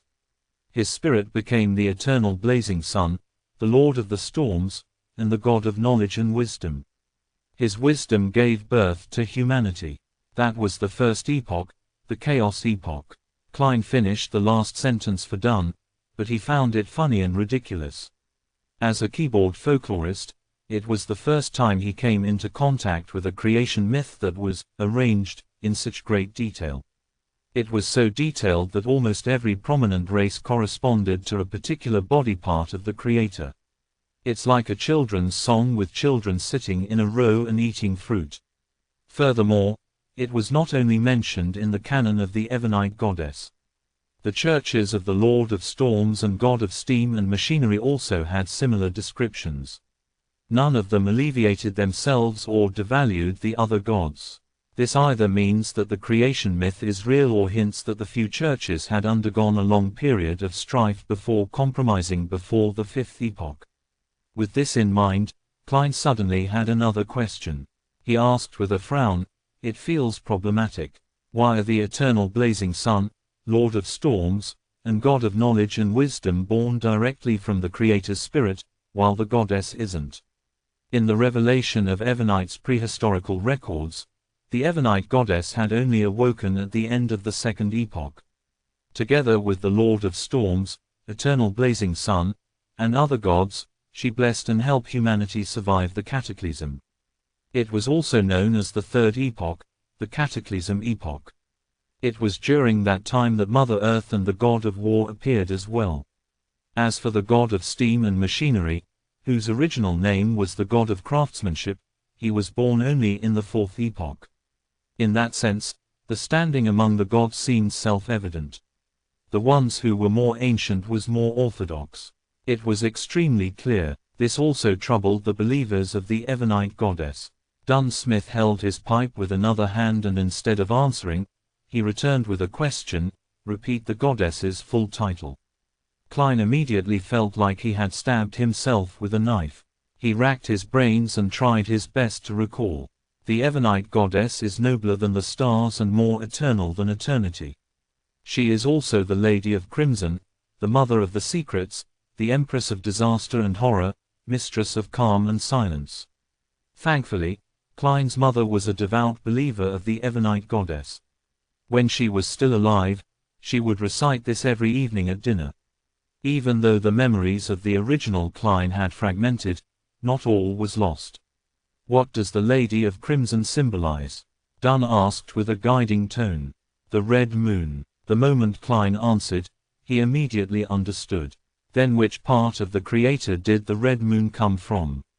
asked Dunn with a smile. "A single eye." Klein and Dunn smiled at each other.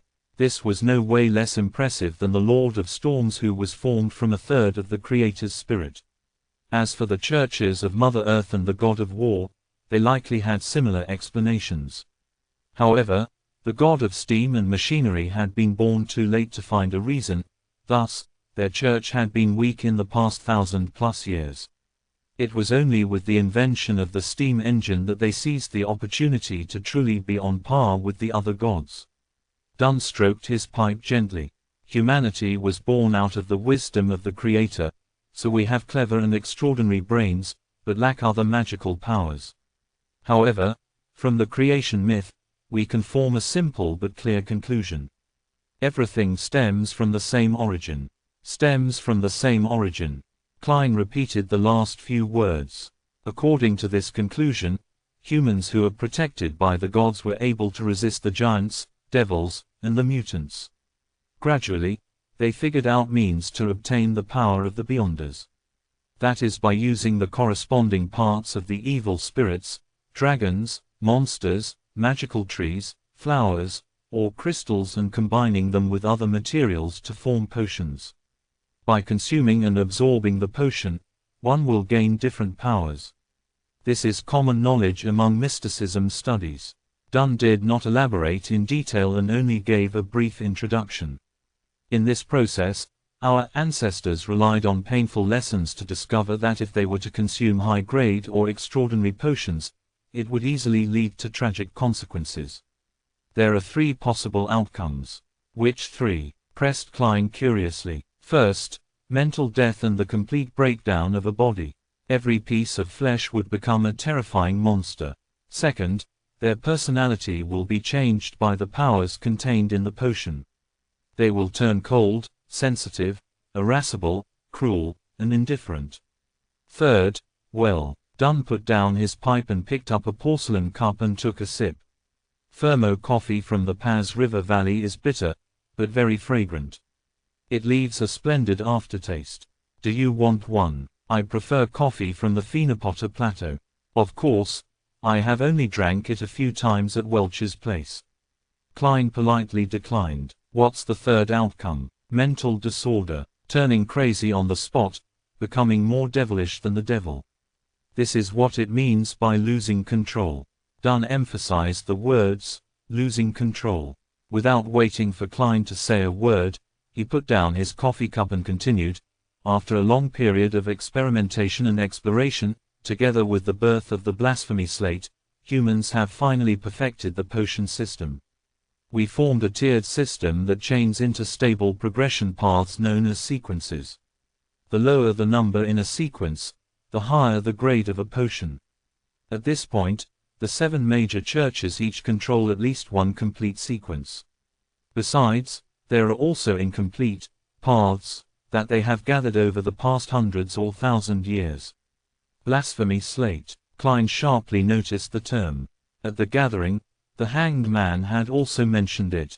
According to the Hanged Man, the blasphemy slate was the most critical factor of a potion's system formation and completion. That seemed to contradict what Dunn had just said. Those were things created by some evil gods. As for which era it appeared, what it contains or what's so special about it, I am unsure as well. If you discover any clues, you have to immediately report it to me.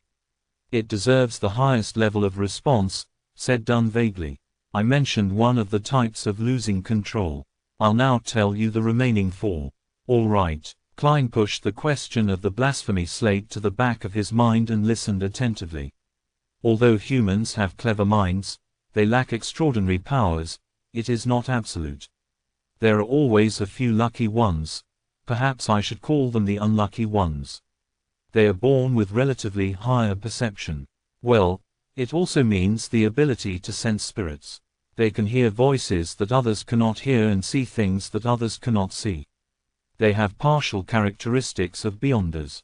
While Dunn spoke, he looked at the empty air around him and watched Klein shudder in fear. In other words, if they are half a sequence 9 beyonder and have fixed characteristics. Oh, sequence 9 is the lowest grade in the chain. In short, they can only choose a corresponding, fixed sequence pathway. If they consume other potions, the effects might range from mental disorders to a loss of control, or even worse, death. Got it. Klein nodded slowly. The third kind is similar to the second kind. Once you choose a sequence chain, you will be forced to go down that path. There will be no room for regret. If you were to consume potions from the corresponding sequence of other paths, there will be a high probability you will get mixed, unusual and warped powers. But it is almost certain that you would be in a semi-deranged state, sensitive and irascible, cruel and bloodthirsty, and silent and melancholic. And there is only one such opportunity. After that, regardless if you consume the potions from the original path or potions in the present sequence, the only result is a loss of control. The outcome could then be mental death. Alternatively, the body breaks down into monsters or even transforms into an evil spirit.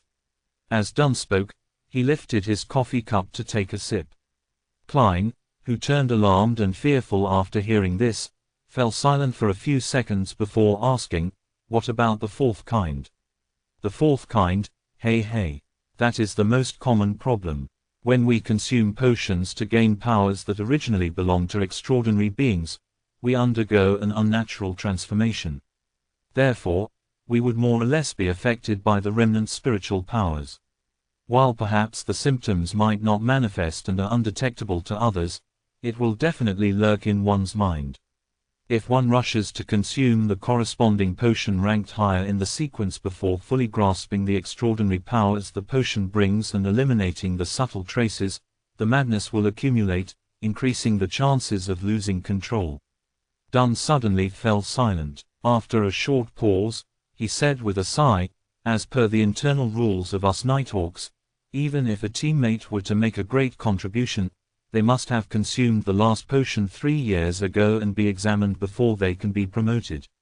Even so, there are still many who lose control every year." How terrifying. Klein drew a gasp as he asked, "Then what about the final kind?" There was no trace of a smile despite Dunn's curved lips. "The fifth kind is the most common reason for a loss of control. For Beyonders, one's spiritual perception would be enhanced more or less. The smaller the number in the sequence, the more enhanced their perception. Therefore, they would hear what others cannot hear, see what others cannot see, and encounter things others would not encounter. They are constantly met with mysterious enticement and illusionary bewitchment. Once they are overstimulated or have greedy desires, they will slowly go down the path of losing control." As he spoke, Dunn looked straight at Klein, his gray pupils reflecting Klein's figure. His tone turned bleak as he said, "The founder of the Nighthawks, Archbishop Cheney's, once said, 'We are guardians, but also a bunch of miserable wretches that are constantly fighting against dangers and madness.'" Chapter 19 Sealed Artifacts. Chapter 19 Sealed Artifacts. Translator, Atlas Studios. Editor, Atlas Studios. "We are guardians, but also a bunch of miserable wretches that are constantly fighting against dangers and madness." The corridor outside the window was sealed, its walls ice cold. The room was illuminated with bright yellow lights. Dunn Smith's delivery echoed, sending blow after blow to Klein's heart. It left him temporarily at a loss for words. Dunn shook his head and smiled when he saw Klein silent. "Are you very disappointed? Beyonders are not like what you imagine them to be. We are always treading alongside danger. There is always a price to any gain." Klein recovered from his shock as he answered with a quivering voice. It was true that he never imagined that the halo, extraordinariness, and the inordinary aspects of a Beyonder would have such hidden threats. Perhaps it was only because he was hearing a description without witnessing it firsthand and that he had been sucked into the vortex with a peculiar incident already befalling him. Klein soon brought his fear, uneasiness, worry, and apprehension under control. Of course, the thought of shrinking back was inevitable. It lingered around and refused to leave.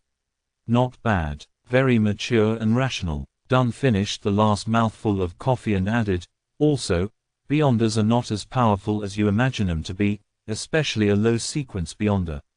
Hey, why would we use 1 to represent the highest grade and 9 the lowest? Isn't this against intuition and logic? The low sequence we often mention refers to a low grade or a high number. They are the starting point of the sequence chain. Alright, where was I? Yes, Beyonders are not as powerful as you imagine. A low sequence Beyonder's power is no match for guns, much less cannons. They are just more fascinating and indefensible than firearms. If you have a chance to become a Beyonder in the future, you must consider what I said today carefully. Do not make a rash decision." Klein gave a self-deprecating smile. "I don't even know when I will have the chance." He felt that he would not miss the opportunity if it presented itself to him. Consuming the wrong potion or a higher-ranked potion in the sequence could be mostly avoided. The major potential danger was the subtle influences the potions had and what he experienced from having heightened auditory and visual perceptions. For the former, he could draw on the experiences from generations of people before him. As long as he was not in a rush to advance himself and patiently grasped control over his powers, the chances of losing control were relatively low. Furthermore, he still had to resolve the potential problem that he currently faced. He had to understand the essence of mysticism and seek a way to transmigrate back. These were the underlying reasons for taking the first step. He did not aim for higher sequence spots. If it was easy to lose control, he could just forget about advancement, stay in his original sequence, and rely on knowledge to plan a way home. It was needless to elaborate on the potential risks. Back when Klein held the luck enhancement ritual, he was nearly driven crazy. The murmurings that nearly blew up his head were still fresh in his mind. They were not unavoidable by not becoming a Beyonder. Therefore, it was better to gain power that allowed him to defend himself. With this in mind, Klein felt that the pros clearly outweighed the cons. It made his thoughts of withdrawal almost disappear. Dunn picked up his pipe again as his grey eyes carried a smiling trace to them. I cannot give you an accurate answer on this. To become a Beyonder, firstly, you must make enough contributions. Perhaps tomorrow or the day after, you would be able to interpret critical ancient documents. Maybe you would be able to give us valuable ideas for one of our cases. Secondly, it depends on the arrangements of the higher-ups. No one can be sure. All right, I believe you should know quite a bit about Beyonders now. In the future, do not make a rash decision. Now, I'll introduce you to our Nighthawk team's civilian jobs. He stood up and walked to the door. He pointed in the opposite direction of Cheney's gate and said, "We have an accountant and someone else who is in charge of procuring necessities and collecting supplies handed out by the church and the police department while standing in as a carriage driver. They are professionals and do not need to take shifts, so they can rest on weekends." The other 3 civilian staff are Roseanne, Brett, and Old Neil. The jobs include attending to visitors, cleaning the rooms, and writing case files and inventory registration lists. They also guard the armory, storeroom, and the archives, strictly enforcing the registration should someone wish to enter, take out or return an item. Each of them has 1 day off a week, other than Sundays. They negotiate among themselves on the arrangement of night shifts and rest days. So is my job scope the same as Roseanne and the rest? Klein swept away his thoughts about Beyonders and tried to clarify his job responsibilities. No, there's no need. You are a professional, said Dunn with a smile. You currently have 2 tasks. First, every morning or afternoon, go take a stroll outside. Focus on the various streets that lead from Welch's place to yours. What? Klein was dumbfounded. What kind of job is this? Is that very professional? Dunn inserted his hands into the pockets of his black windbreaker and said, "After you confirm that you have lost your memories, we will close the case on Welch and Nair. Similarly, that diary of the Antigonus family has vanished completely. We suspect that you brought it with you. You might have hidden it on your way home, which might be why we did not find any clues at your place. This is also likely the reason why you were not there and chose to commit suicide at home. Although you were mysteriously influenced and have forgotten this piece of memory, the human spirit and brain is very fascinating, so there might be residual traces.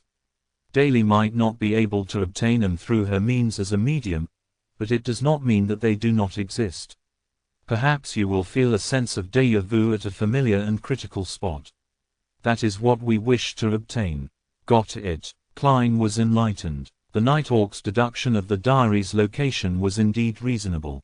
He was the only one alive among the people involved. Only he had the time and motive to take the diary away and hide it on his way back. If you can find the diary this way, you will likely made enough of a contribution to become a Beyonder, encouraged Dunn, indirectly revealing the importance of the diary. "I hope." Klein nodded. Dunn changed the subject again.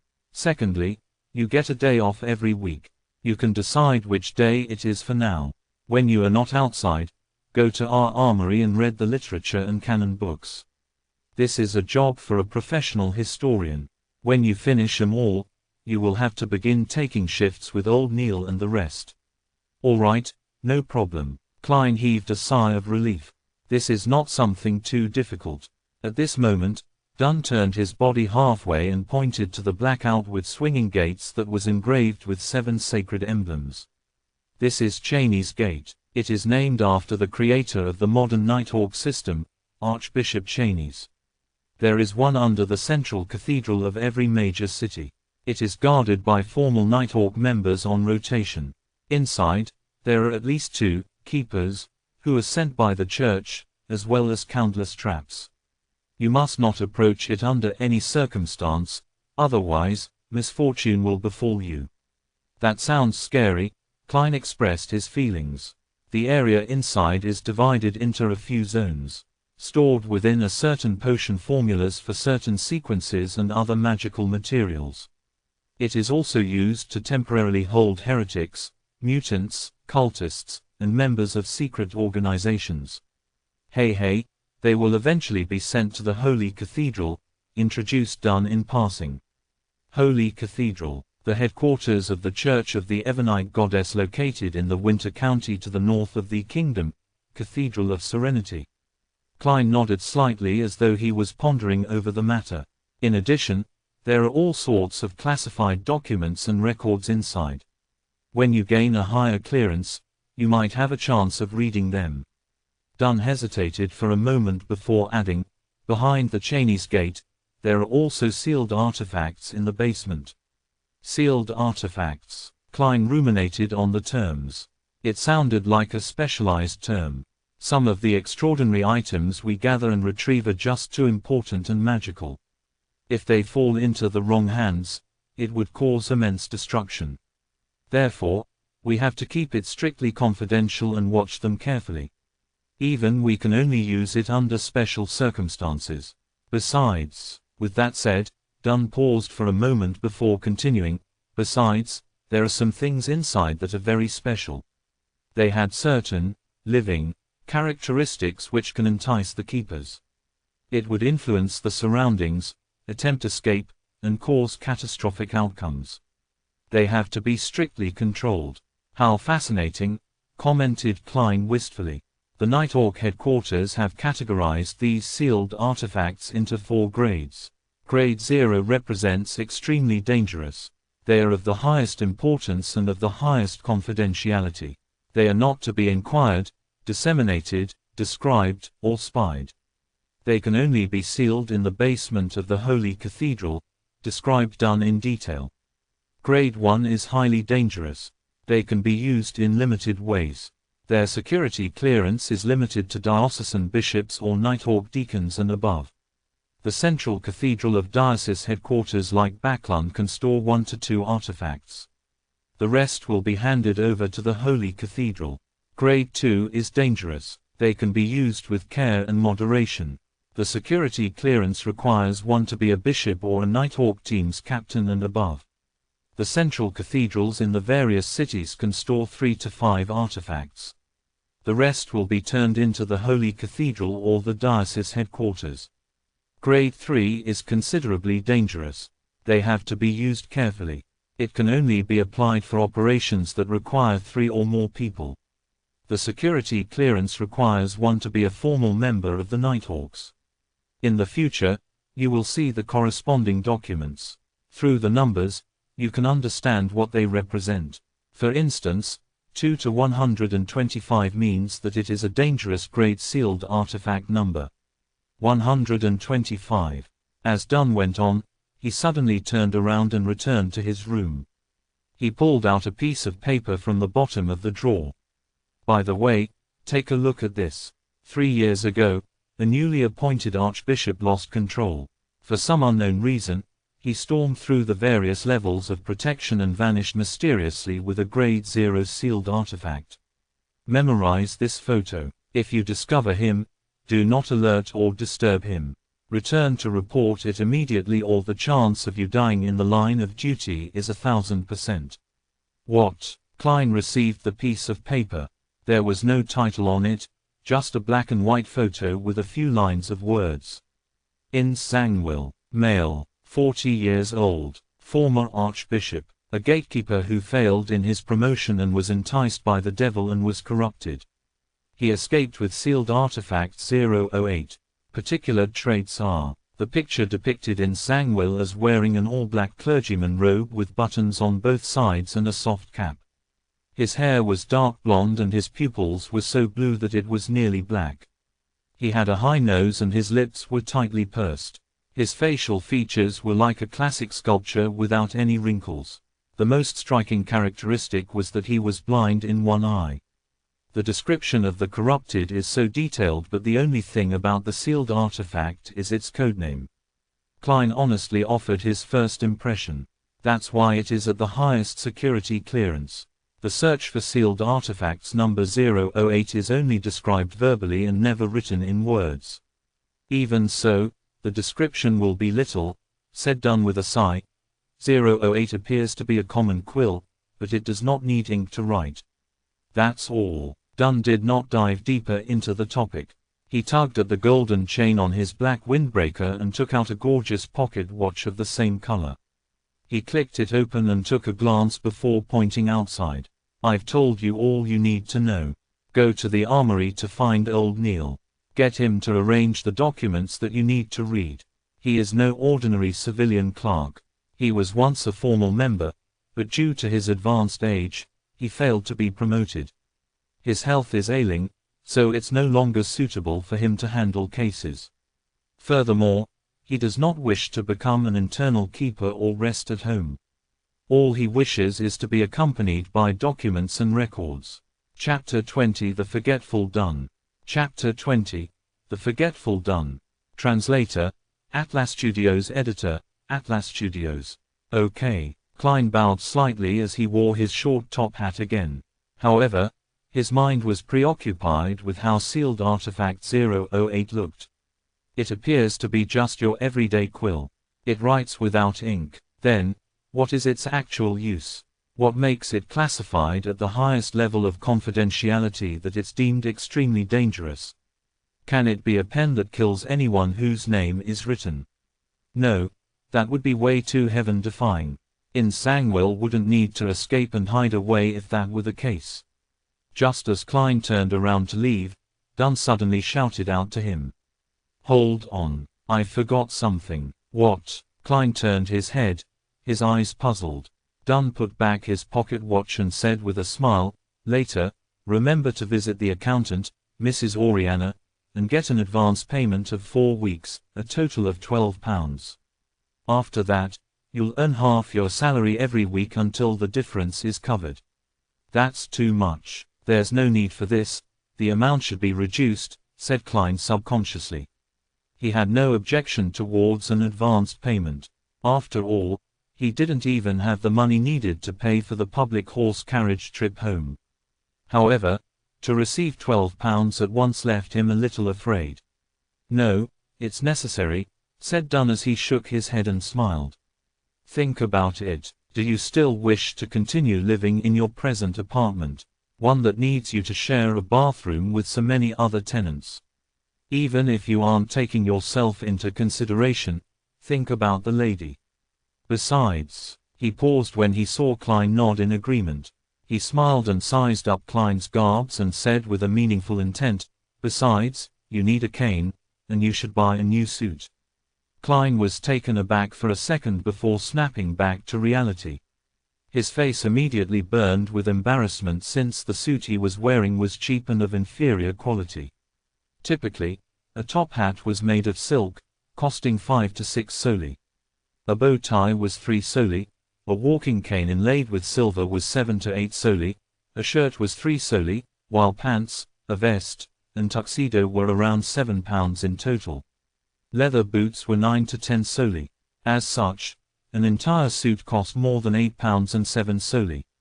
Of course, to be a presentable gentleman, one needed a watch chain, a pocket watch, and a wallet. Back then, the original Klein and Benson scrimped and saved before managing to save up a pool of money. When they went to a clothing store to check the price, they ended up running off without even bothering to try haggling. They each bought a set at a bargain shop near Iron Cross Street for a total of less than £2. It was also because of that incident that original Klein had a deep impression of the prices of clothes. Oh okay, Klein stammered a reply. He was like the original Klein. He was someone who cared about his appearance. Dunn took out the pocket watch again and clicked it open to take a glance at it. Perhaps you should find Mrs. Oriana first. I know you'll spend quite some time at old Neil's while Mrs. Oriana will likely be returning home soon. All right. Klein was acutely aware of his state of poverty and did not object to it. Dunn returned to the table's side and pulled at a few hanging ropes as he said, I'll get Roseanne to bring you there. The ropes began their operation as the gears ground, producing a chime from a bell at the reception area of Blackthorn Security Company. When Roseanne heard it, she hurriedly stood up and carefully made her way down. It did not take long before she appeared in front of Klein again. Dunn said humorously, "I did not disturb your rest, right?" "Oh, bring Moretti to Mrs. Oriana." Roseanne secretly curled her lips as she answered, happily. "All right, Captain. Is that all?" At that moment, Klein blurted out in surprise. "To get his advance payment from finance, isn't there a need to get an approval letter from the captain? Shouldn't you write something?" "So," Dunn returned with a question. "I mean, don't I need your signature to claim an advance payment from Mrs. Oriana?" Klein tried his best to use simple language. "Oh, no, there's no need. Roseanne is enough proof." Dunn pointed at the brown-haired girl and gave a reply. "Captain, it seems there's almost zero management of our finances." Klein resisted his urge to deliver a sarcastic comment before turning to leave the room with Roseanne. At that moment, he heard Dunn shout out again. "Hold on, there's still another thing. Can we finish it all at once?" Klein turned back with a smiling face. "Yes." Dunn pressed at his temple and said, "When you meet old Neil, remember to collect 10 demon hunting bullets." "Me, demon hunting bullets?" Klein returned in astonishment. "Welch's revolver is still with you, right? There's no need for you to turn it in." Dunn inserted a single hand into his pocket and said, "With the demon hunting bullets, if you were to face with an paranormal danger, you will be able to protect yourself. It will give you some courage at the very least." There's no need for you to add on the final sentence. Just as Klein was vexing over the problem, he answered without any hesitation, "All right. I'll remember to do so. This will require me to write a formal document." "Wait a moment." Dunn sat down and picked up the dark red fountain pen. He scribbled a note, signed it, and stamped it. "Thank you, Captain." Klein received it sincerely. He slowly walked back before turning around. "Hold on," Dunn shouted one more time. "Captain, you look to be in your 30s. Why do you have the symptoms of dementia?" Klein squeezed out a smile and turned around to ask, "Anything else?" "I forgot earlier that you are not trained in shooting, so getting demon hunting bullets would be useless. Let's do this. Collect 30 normal bullets every day.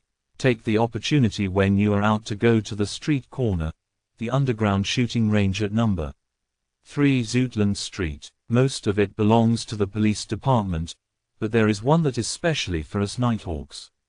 Oh, right, you also need to get a badge from old Neil. Otherwise, you won't be able to enter the shooting range." Dunn smacked his forehead and took back the note from Klein. He then added the information and stamped it with another seal. "A good marksman is produced by expending bullets. Do not think lightly of it." Dunn handed back Klein the modified note.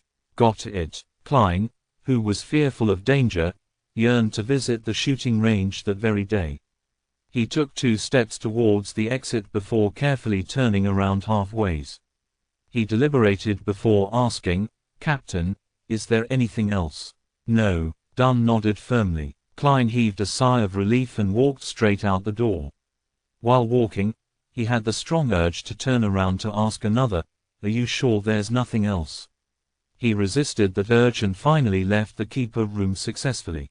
Captain has always been this way. He often forgets things. As Roseanne walked by his side, she softly disparaged the captain, "Even my granny has a better memory than him. Of course, he only forgets the trivial stuff." "Yay, trivial stuff. Klein, I'll call you Klein in the future. Mrs. Oriana is a very affable person. It is easy to hit it off with her. Her father is a watchsmith with excellent skill." As Klein listened to the brown-haired girl rattle on, he stepped into the stairwell and returned to the upper floor. He found Mrs. Oriana in the far office on the right-hand side. She was a black-haired woman dressed in a flounce lace dress. She appeared in her 30s and had fashionable curly hair. Her pair of green eyes were clear and smiling, and she seemed refined and elegant. After Oriana heard Roseanne repeat Dunn Smith's instructions, she took out a note and wrote an advance slip. Sign here. Do you have a seal? If not, you can leave a thumbprint. All right. Now familiar with the procedures, Klein completed the formalities. Oriana took out a copper key and opened the safe in the room. As she counted the pounds, she said with a smile, "You are lucky. We have enough cash today. By the way, Klein, were you invited by Captain because you were involved in a paranormal activity and the fact that you have a specialty?" "Yes, you have an impeccable intuition." Klein was not stingy with his compliments. Oriana took out 4 notes with light gray backgrounds with deep black patterns printed on them. After locking the safe, she turned around and smiled. "That's because I had a similar experience too." "Really?" Klein showed an appropriate level of surprise. "Do you know about the serial killer that sent Tingan City into a frenzy 16 years ago?" Oriana handed over the 4 gold pounds to Klein. "Yes. It's the one which had 5 girls killed consecutively. Some had their hearts and stomachs removed by that bloody butcher. My mother often used that matter to scare my sister when we were young," said Klein as he thought about it.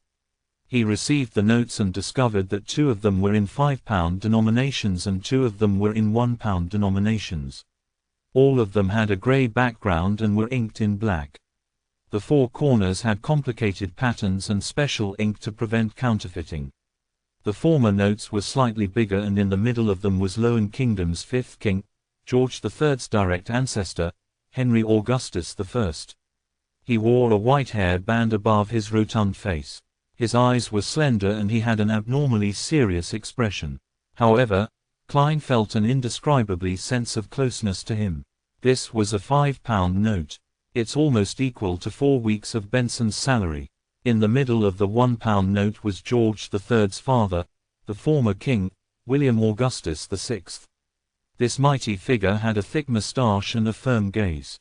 While he was in power, he freed the Lowen Kingdom from the shackles of the old order, allowing his nation to regain the pinnacle spot. They were all good kings. Klein could faintly smell the note's ink that elated and refreshed him. "Yes, if the Nighthawks had not come in time, I would have been the 6th victim." Mrs. Oriana's tone still hinted at a sense of lingering fear despite the incident having happened more than 10 years ago. "I heard that the serial killer, no, the butcher, was a beyonder." Klein carefully folded the paper notes and placed it in an inner pocket of his suit. Then, he patted the area a few times to confirm it was there. "Yes." Mrs. Oriana gave a firm nod. "He had killed even more before that. The reason why he was captured was because he was preparing a ritual for the devil. No wonder he wanted different organs." "Sorry, Mrs. Oriana, for making you recall such unpleasant memories," said Klein sincerely. Oriana smiled. "I'm no longer afraid. I was studying accountancy in business school back then. After that incident, I've been here ever since." "All right, I'll stop keeping you from what you should do. You still need to head to Old Neil's. Goodbye, Mrs. Oriana." Klein took off his hat and bowed before leaving the office. Before he went downstairs, he could not help but pat his inner pocket to make sure the £12 was still there. He did a turn at a cross junction and headed right. It did not take him long to see a half-closed iron door. Knock, knock, knock. While he knocked, an aged voice sounded from inside. "Come in." Klein pushed open the metal door and discovered a cramped room which only allowed for a desk and 2 chairs. There was a tightly locked iron door inside the room and behind the desk was a hoary elder dressed in a class black robe. He was reading a few yellowed pages from a book with the illumination of a gas lamp. He raised his head and looked at the door. "Are you Klein Moretti? Roseanne said you were very polite when she came over a while ago." "Miss Roseanne is really a friendly person." "Good afternoon, Mr. Neil." Klein took off his hat as a gesture of respect. "Have a seat." Neil pointed to the silver tin can with complex flowery patterns on the table. "Would you like a cup of hand-ground coffee?" The wrinkles at the edge of his eyes and mouth were deeply recessed. His dark red pupils appeared slightly turbid. "It doesn't seem like you drink coffee." Klein acutely noticed that Neil's porcelain cup was filled with clear water. "Ha ha, it's a habit of mine. I do not drink coffee after 3 in the afternoon, Neil explained with a laugh. Why? Klein asked in passing. Neil held back his smile as he looked into Klein's eyes and said, I'm afraid that it would affect my sleep at night. It will make me hear the murmurings of the unknown existence. Klein was momentarily unable to answer him as he changed the subject. Mr. Neil, what documents and books should I read? As he spoke, he took out the note written by Dunn. Anything that has to do with history, or are complicated and incomplete. To be honest, I have always been trying to learn, but all I can achieve is a rudimentary grasp. It's just too troublesome for the other material, such as people's diaries, contemporary books, epitaphs, etc., lamented Neil. For example, the things I have here require more detailed historical records to determine the exact content. Why? Klein turned confused. Neil pointed to a few yellowed pages in front of him. These are from Roselle Gustav's lost diary before his death. In order to keep things secret, he used strange symbols he invented to take records. Emperor Roselle, the Transmigration Senior. Klein was taken aback as he immediately listened attentively. Many people believe that he did not truly die, but instead became a hidden god. Therefore, cults which revere him have always been holding various rituals to attempt at gaining power. We will occasionally encounter such incidents and obtain a few original or duplicated copies of the diary, Neil said with a shake of his head. Till date, no one has been able to decipher the special symbol's true meaning. Therefore, the Holy Cathedral has permitted us to keep copies for research, hoping that it would bring them a pleasant surprise. With that said, Neil revealed a smug smile. I have already deciphered a few symbols and have confirmed that they represent numbers. Look at what I discovered. It's actually a diary. Yes, I wish to use history from different periods, especially events that revolved around the emperor. By comparing those records to the ones written in the diary for the corresponding day, I can try to interpret more of the symbols. That's the mind of a genius, right? The old gentleman with white hair and deep wrinkles looked at Klein with bright eyes. Klein nodded in agreement. Yes, haha, you can also take a look at it. Tomorrow, you will have to help me with this diary. Neil pushed the few yellowed pages towards Klein. Klein turned him around and took a glance at him, but it immediately stunned him. Although the symbols had been copied in terribly ugly fashion, to the point of looking a little distorted, there was no way he could be mistaken. This was because they were words he was most familiar with. Chinese, and its F** King simplified Chinese.